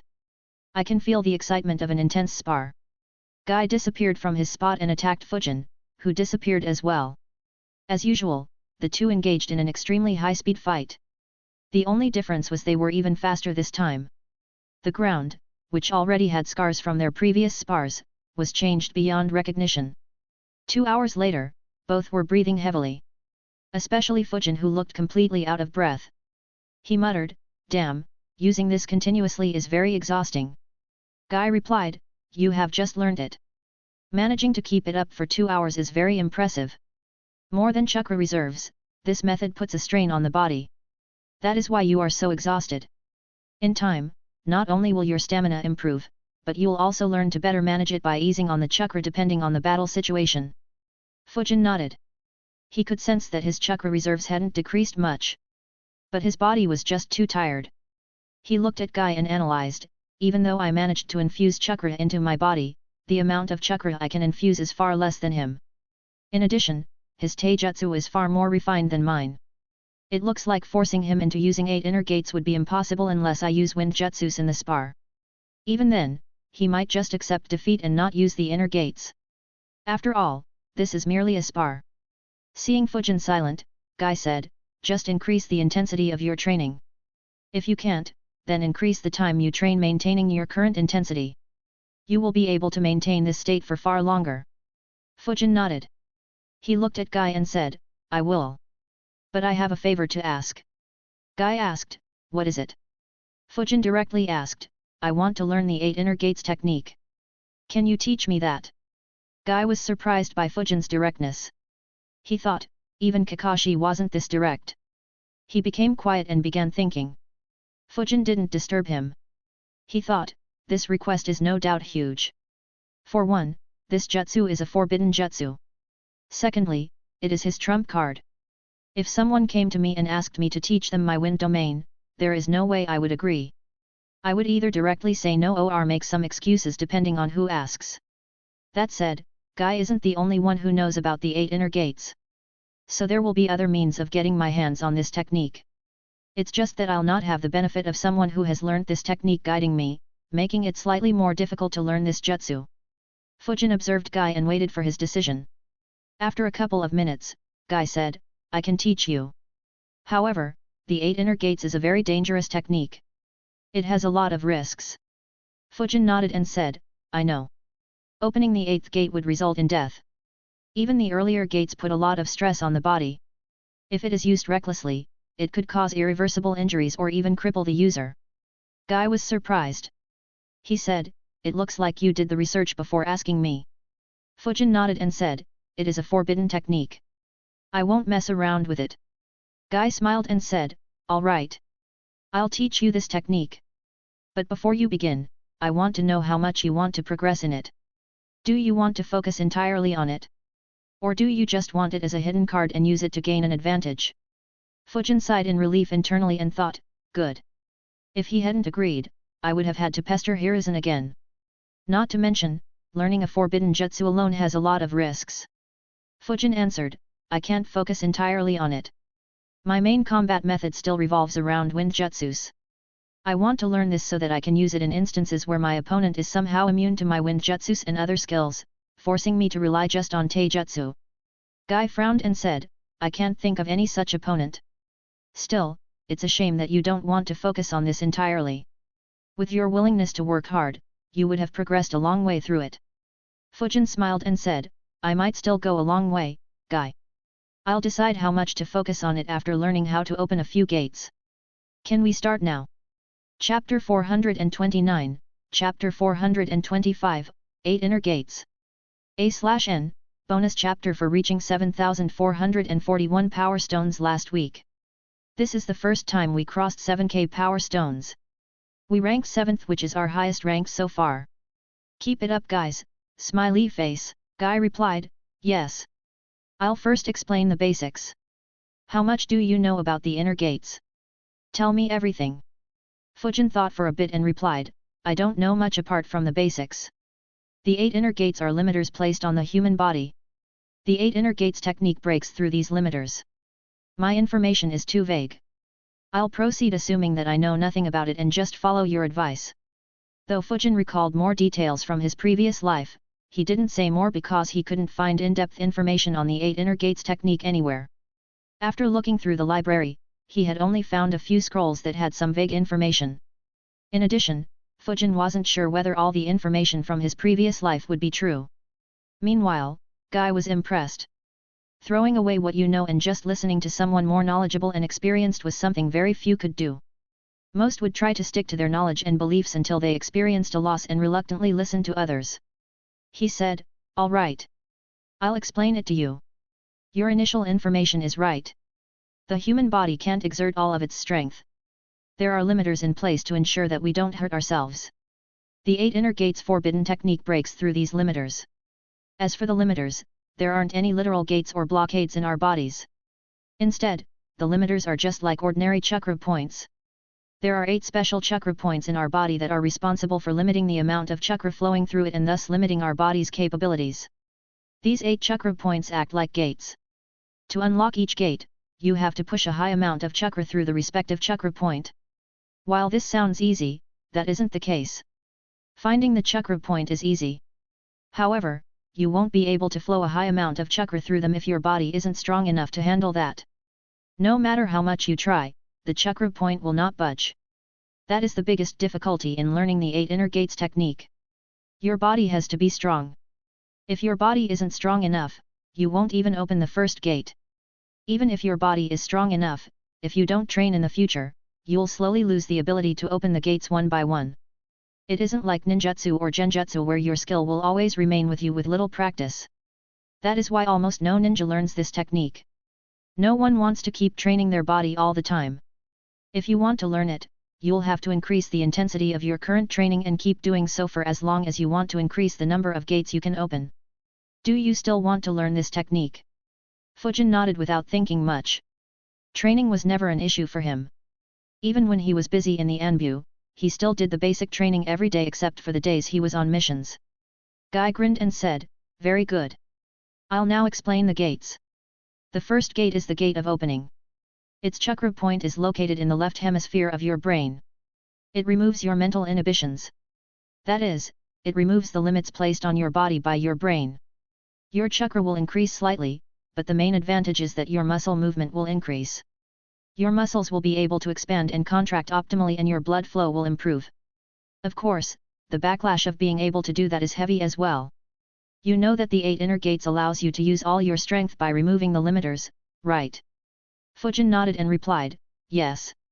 Guy grinned and said, in truth, that isn't entirely correct. Fujin was surprised. He asked, what do you mean?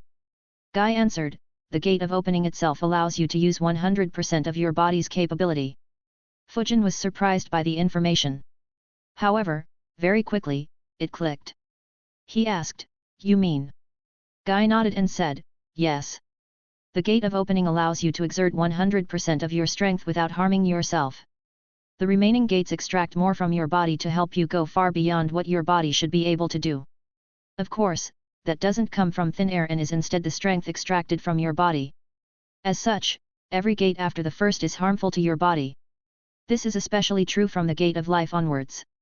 The damage done to your body is far worse than the muscle tears you will experience after opening the gates. And, no healer will be able to heal that damage. Only through intense training, you can make your body strong enough to sustain and overcome the damage to keep getting stronger. This is what I meant by you having to train continuously. The more you use the 8 inner gates in combat, the more you need to increase the intensity of your training. For the gate of opening, the drawback is just exhaustion and some physical damage and trauma to your body due to using 100% of your strength without any mental inhibitions. You can heal the damage with some rest and the help of a good medical ninja. The second gate, that is, the gate of healing overexerts each and every cell in your body to generate more stamina and chakra for you to recover and have a second chance in a fight. However, even this can be recovered from by eating a lot and providing sufficient nutrients to your body. From the third gate onwards, there is no other way other than excessively training your body. Remember this. If you learn to open them, avoid using them as long as you can. Fujin's expression became grim. Even though he was aware of the drawbacks of the 8 inner gates technique, it seemed like he had still underestimated their backlash. He thought, looks like the price to pay to use them is too high.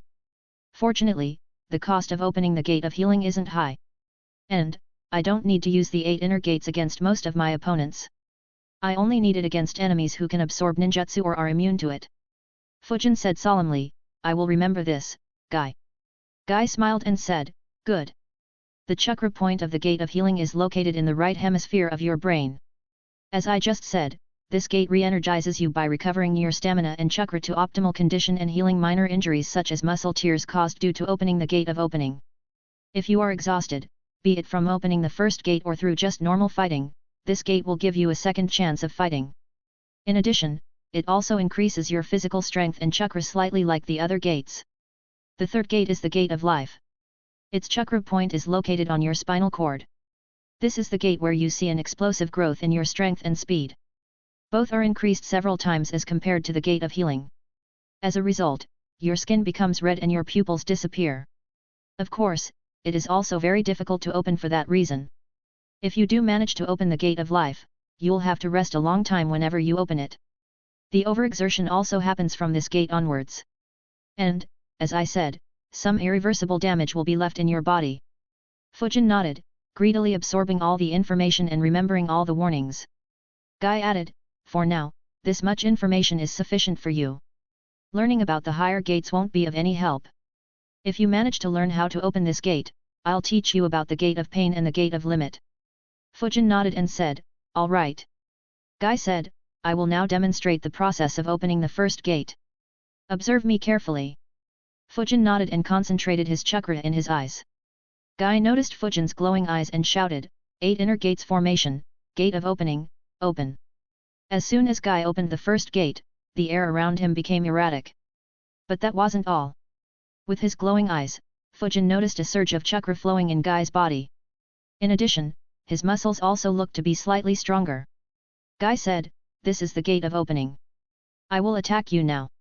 Observe me carefully and defend or dodge. Fujin immediately moved away from Guy and prepared himself. Guy said, here I come. His figure disappeared and he appeared right in front of Fujin. Fujin's eyes widened as he thought, so fast. Chapter 430, Chapter 426, the gate of opening. Fujin quickly ducked down to avoid a kick and moved back to avoid Guy's fist. However, Guy followed up with a kick straight towards Fujin's face. Fujin cursed, "Shit, I can't dodge fast enough." He quickly jumped backwards to soften the impact of the blow. At the same time, he raised his arms to block the kick. Before Guy's kick landed, he instinctively used the iron skin jutsu to harden his arms. Guy's kick landed on Fujin's arms. Immediately, shock appeared on Fujin's face as he felt the power behind the kick. Fujin had sparred with Guy on a regular basis for the past few months. He had to endure several kicks and punches. Though Guy's body was stronger and his attacks were heavier, Fujin could always endure the hits. However, this time, Fujin was launched backwards like a cannonball. The iron skin jutsu covered his entire body. He smashed through two trees which slowed him enough to flip in the air and land on his legs and knees. However, he was still dragged along the ground for around 25 meters and only stopped after hitting the third tree. Despite protecting his arms with iron skin jutsu, Fujin could still feel them aching. Fortunately, the rest of his body was fine. He thought in amazement, just the first gate provides so much buff. So this is the result of using your body at 100% and removing all mental inhibitions? His speed was fast. More importantly, his movement was just too fluid. Is this due to the improvement in muscle movement that he said? And his kick was so heavy as well. Guy looked at Fujin's expression and said, by removing the mental inhibitions, your brain no longer limits the extent of physical energy you can use. It also removes any sense of holding back due to the fear of hurting my body due to my power. Hence, I can use all my strength. Though the effects aren't very obvious to the eye, you should have felt them. Apart from my increase in chakra, the improvement in my muscle movement allows me to move and more importantly react faster. You could dodge my first attack, but the successive attacks became harder for you to dodge because your body couldn't react as fast as mine. And since I no longer cared about hurting myself, my strength was far greater than yours. Fujin thought for a bit and nodded. He said, yeah, dodging your first kick wasn't difficult. But it became very difficult to dodge the follow-up attacks. Your kick was far heavier as well. I can still feel it. As he talked, a smile appeared on Fujin's face. He thought, not bad at all. Though I have already seen it, I wasn't expecting such a surprise from the first gate. In the show, only the last 3 gates were useful when combating against rank S ninjas. So, I didn't have much hope from earlier gates other than the gate of healing. Once I am done with the Flying Thunder God and the seals I want to create, I can focus on the 8 inner gates along with my wind domain and keep that up at least until I can learn Senjutsu. No matter how many gates I can open, it'll just be beneficial for me as long as I don't use them repeatedly. He looked at Guy and asked the question he wanted to ask for a long time, how do I open the gate of opening? Guy said, you will first have to locate the chakra point in the left hemisphere of your brain. Guy took out a few scrolls from his jacket and went through them until he found the scroll he wanted. He opened it, showed it to Fujin and said, study this diagram properly and observe the location of that chakra point in the diagram. Every individual has their chakra points at slightly different positions, but they are still close by. Try to find your chakra point that acts as the first gate. If you want, you can read the notes as well. Fujin nodded and said, thanks, Guy. Fujin carefully went through the scroll. After understanding everything, he closed his eyes and sat in a meditative position. Chakra began flowing smoothly throughout his body. He focused on just the chakra points in the left hemisphere of his brain. In a couple of minutes, he located the chakra point that Guy and the scroll were referring to. He opened his eyes and said, found it. Guy said, good. He took back the scroll. Fujin couldn't help but ask, do you carry such scrolls all the time with you? Guy chuckled and said, just a few. They don't have details on all the gates. I also use it to make notes in case I discover something new while training or opening the inner gates during a fight. Besides, most of the villages already have the method of learning this technique. They just lack anyone who would be willing to train all the time. Fujin thought, that makes sense. Even in Konoha, there are the likes of Hiruzen, Danzo, the 3 Sunins and Kakashi. None of them lack talent. However, none of them are willing to train all the time like Guy did. Of course, considering their talent, it could be just because they don't need it. After all, not everyone can be like Guy who almost killed Madara who had reached the level of the Sage of 6 Paths. By comparison, Might-Do, who opened the Gate of Death, was only able to kill 4 out of the 7 ninja swordsmen of the mist.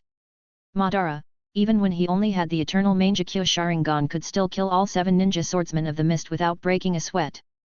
Heck, even Hiruzen might be able to do it, assuming someone like Kisame isn't a part of that team. So I guess they didn't value it that highly considering the costs. Still, Fujin was surprised. He chuckled and said, "I never thought of you as someone who would make notes, Guy." The image of Might Guy sitting and writing notes was just too funny for Fujin to imagine. Guy laughed as well and said, "Well, it can't be helped. No matter who, if you want to become strong, you can't ignore such basics. Anyways, now that you have found the chakra point, focus your chakra on it. You will feel some resistance. If you don't, then it would mean that the chakra point you chose is wrong and stop immediately. Once you feel the resistance, force as much chakra as you can through it. Since it is your first time, it will be difficult. But your body is sufficiently strong. You should be able to do it relatively easily. In the best case, you might get it done in a few minutes. In the worst case scenario, you'll open it in a week." Fujin was surprised. He wondered, that fast? Now that I think about it, it makes sense. After all, Li would master up to the 5th gate in less than 2 years. And his body now is far weaker than mine when I graduated. Well, let's hope everything goes well. Fujin closed his eyes and focused on that chakra point once again. He tried to gently push a little amount of chakra through it. At the start, some chakra went through the chakra point. But very quickly, it resisted. Fujin couldn't push any chakra through it. He thought, it looks like I spotted it correctly. Alright, here goes nothing. Chapter 431, Chapter 427, a couple of minutes. Fujin focused on the chakra point once again. This time, he didn't try to push it gently. Instead, he bombarded that chakra point with as much chakra as he could. The chakra point immediately felt a lot of pressure but resisted the bombardment. However, Fujin kept up the pressure. A couple of minutes later, under constant bombardment, the chakra point gave in. The blockade disappeared and a high amount of chakra flowed through that chakra point. Fujin's eyes snapped open. He felt a surge of chakra flowing through his body. The air around him became erratic. Guy, who was observing Fujin, was surprised. He smiled wryly and thought, less than 4 minutes. He is just like Kakashi. Even he needed less than 5 minutes to open the gate of opening. On the other hand, I needed a month to open it. That said, they did attempt opening the first gate when they were far older than me and had a far stronger physique. Still, it looks like Fujin's physique is far better than I thought. Opening the gate of healing shouldn't take much time for him either. At most, it'll take a week. However, the gate of life is where the real determination gets tested.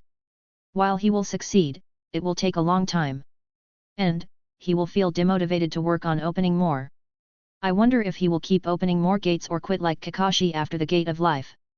While Guy was lost in his thoughts, Fujin was lost in the incredible feeling he was experiencing. He thought, damn! I have never felt so free in my life. I can feel it. It's as if all restraints placed on my body have been removed. My brain is much more active. It's as if my senses are amplified several times. My eyesight is far better. I can pick up the lightest sounds and my sense of smell has improved as well. More importantly, my body's instincts are heightened to a whole new level. I doubt anyone would be able to sneak attack on me as I am now. And the cherry on the cake is that my thinking speed seems to have increased as well. Apart from my brain, my muscles have improved considerably as well. Though there is no observable change, I can sense that my muscles can provide me with far more strength than before. And, I have a feeling that they will be far more responsive. No wonder Guy could make his follow-up attacks that quickly. Increased thinking speed plus reduced response time for muscles. My chakra also has increased by around 15%. However, the most incredible part about the gate of opening is the feeling I am getting. I can get addicted to this feeling. It feels as if this is how my body is supposed to be. Even those medical sensations with Yoshi and Isamu aren't this relaxing. The only thing that came close was when I sensed nature energy while riding on Ryu's back. But even that didn't feel as natural as this. I wonder what would happen if I mix Sage Mode with the gate of opening. Regardless, it's time to test it. Fujin got up. He looked towards a rock that was raised from the ground due to the earlier spar.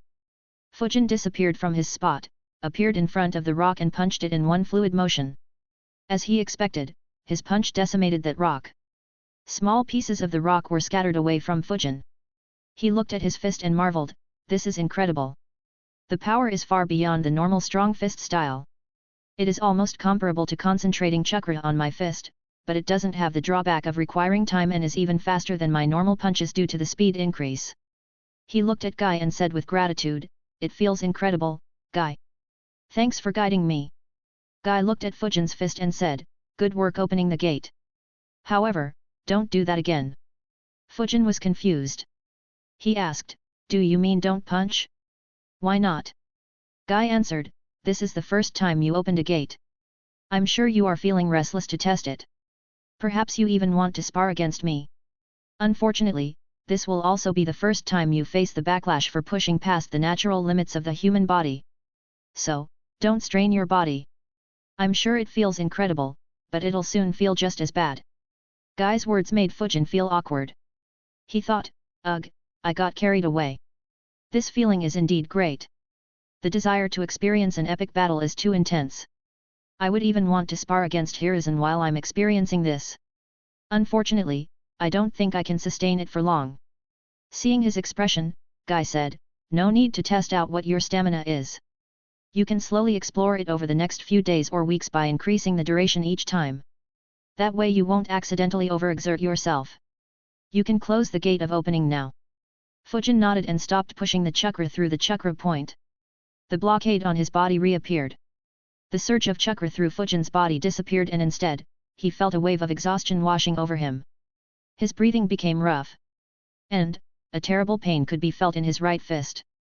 Fujin cursed, damn. The backlash is intense. It almost feels like I have broken my fist and used up all my stamina. Guy nodded and said, that's why I asked you to not overexert yourself. This is just the first time, so your body isn't used to it. With practice, the backlash for the gate of opening won't be this intense. Fujin nodded. He said, regardless, thanks, Guy. I didn't think I'd learn this so easily. Guy replied, well, this technique isn't complicated despite being a forbidden jutsu. One just needs to have a strong enough body and know what to do. You will be able to open the gate of healing quickly as well. But don't try it until you get a hang of the gate of opening. Right now, it takes you around 3 to 4 minutes to locate the chakra point and open the gate of opening. In a battle, you won't have this luxury. So, you need to work on opening the gate at will. In addition, you also need to improve your stamina. Keep working on it until you can sustain it for at least 5 minutes while you meditate and 2 minutes while you fight. It shouldn't take a lot of time to do this. Only after fulfilling these two conditions, attempt to open the gate of healing. Fujin nodded and said, all right. I'll follow your instructions. Guy said, good. I'll help you find the chakra point for the gate of healing as well. You can try opening it later when you fulfill the two conditions for the gate of opening. Fujin nodded and sat down. Guy provided him with another scroll with a diagram and some notes to help locate the chakra point in the right hemisphere of his brain. After finding it, Fujin opened the first gate and tried to push some chakra through the second chakra point to confirm whether he found the right one. After confirming, he closed the gate of opening. Of course, that caused him to be even more tired. Guy grinned and said, seeing you work this hard ignites the flames of youth in me. Take a rest for today, Fujin. I'll focus on training my students for the remainder of the day. You don't need to find me for sparring until you become comfortable with opening the gate of healing. It'll be better if you just focus on training your body and getting it accustomed to opening the inner gates instead of sparring with me or anyone else. Fujin chuckled and said, all right, I'll focus on the gates of opening and healing. Also, have fun with your students. Let them experience the flames of youth as well. I'll see you later, Guy. I'll visit after opening and getting accustomed to the gate of healing. Fujin disappeared from the training ground. Guy disappeared as well and appeared where his 3 students were. All of them were running on their hands. Guy asked, how many rounds are you done with by now? Tenten nearly cried as she complained in her heart, 3 hours haven't even passed. Why is he back so early? Lee excitedly said, we are doing our 57th round, Guy-sensei. Guy said loudly, just 57th? That's too slow. We will do 300 rounds today. Follow me. Guy's excitement horrified Niji and Tenten. Both muttered internally, we are doomed. Guy too got on his hands and began running upside down in front of his students. Li followed excitedly while the other two followed reluctantly. Chapter 432, Chapter 428, Permanently Opening the Gate of Opening. As he returned home, Fujin chuckled at the thought of Guy training Niji, Li and Tenten beyond their limits. He muttered, well, sucks to be them. Knowing Guy's training, I doubt they'd be able to get off their bed for a few days. That said, Fujin entered his house and took a deep breath. He pondered, I still feel so exhausted. Opening the gate of opening twice in quick succession takes a lot of toll on my body. And my fist still aches. Fujin stared at his right fist. Soon, a green chakra covered his fist and began healing the damage. In a minute, the pain subsided. Fujin stretched his palm and analyzed, fortunately, the damage was only superficial. And though I feel tired, it's only my body and mind being a bit exhausted due to suddenly getting used to their full extent. My chakra is still fine.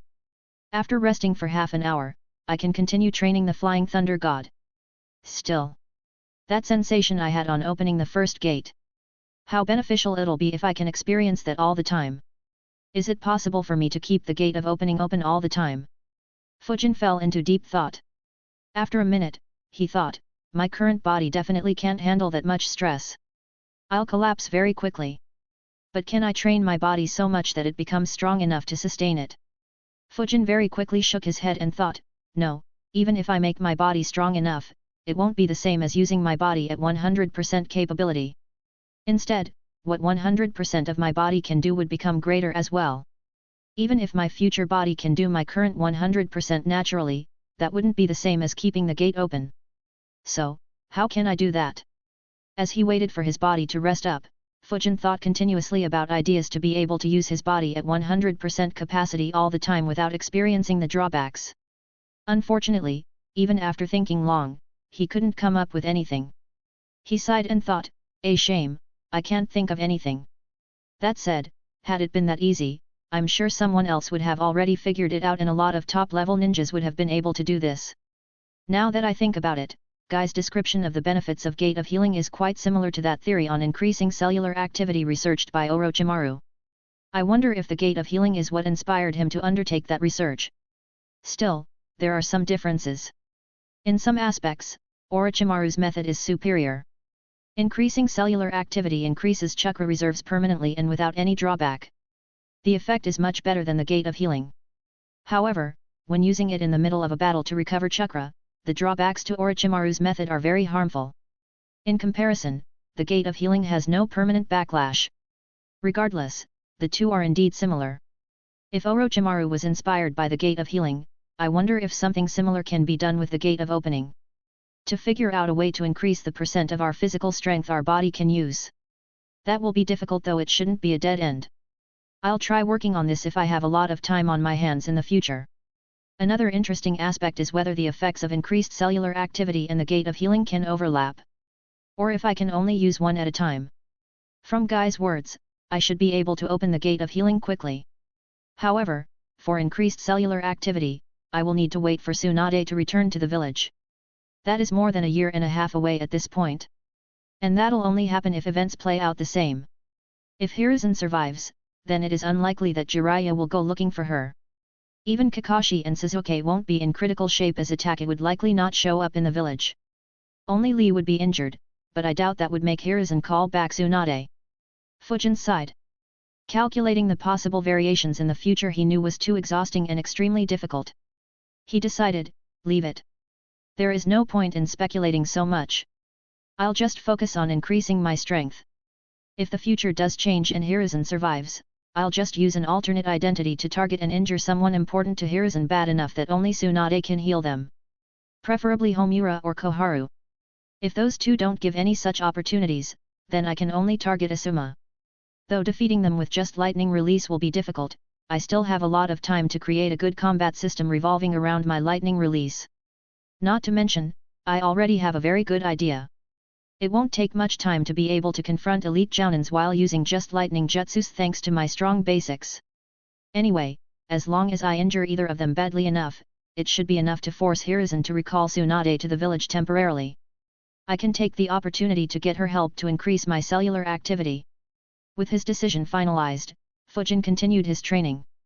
He rested long enough for the tiredness from opening the first gate to disappear. For the next few days, Fujin followed a different pattern. He stopped practicing his wind domain. Instead, he trained his body in the morning and followed it up by training the Flying Thunder God for the rest of his day. However, he opened the gate of opening twice daily with a long time between them to get used to it. A week later, Fujin was sitting inside the meditation room in his house in a meditative position. Suddenly, he opened his eyes and muttered, "Today's the day." He took an alarm clock and placed it in front of him, setting the timer for 5 minutes. Almost instantly, the gate of opening opened and a surge of chakra appeared around Fujin. Fujin had been able to open the gate of opening at will on the 4th day of practice.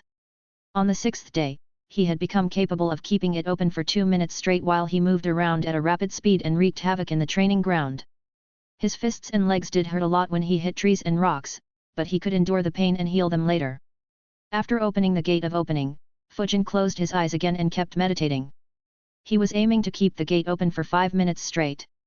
He had barely missed on his previous try, reaching 4 minutes and 48 seconds.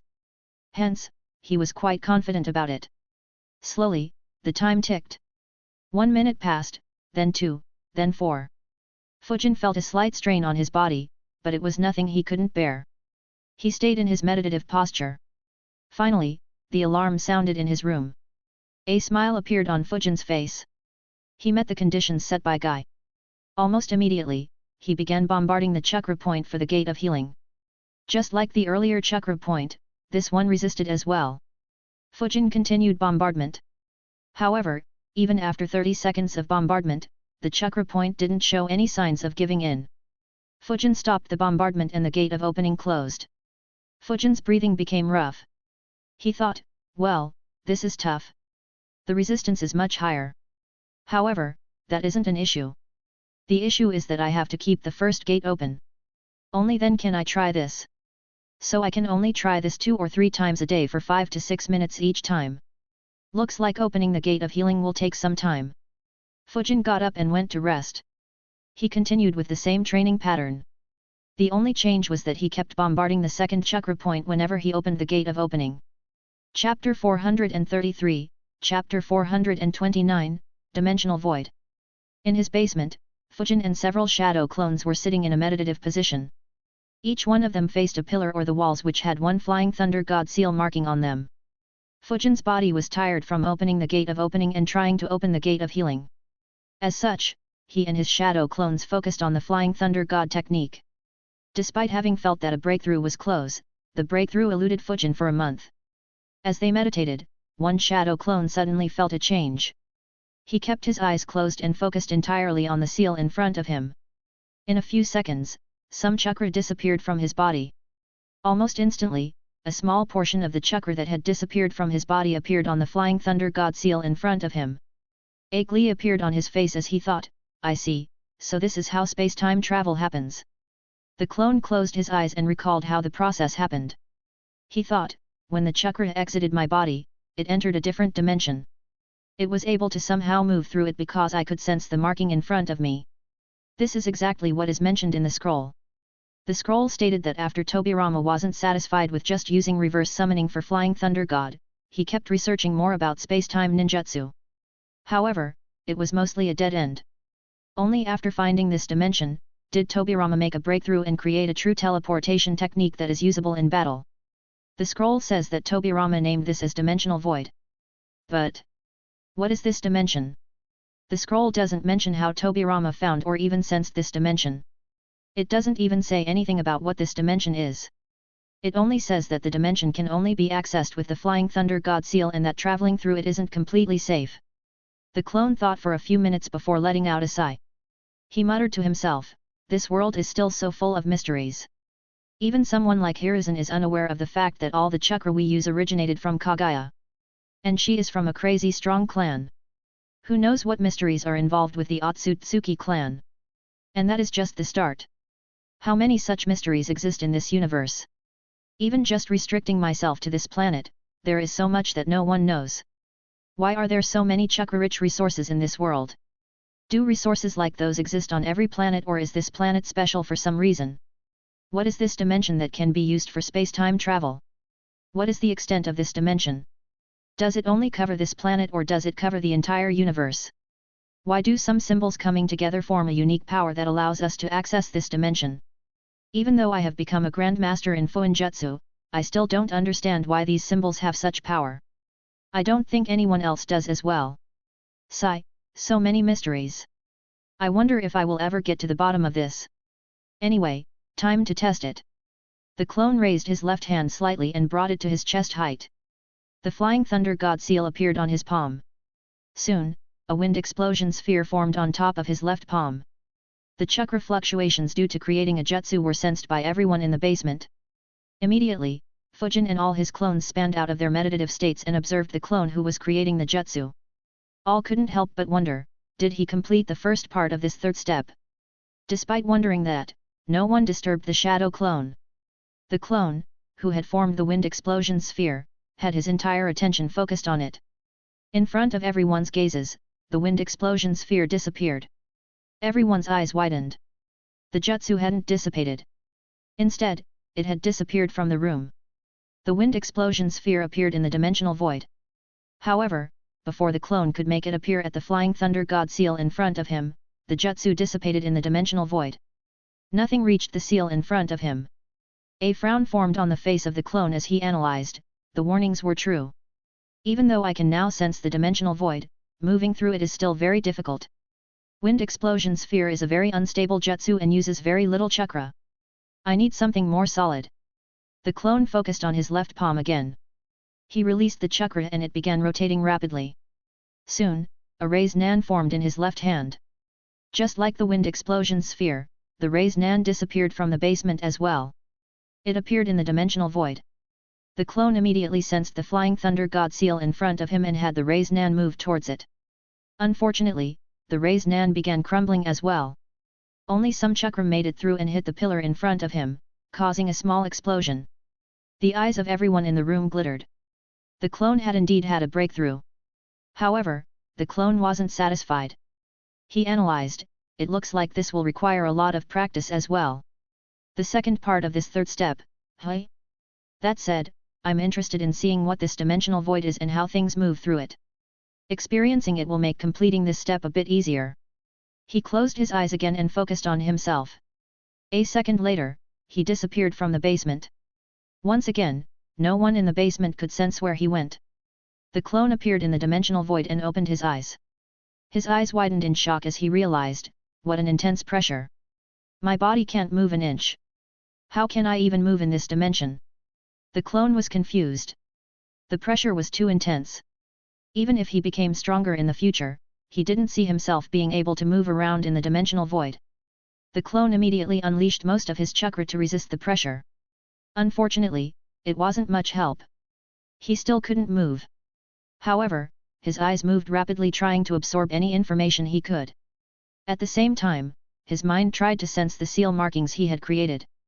Immediately, the clone noticed two things. The first was the dimension itself.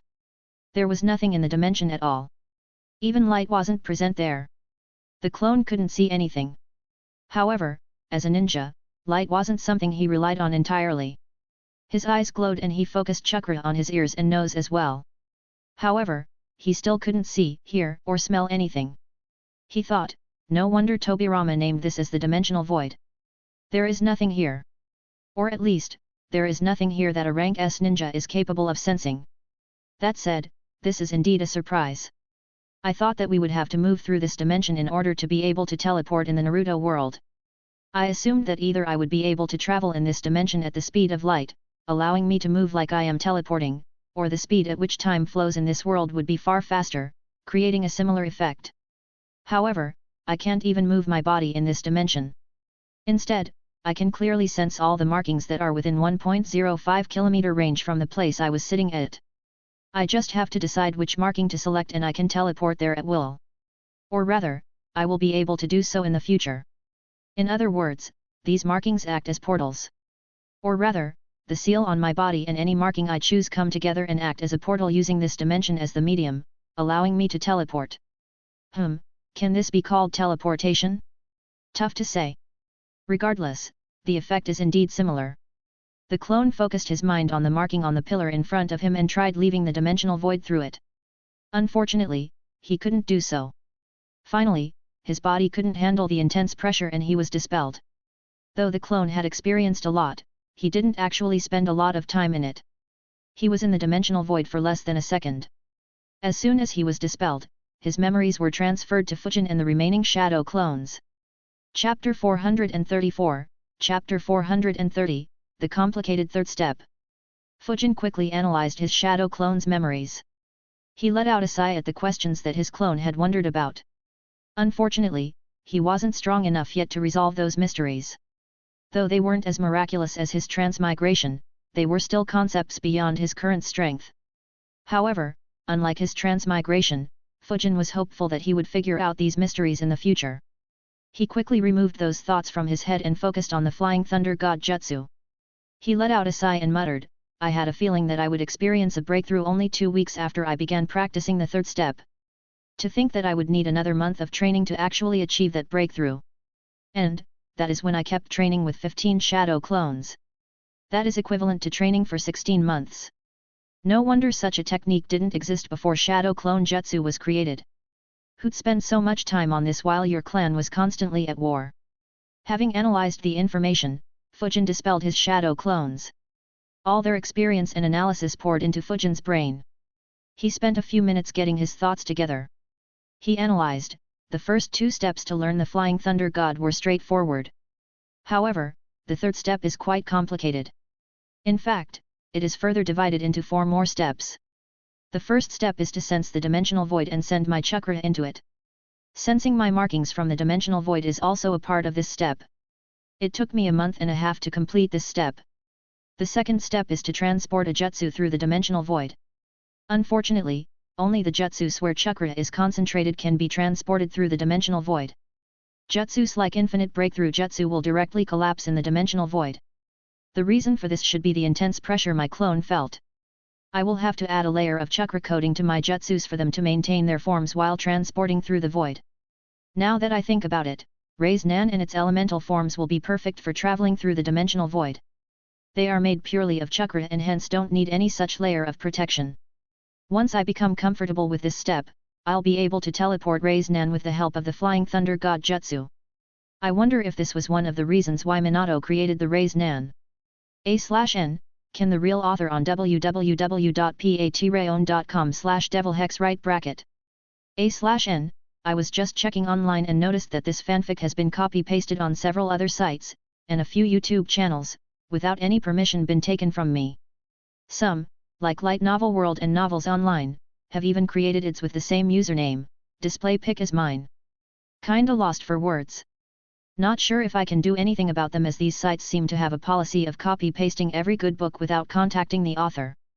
So, from here onwards, I'll be adding either the Patreon link or some weird comments in the middle of each chapter so those low-effort copycats copy these comments as well. Anyway, it'd help if you guys convey to the readers/viewers on those sites that this fanfic has been copied without my knowledge if you ever come across it online. For the record, I have only published this book on Patreon, Web Novel, FFN, Wattpad, Royal Road and Scribble Hub. Basically, if you don't see me thanking patrons at the end of the last few chapters on any website, other than Patreon, you can assume that someone else is copying it. Still, this second step is just so that I can get used to moving space-time teleportation. It isn't practical to sneak jutsus through this for several reasons. For starters, most jutsus can't travel through the dimensional void. And more importantly, momentum isn't conserved during this teleportation. So if I randomly send a jutsu to one of my markings, the jutsu will just collapse or explode on reaching the marking. Sigh, this shatters my dream of firing vacuum bullets through these markings. How cool would that have been? The only way this would be useful is if someone is carrying something with my marking or is directly marked by me. In that case, I can just create Rei's Nan, teleport it to that marking, have it explode on their body and just keep spamming it until they die. I wonder if the Rinnegan can absorb ninjutsus instinctively. If not, I can even kill Nagato if I am able to mark his real body. Only Obito might be tough to deal with as I am not sure if I can sense the markings in his Kamui dimension. Perhaps I could cooperate with Kakashi and have a few shadow clones active in that dimension to attack him once he is marked. Sigh, that bastard is so difficult to kill.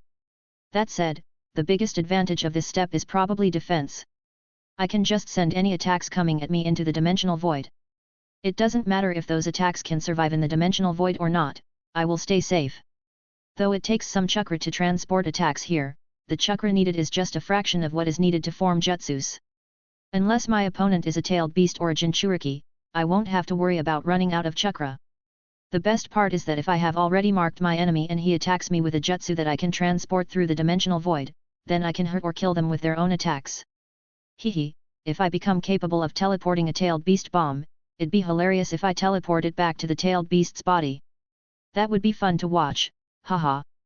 Anyway, once I am comfortable with this second step, I can move on to the third step, which is having my shadow clones teleport through the dimensional void. Until my shadow clones can teleport with 100% accuracy for a month, I shouldn't try it with my real body. Only after a month of experimentation with no problem, I can try the fourth step, which is doing it with my main body. At that point, this technique can be considered as successfully learnt. I will only have to improve it further by increasing the range up to where I can sense my markings and the range of teleporting as well. Being able to teleport across countries. Sigh, that will take some time. However, it should be doable considering that even those three could do so. After all, Mei was quite far away from the battlefield that Madara was on and they still managed to sense the marking and send her there. Fujin looked around in his basement. He analyzed, though I do have a lot of seals here, I doubt they can endure a barrage of Rei's Nan. I will need to increase the protection. Fujin made the confrontation hand seal. Immediately, several seals on the walls and pillars began glowing. One shadow clone appeared next to Fujin. He moved to the center of the basement and sat there. Immediately, several seals appeared on the floor and the ceiling with the shadow clone at the center. Immediately, a barrier appeared and covered the walls, pillars, floor, and ceiling in the basement. With the barrier, Fujin no longer had any worries. Fujin created a new set of shadow clones to assist him in training. All of them began trying to teleport a Rei's Nan to the markings in front of them. All their attempts were unsuccessful as Fujin wasn't used to dimensional void yet. Only a small amount of chakra reached the markings, causing a series of small explosions in the basement. Fortunately, the barrier ensured that his house was undamaged. Unfortunately, Fujin overlooked one important factor. Fujin dispelled his clones as his breathing became heavy. He cursed, "Shit! I forgot that my chakra reserves won't be able to sustain a continuous barrage of Rei's Nan. Not to mention, keeping the barrier up while enduring a barrage of small explosions burned the clone's chakra rapidly as well. I'm already empty. There was no helping it. Even Naruto wouldn't be able to sustain a Rei's Nan barrage for more than a few minutes unless Kurama provides him with his chakra continuously. For Fujin, sustaining it for even a few minutes with 15 shadow clones was too difficult.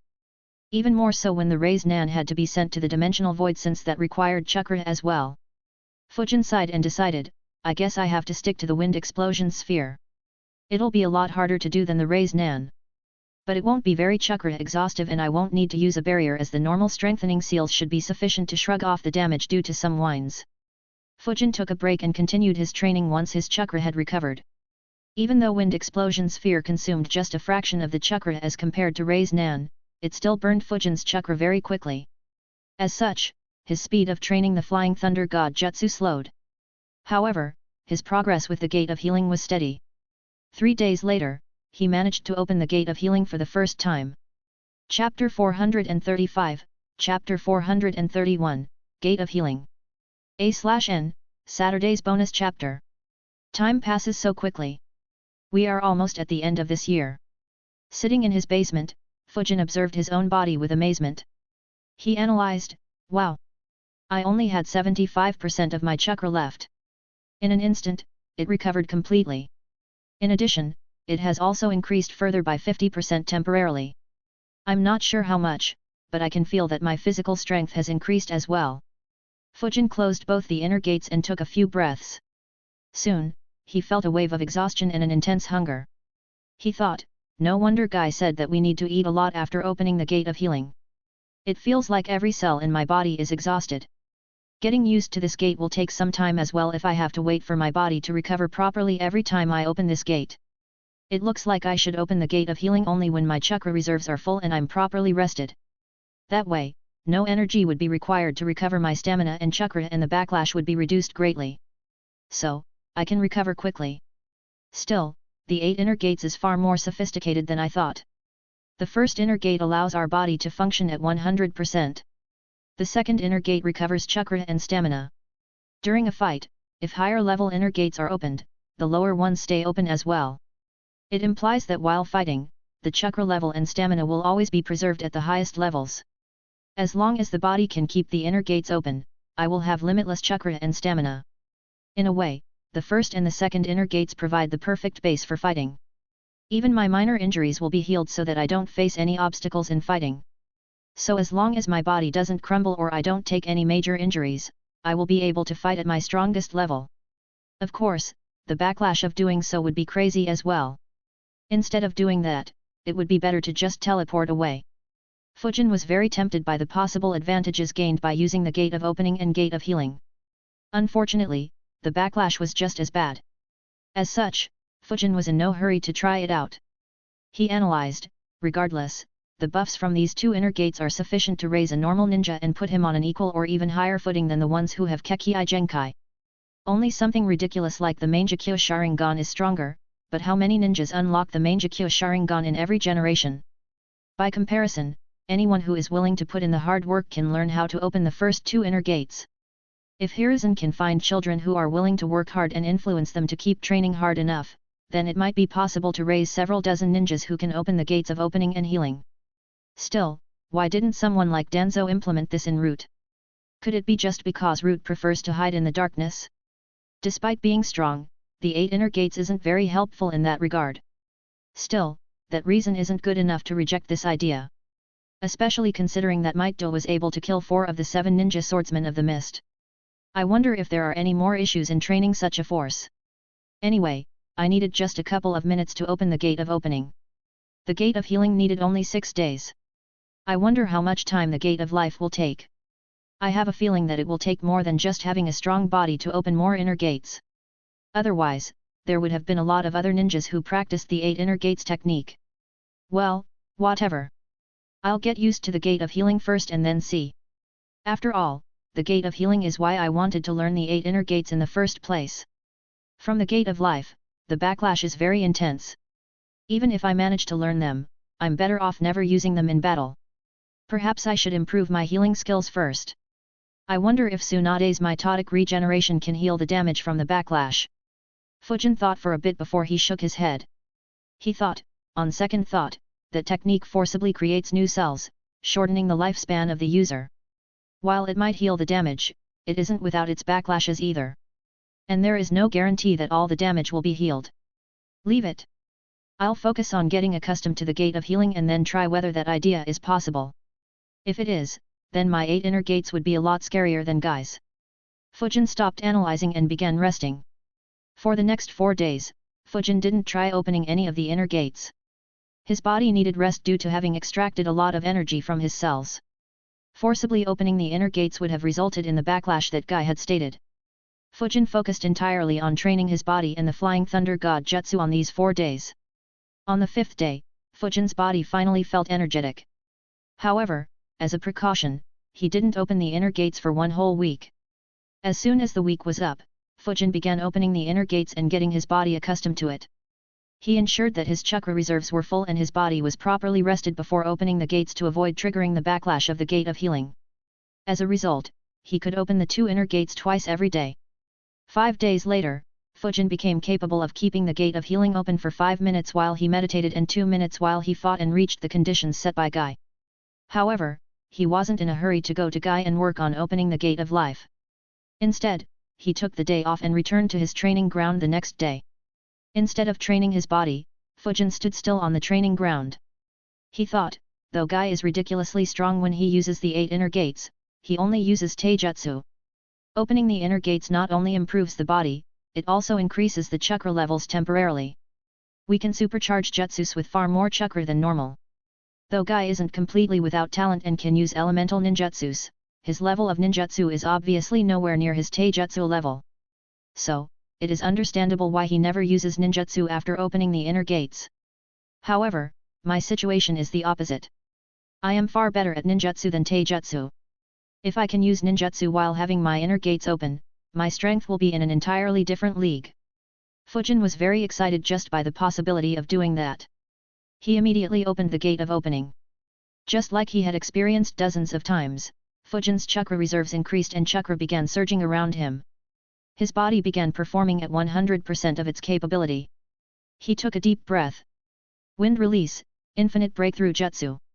Fujin built up his chakra and was about to blow when he suddenly stopped. A frown appeared on his face. He muttered to himself, "That's weird." Fujin closed his eyes and focused on the chakra flowing through his body. He analyzed, "My chakra is very erratic. No, rather, it is in a state of hyperactivity. Hence, it wasn't manipulated properly as usual. But, why didn't I face any problem in manipulating chakra earlier?" Fujin took a deep breath again and decided to use the jutsu again to properly inspect himself. Wind release, infinite breakthrough jutsu. Unfortunately, the same thing happened. The chakra in his body didn't need accurately enough to form the jutsu. The frown on Fujin's face deepened. Immediately, the chakra in his body became concentrated on his right fist. Fujin punched a rock that was next to him, obliterating it into pieces. He analyzed, "Strange, very strange. My chakra flows very smoothly when I'm manipulating it to assist my taijutsu. The strong fist style is working subconsciously while I can use the senjo taijutsu style at will as well. However, when I try to manipulate the chakra for forming a ninjutsu, it doesn't work. Could it be because the way chakra moves while assisting in taijutsu is very simple and something that is supported instinctively, whereas manipulating it for creating ninjutsus is unnatural and hence not supported by my body instinctively? After all, we do need to use hand seals to guide the chakra inside our body to be able to create jutsus. Let me try that." This time, Fujin weaved hand seals for the infinite breakthrough jutsu to create the jutsu. Unfortunately, he felt the same obstacle once again and failed in his attempt. Chapter 436, Chapter 432, Drawback of 8 Inner Gates. A/N, bonus chapter for reaching 6,990 Power Stones last week. We ranked 8th this week. Keep it up guys, smiley face. Despite weaving hand seals, Fujin still couldn't perform the infinite breakthrough jutsu. Fujin muttered to himself, "I still failed. This feeling. It feels familiar. I remember it now. It almost feels like the first time I tried a new jutsu. Even if I weave hand signs, I won't be able to perform it unless that jutsu is very similar to another jutsu that I know. Still. Why am I getting that feeling? Is it because of the hyperactive nature of the chakra flowing in my body? Let me see if I can use simpler jutsus." Fujin tried using the wind explosion sphere jutsu. The result didn't change. Not wanting to give up, Fujin tried using Gail Jutsu, the simplest wind jutsu he was aware of. To his surprise, even that didn't work. Fujin had a peculiar expression on his face. He closed the gate of opening and muttered while chuckling, "Never in a million years would I have imagined that I would fail to use the Gail Jutsu." The situation was too awkward for Fujin. While he had expected some difficulty in using high-level jutsus, he hadn't expected to fail at rank E jutsus. Fujin tried thinking about what went wrong while he rested his body. Though he thought of a few reasons, he wasn't sure which was the real reason. He sighed and decided, there is no point in randomly speculating. I'll directly ask Guy. Though he focuses on taijutsu, it'll be weird if he never tried or considered using ninjutsu while having the inner gates open. Fujin disappeared from his training ground and arrived at the training ground where Guy trained after flickering a few times. To his surprise, Guy was training alone. Fujin raised his left eyebrow and asked, "Where are your students?" Guy was pleasantly surprised to see Fujin. The two hadn't sparred for a few weeks. He said, "I trained them a bit too much yesterday and decided to give them a day off. Though they are young, it will still take some time for their youthfulness to bloom completely. Anyway, it's good to see you again, Fujin. Did you master how to open the gate of healing?" Fujin wondered, this guy gives a day off. Those three should be in terrible shape for this monster to take pity on them. He nodded and answered, "Yeah. I managed to do it yesterday. But I am facing one issue." Guy became serious. He asked, "What issue did you face?" "The 8 inner gates was a forbidden technique." Facing issues while using it could result in serious injuries. So, Guy didn't dare to take it lightly. However, Fujin's answer caused a peculiar expression to appear on Guy's face. Fujin said, I tried using ninjutsu while having the gate of opening opened. However, I failed to perform even the rank E jutsus. Is there any reason why we can't use ninjutsus along with 8 inner gates? Or do we have to use them in a different way? Guy merely stared at Fujin. He couldn't believe what he had just heard.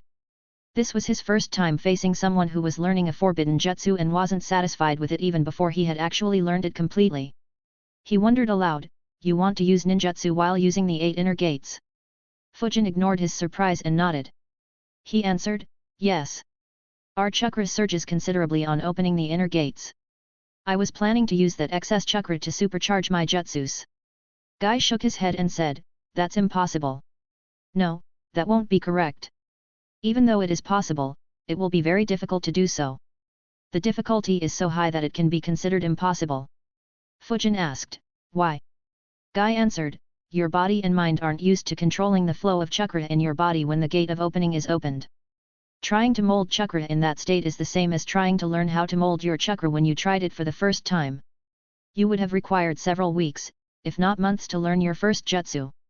If you want to use ninjutsu while using the 8 inner gates, you'll have to devote a similar amount of time to relearn your jutsus. Unfortunately, that is impossible. You can only keep the gates open for a few minutes in a day. And from the gate of healing, opening a gate has an intense backlash associated with it. So, there is no way you can have that much time to train your jutsus. Not to mention, the flow of chakra inside your body changes every time you open an inner gate. So, it is different for when you only open the gate of opening as compared to if you open the gate of opening and the gate of healing. The differences only increase as you open more inner gates. So, even if you train yourself to be able to use ninjutsu after opening the gate of opening, you won't be able to use ninjutsus when you open more inner gates. Fujin analyzed Guy's words. Guy's reasoning was one of Fujin's speculations. However, Fujin hadn't analyzed it deeply as he had several speculations and lacked proper information to be so precise. After some time, he sighed and said, that makes sense.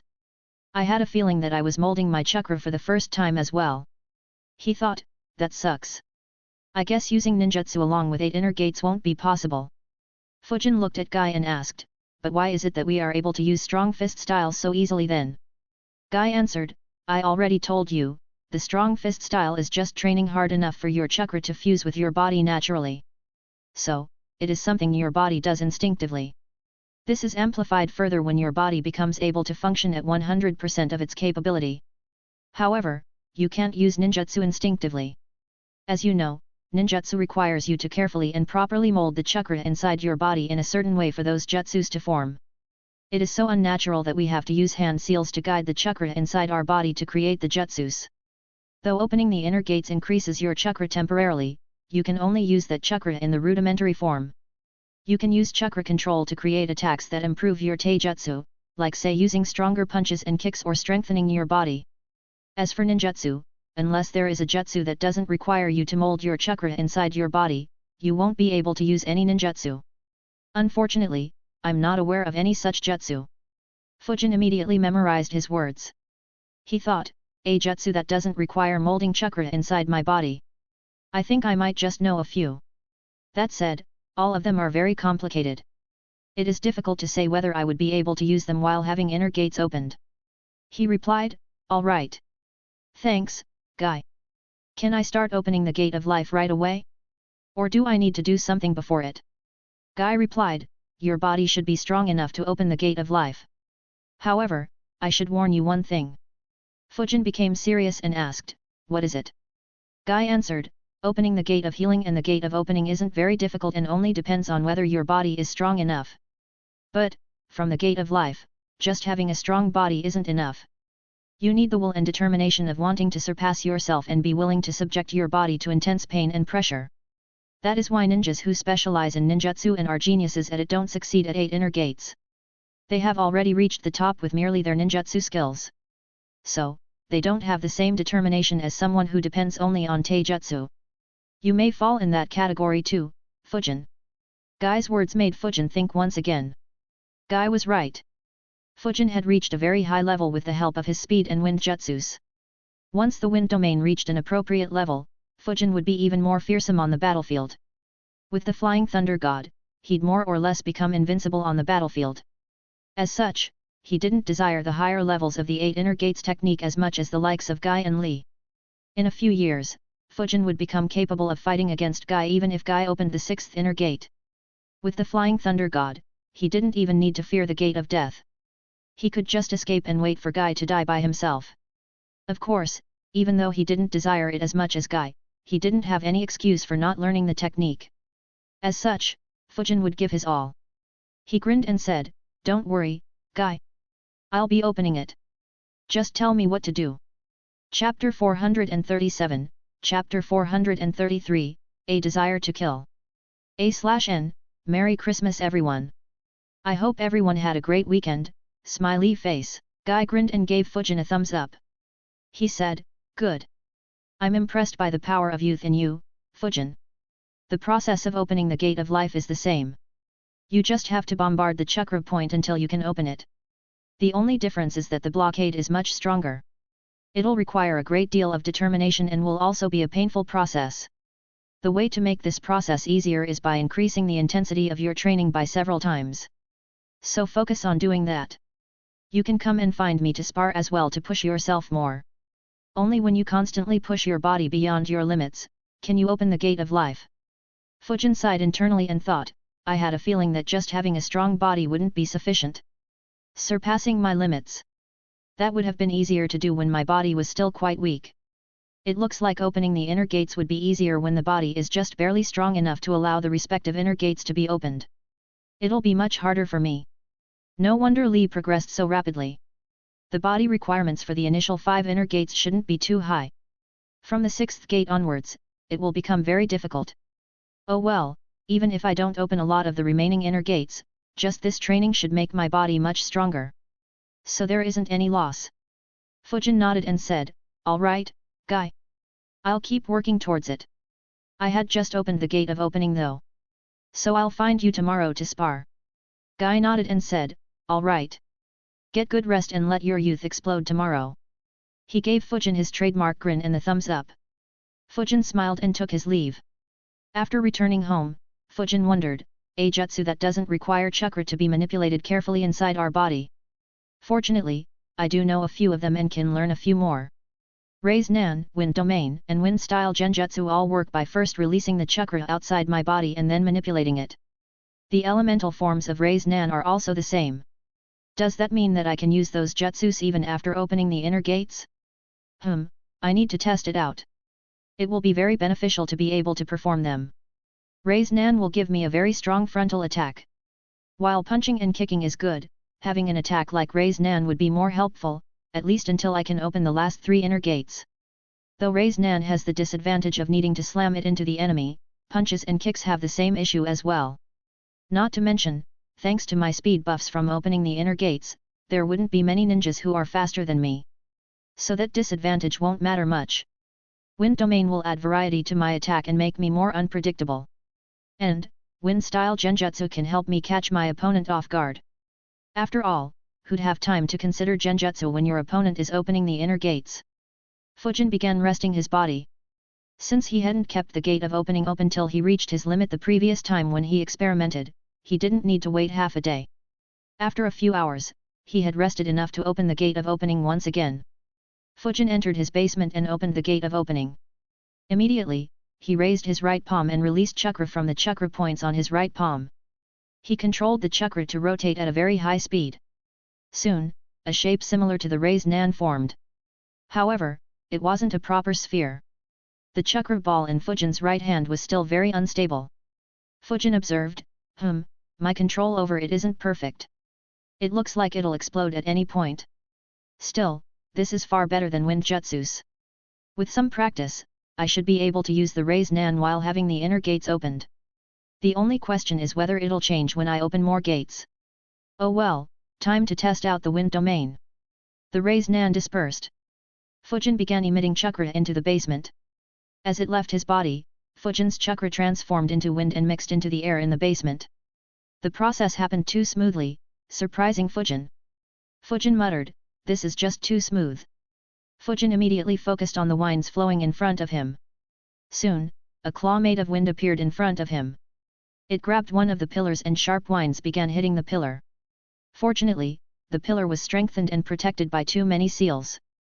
As such, no damage was done to the pillar. Fujin analyzed, not bad. Though my control is a bit unsteady, this is still very good. The important factor is that the time needed to perform the jutsus hasn't been reduced. For Raise Nan, I need to improve my control. Whereas, for the wind domain, I'm not able to form as many sharp winds as I can normally. So it is a bit less potent, but it still has the ability to do a lot of damage. After all, I only need one good slash to kill my enemy. Regardless, this is very good. It is as if the wind domain is instinctual for me. I wonder if I can create vacuum cores as well. Considering the instability, Fujin didn't want to risk creating a vacuum core inside his mouth. He raised his right palm once again. He started creating a vacuum core to create the vacuum sphere jutsu. Though he wouldn't be able to use his own chakra to form a wind sphere around it, he could easily do so with the help of the wind domain. Unfortunately, while Fujin was attempting, the core exploded. Fujin immediately moved far away from it. Thanks to having the gate of opening open, reacting quickly and moving at a fast speed wasn't an issue for him. As such, he was unharmed. Fujin analyzed, too difficult. Even though a vacuum core forms outside my body, it is far more intricate and complicated than a Raise Nan which merely requires chakra spinning at a high speed. It looks like I won't be able to use my vacuum jutsus with the 8 inner gates technique even if I learn how to create vacuum cores with the help of the wind domain. A shame. These two techniques together would have been very destructive. Suddenly, Fujin's chakra surged even more. He had opened the gate of healing. Immediately, another ghost palm formed in front of him. Fujin observed it carefully before stopping. He raised his right palm and formed another Raise Nan. After observing it, he stopped and closed both the inner gates. His breathing became a bit heavy, but a smile could be seen on his face. He analyzed, good. There isn't much difference in control be it with the first or the second gate. It looks like both these jutsus are very compatible with the 8 inner gates. Hee. This will be fun. I wonder who will be the one to force me into using this deadly combo. Regardless, I need to train more. Satisfied with his experiments, Fujin continued his training. He restarted practicing the wind domain and split his time between training it, the Flying Thunder God, physical training, and sparring with Guy. The only thing that changed was that Fujin would suddenly increase the pressure from his training seal beyond what his body could bear while training to push himself further. In the next month, Fujin made rapid progress in wind domain. He also became capable of using the Raise Nan and the wind domain seamlessly while having the gate of opening and the gate of healing open. Unfortunately, he was stuck in other aspects. Though he improved in teleporting the wind explosion sphere through the dimensional void, it hadn't reached a satisfactory level. More importantly, despite having a strong body, he couldn't open the gate of life. The lack of progress in those two aspects caused Fujin some frustration. One day, while he was eating in Ichiraku with Naruto, he muttered to himself, "It feels like I am in a rut. The constant training with no action is causing me to feel some boredom. I'm missing the constant bloodshed I had engaged in earlier. It feels like my instincts are telling me to go out and kill." Chapter 438, Chapter 434, Situation of the Uchiha Clan. Oh boy! You should have seen the drama in my classroom when the eraser Kaiba threw hit Ino instead of Shikamaru. All hell broke loose, you know. It was H. Unable to finish his story yet again, Naruto burst into laughter. Normally, Fujin would take an interest in Naruto's pranks. However, today his mind was preoccupied with his training. He just chuckled in response and let Naruto complete his stories while eating the ramen. After some time, Naruto said, "During our recent sparring class, I managed to land a punch on Sasuke for the first time. He still beat me, but I will defeat him very soon, believe it." Naruto looked at Fujin and asked, "When do you think I can beat him, Fujin?" Fujin replied casually, "From what I hear, he's still quite stronger than you. So don't get your hopes too high anytime soon. However, if you keep training seriously, you'll be able to catch up with him and even leave him in the dust in a matter of time. So, just keep training seriously. Though you have learned 2 jutsus, you are still struggling with wind levitation jutsu." During the last couple of months, Naruto had managed to learn projectile control jutsu to a sufficient level. Fujin had already taught him the next jutsu. Thanks to the training seal Fujin provided, his physique also made rapid improvements. So he was much more impressive than he was at the start of the series. That was even more true in terms of pranks. The students, teachers, and normal citizens in Konoha were all getting more frustrated by the day. Despite their frustration, no one knew that the person behind this change was merely enjoying their misery while he kept training and eating delicious food. The only person who linked the dots was Hiruzen. However, since Naruto didn't trouble him, he didn't bother looking much into it. He just took precautions to ensure that Fujin didn't suddenly take an interest in Konohamaru. Unlike Naruto, who tormented the village, Konohamaru focused entirely on challenging Hiruzen. As such, Hiruzen didn't want to risk facing the nightmare of a little kid with little control over jutsus targeting him dozens of times daily. As for Fujin, he mostly just listened to Naruto describing the success of his pranks. At times, Fujin sent a shadow clone to watch and have some fun, but that was very rare due to his training. Regardless, he enjoyed the entertainment that Naruto brought in. Naruto said, "I will keep training hard." Believe it. Naruto's words about Sasuke made Fujin recall some memories. In the last couple of months, Fujin had sent his clones to the new Uchiha clan compound. The fact that a few Uchiha survived was a major change to the story he recalled.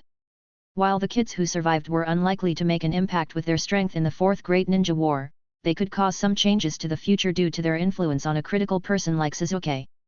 In the original story, Sasuke was always alone. He was consumed with hatred for Itachi and didn't have anything to protect. In fact, his hatred was so great that he was willing to sacrifice his second goal, that is, to revive the Uchiha clan. However, now Sasuke was the de facto leader of a few dozen orphans who represented everything that was left of the Uchiha clan. He had a responsibility to guide them. He had a responsibility to protect them. In Fujin's opinion, that should make Sasuke far more mature than what he remembered. On the other hand, since he wasn't the only survivor, he didn't need to worry about the Uchiha clan disappearing if he died. As such, he could chase after Itachi even more recklessly. So Fujin was very interested in seeing what path Sasuke would take.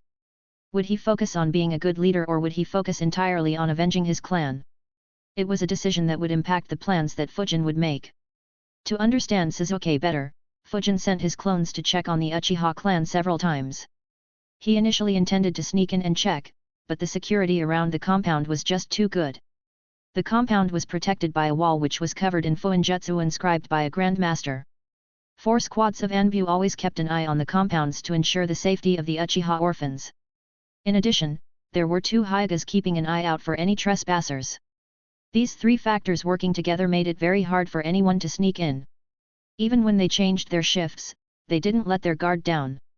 While Fujin could still enter sneakily and observe the Uchiha clan without anyone noticing, it would require a lot of preparation and would involve some risk.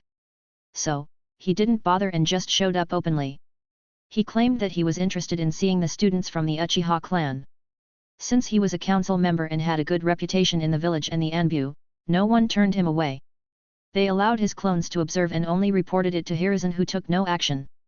While he was intrigued, he didn't ask Fujin anything as Fujin had trained and guided young kids by himself several times. If a few Uchiha kids caught Fujin's eye and he decided to train them like Naruto, Hiruzen would only be pleased. As such, Fujin was allowed to observe as much as he wanted. As he observed, Fujin noticed quite a few things. He analyzed, though a lot of Uchiha orphans have survived the massacre. They are still very weak. I guess having this level of protection was something Itachi asked Hiruzen to do to ensure that they could grow up safely. Still, Sasuke isn't much different from what I remember. I can see that he is still consumed by the desire to kill Itachi. And though there are many Uchiha orphans, he is still aloof and only interacts with them when they approach him. Pretty much everything in the compounds is taken care of by the caretakers employed by Hiruzen. I guess his future path won't be much different. In fact, it might make even more sense for him to be willing to sacrifice his body to Orochimaru in return for his promise to kill Itachi. Still, what a shame. Even though he has so much talent and has a desire burning inside him, he doesn't train hard enough and doesn't use that hatred as fuel to grow stronger. If he did, he could rise to the level of a special jonin within a year. What a waste. That said, the blame doesn't entirely lie with him. He is already at the top of his class. In fact, no student in the academy comes close to matching him. And he has no idea how strong Itaki and the other strong ninjas are. So, I guess he just doesn't see any need to train harder and wouldn't see it unless someone from the academy challenges him or he sees how strong elite jounins can be. As Fujin recalled his analysis, he couldn't help but shake his head. He thought, despite having Naruto and Sasuke, two students who were at the peak of the world in terms of talent, Konoha didn't bother assigning anyone to train them properly and push them to become stronger. Then again, this is just because no one knows their true talent. I wonder what Hiruzen would have done had he known how strong both of them would grow in the future. Fujin and Naruto were done eating. Naruto ran out of funny stories to tell as well. Fujin looked at Naruto and said, "Naruto, I'll be out of the village for some time. So you won't see me at my house for probably a couple of weeks. Feel free to use the training ground if you want though. Keep working on your training. By the time I am back, you should manage to cut the leaf entirely and do leaf concentration for 90 minutes. Naruto was curious. He said, "I will train hard, believe it. Are you going out for a mission?" Fujin nodded. Naruto had a look of curiosity and longing as he said, "I have never been out of the village. I wonder how it is outside." Fujin chuckled and responded, "Just train hard and become a strong ninja. You can then see as much of the world as you want." Naruto nodded and claimed, "I will become strong enough. Believe it." Fujin chuckled and said, "I do. Now go and continue your training." Naruto immediately left. Fujin left as well. He sent a clone to inform Guy of his absence and strolled towards the mission center in the Hokage's building. Chapter 439, Chapter 435, Return of the Bandit Exterminator. Upon entering the mission center, a familiar face appeared in front of Fujin. A face he hadn't seen for quite a few years. Shishiro looked at Fujin in surprise. He said, "I haven't seen you here in a long time. It's good to see you again. Do you need any help?" He thought, the last time I saw him, he was only a chunin. Now, 3 years later, he has become an elite jounin and is also a council member. What rapid progress! Fujin smiled and said, "It's good to see you again, Shishiro. I'm just bored from staying in the village and want to kill some time. Do you have any bandit elimination missions inside the Land of Fire?" Fujin's question caught Shishiro by surprise. He chuckled, "This brings back the memories of the bandit exterminators. I recall how unwilling you three used to be to accept these missions. I never thought you'd willingly ask for them." Fujin chuckled as well and replied, "I'm just bored. Thought I'd help out a bit in this regard. Just give me the missions that are located in one area. Also, give any missions that involve killing rogue ninjas in the same area. The rank of the mission doesn't matter as long as I don't have to interact with anyone." Shishiro nodded. He was aware that elite jounins would frequently go on rank S missions by themselves. He quickly took out every elimination mission that existed in the southern part of the Land of Fire. Fujin accepted the missions and went through the files one by one. He analyzed, these bandit camps target the trading route between Konoha and the lands of noodles and tea. Didn't Hiruzen create 2 camps along their borders? As Fujin read more mission files, he realized, I see. Due to the establishment of those 2 camps, the trade between the 3 countries has blossomed. The land of tea and the land of noodles even took advantage of the situation and increased their trade relations, taking advantage of the safe conditions created by Konoha. The land of fire benefits as well due to the transit tax these 2 countries pay. However, since the trade has increased so much, it has attracted more bandits and rogue ninjas, especially from the land of water. No wonder the 2 camps aren't able to clear out all of the bandits and rogue ninjas. Oh well, these missions should be plenty. Though I still haven't mastered the Flying Thunder God Jutsu, it is never too early to start preparations. A mischievous smile appeared on Fujin's face. Shishiro noticed it but didn't understand. Due to Fujin's high position, he didn't ask. However, had Hiruzen seen Fujin's smile and known the fact that Fujin had experienced some success in the Flying Thunder God Jutsu, he would have understood it immediately. Fujin was someone who had covered his house with tens of thousands of seals. It took no genius to figure out what he would be doing with the Flying Thunder God Jutsu. Fujin accepted all of the missions.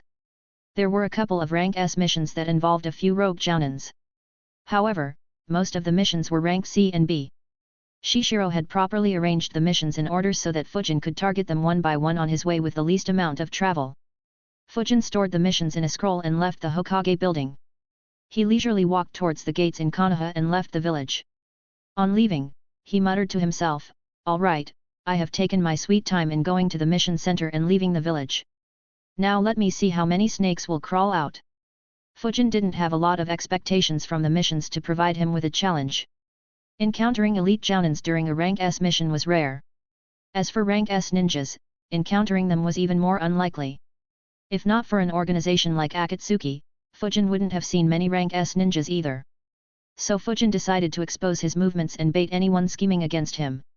Be it Danzo or any enemy country who'd want to target him. On leaving the village, Fujin began moving south at a normal speed. It wasn't slow for anyone to get suspicious, nor was it fast enough to make others unable to keep up. While he jumped from branch to branch, Fujin would occasionally touch the trees he stepped on with his palm. A marking would appear wherever his palm touched and it would disappear in a moment, leaving no trace behind. After moving some distance from the village, Fujin activated his chakra field. Fujin's chakra field spread for 2.5 kilometers around him. A look of surprise appeared on Fujin's face as he thought, no one is following me? Or are they just keeping some distance? Fujin kept moving while occasionally leaving the flying thunder god markings on the trees. After traveling a few kilometers, he suddenly increased his chakra field to 3.5 kilometers. To his surprise, he still didn't sense anyone. He analyzed, it's nearly 25 kilometers away from the village. Still no one? Is no one following me, or are they taking precautions by staying out of my detection range? Or are they very good at hiding their chakra? A smile formed on Fujin's face. He muttered to himself, though I couldn't complete the step of sending a jutsu through the dimensional void, my training for the Flying Thunder God yielded a different kind of result. He stopped activating his chakra field and closed his eyes. In an instant, a picture formed in his mind. Everything in a radius of 4.5 kilometers, be it on the ground, in the air or under the ground, appeared in Fujin's mind. In this picture, Fujin saw two disturbances behind him, which implied that there were two chakra signatures trailing him. Since his progress in teleporting through the dimensional void had slowed down, Fujin worked on increasing the range up to which he could sense the coordinates of his markings. In the last month, it had increased to beyond 15 kilometers. While he was training it, Fujin detected a new ability. While detecting the space coordinates of his markings, Fujin suddenly sensed some disturbances in the space that he was detecting with the help of the space-time sensing technique. On investigating, Fujin discovered that the disturbances represented chakra signatures. It was unreliable at the start, but with training, Fujin became capable of using it to sense other chakra signatures within his range. It was different from normal sensing that required chakra fields. Since this method didn't require a chakra field, others couldn't detect that someone was sensing them. The only thing Fujin wasn't sure about was if others who have talent in space-time ninjutsu would sense it, but on experimenting with his shadow clones, he understood that they didn't sense anything. Another advantage that Fujin's new detection method had was range. Fujin could detect his markings within a radius of 15 kilometers. Though he couldn't use this sensing ability for the entire 15 kilometers, he could use it for 4.5 kilometers, which was greater than what he could normally sense. Not to mention, it was still improving rapidly, unlike his chakra field, which was very difficult to improve further. In addition to sensing, it also gave Fujin another ability. He could feel that he was very sensitive to disturbances in space-time. So if someone else used space-time ninjutsus, they would have a hard time sneaking up on Fujin. While Fujin wasn't sure how effective it would be, it was still a happy surprise. As Fujin activated his new sensing ability and the picture formed in his mind showed two disturbances in the space-time field, a smile formed on Fujin's face. He realized that his guess was accurate. He was being trailed. Around 4 kilometers behind Fujin, two masked root ninjas were trailing Fujin. Both were very careful as they trailed him and had concentrated chakra in their eyes to observe any changes. One of them said to the other, "Lord Danzo's analysis was perfect. His initial chakra field stopped at 1.5 kilometers from us, but it suddenly expanded so much. Had we been closer, he would have discovered us." The other ninja replied, "Yes. As Lord Danzo said, this guy is full of mysteries and his actions are very unpredictable. We have to trail him properly and collect as much information as we can. If there is some issue with him, Konoha will be in a lot of trouble considering his high post. Pay more attention. He has deactivated his chakra field. Trailing him will become more difficult." The root ninja nodded. Though they were trailing Fujin, neither was aware of the fact that they were already discovered by the person they were trailing. And thanks to the large distance between them, neither could sense what Fujin was up to. Neither of them sensed any danger as they were moving. All their attention was in the front. Since Fujin had deactivated his chakra field, their eyes couldn't see it. Hence, they didn't know how far ahead Fujin was or where he was heading. They had to trail Fujin merely from the signs he left while moving, which wasn't easy by any means. In addition, they had to ensure that they didn't get too close to Fujin and get detected if Fujin suddenly activated his chakra field. As such, neither of them could sense the vacuum blades that beheaded them from the back. They died without knowing how they were detected and who their killer was. A/N, bonus chapter on next Sunday if the FIC gets 1000 power stones. Bonus chapter on next week's Saturday if the FIC gets 2000 power stones. A/N, if you can, then please support me on Patreon.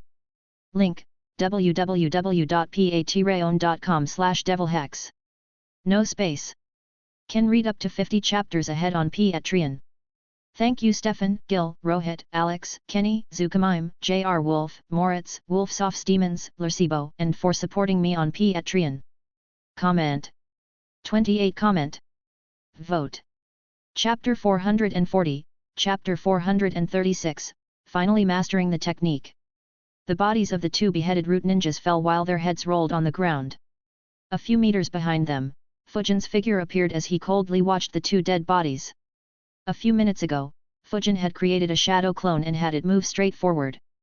At the same time, he moved away from the path and hid his chakra while waiting for the ones trailing him to catch up. As a result, neither root ninja sensed him. Fujin observed the two dead bodies and thought, as I guessed, it was Root. Now, did Danzo send them behind me to assassinate me or for some other purpose? Fujin couldn't be sure. Danzo wasn't as reckless as he had imagined. So Fujin knew that Danzo wouldn't make a sloppy assassination attempt. Regardless, it didn't bother him much. He stored the two dead bodies and also the blood they spilled on the ground, eliminating all evidence of them dying there. He muttered to himself, though I can't be sure yet, it is only a matter of time. I should master that technique this time. Once I do, I'll see what Danzo is up to. Fujin had inspected the area with his space-time sensing technique once again and didn't sense anyone else. He analyzed, I guess these two are the only ones chasing me. Makes sense. Even if other villages have spies in Konoha, the spies won't act by themselves. Oh well, no point in waiting for them. I should do what I intended to do. If any more enemies show up, I hope that they are more of a challenge. Fujin continued moving south. This time, his speed was much faster. And as he had planned, he left flying thunder god markings at intervals of 1 kilometer as he moved. A smile appeared on Fujin's face as the number of markings he left outside Konoha crossed 100. He thought, I'm not sure if Minato or Tobirama did something like this, but I'll be touring all the elemental nations and leave my markings everywhere. Once that is completed, I'll tour with Kaido and leave markings in the remaining world as well. The ability to teleport anywhere in this world, he. As long as I stay alert and don't fall prey to a sneak attack or a strong genjutsu, no one will be able to kill me. While Fujin was moving south, Hiruzen finally received the news about Fujin accepting several missions and leaving the village. A look of surprise appeared on his face as he wondered, he left the village because he was bored. That's strange. That's the first time I have heard him complaining about being bored. It looks like he has some other intentions. But what exactly? Hiruzen thought for a bit, but he couldn't think of anything. He just let it go as he didn't think Fujin would do anything to harm Konoha. A few hours later, Danzo became a bit nervous. Despite it being several hours, he didn't receive a single report from the two root ninjas he sent after Fujin. He couldn't guess what happened to them. Fujin spent the entire day moving south while leaving thousands of markings before resting for the night. The next morning, he arrived at his first target. Fujin stood on a tree branch with the leaves covering his figure. In front of him was a bandit camp with just 5 huts. There were only 11 people in it. Fujin muttered to himself, though this place has a lot of bandits, there are no large bandit camps. Makes sense I guess. If any bandit camp becomes too big, Konoha would deploy squads immediately to eliminate them. Oh well, it doesn't matter. I should have enough test subjects. Fujin disappeared from his spot. In less than half a minute, the throat of every bandit was slit. It was a quick and painless death. Fujin gathered all the bodies together. He placed his hand on the head of one dead bandit and emitted yin chakra inside his brain. Fujin managed to read a few memories but the brain was quickly destroyed. Fujin sighed and did the same for the remaining 10 dead bandits. Fujin managed to read a varying amount of memories from each of the bandits. Unfortunately, all the brains were destroyed. Fujin analyzed, it's been a long time since I tried to read memories. I have become a bit rusty. Still, I hope I'm able to master this technique during this trip. I have been holding on to that priest's body for years without being able to get any benefits from it. Fujin moved away from the bodies. Fire release, Great Fireball Jutsu. He exhaled a giant fireball that engulfed all the 11 dead bodies. Fujin observed carefully as the 11 bodies were destroyed beyond recognition in the intense fire. He thought, if anyone comes across the dead bodies and inspects them, they will notice that their brains have been destroyed. It won't take a genius to figure out that someone was practicing the Yamanaka clan's secret technique. Since I'm the one who accepted the mission to hunt them down, linking it to me wouldn't be difficult. That would be troublesome. Though I can handle that trouble, it's best to not attract it at all. It's best to read the memories in secret and prepare myself while keeping my enemies in the dark. Soon, the 11 dead bodies were burnt to crisp. Only their bones were left. Even if anyone found these bodies, they would think that their brain was destroyed due to the fire. Fujin placed his palm on the ground. The earth opened up and swallowed the bones before closing back. At the same time, Fujin blew away the huts as well. The ground became normal once again, showing no signs that there was a bandit camp there, and 11 people were just killed, cremated, and buried there. Fujin quickly moved towards his next target. Konoha hadn't collected the exact location in the majority of the missions that were given to Fujin. They only had approximate locations due to which those missions weren't given to others yet. So Fujin had to look for a bit. Fortunately, with his space-time sensing technique, the process was quite easy.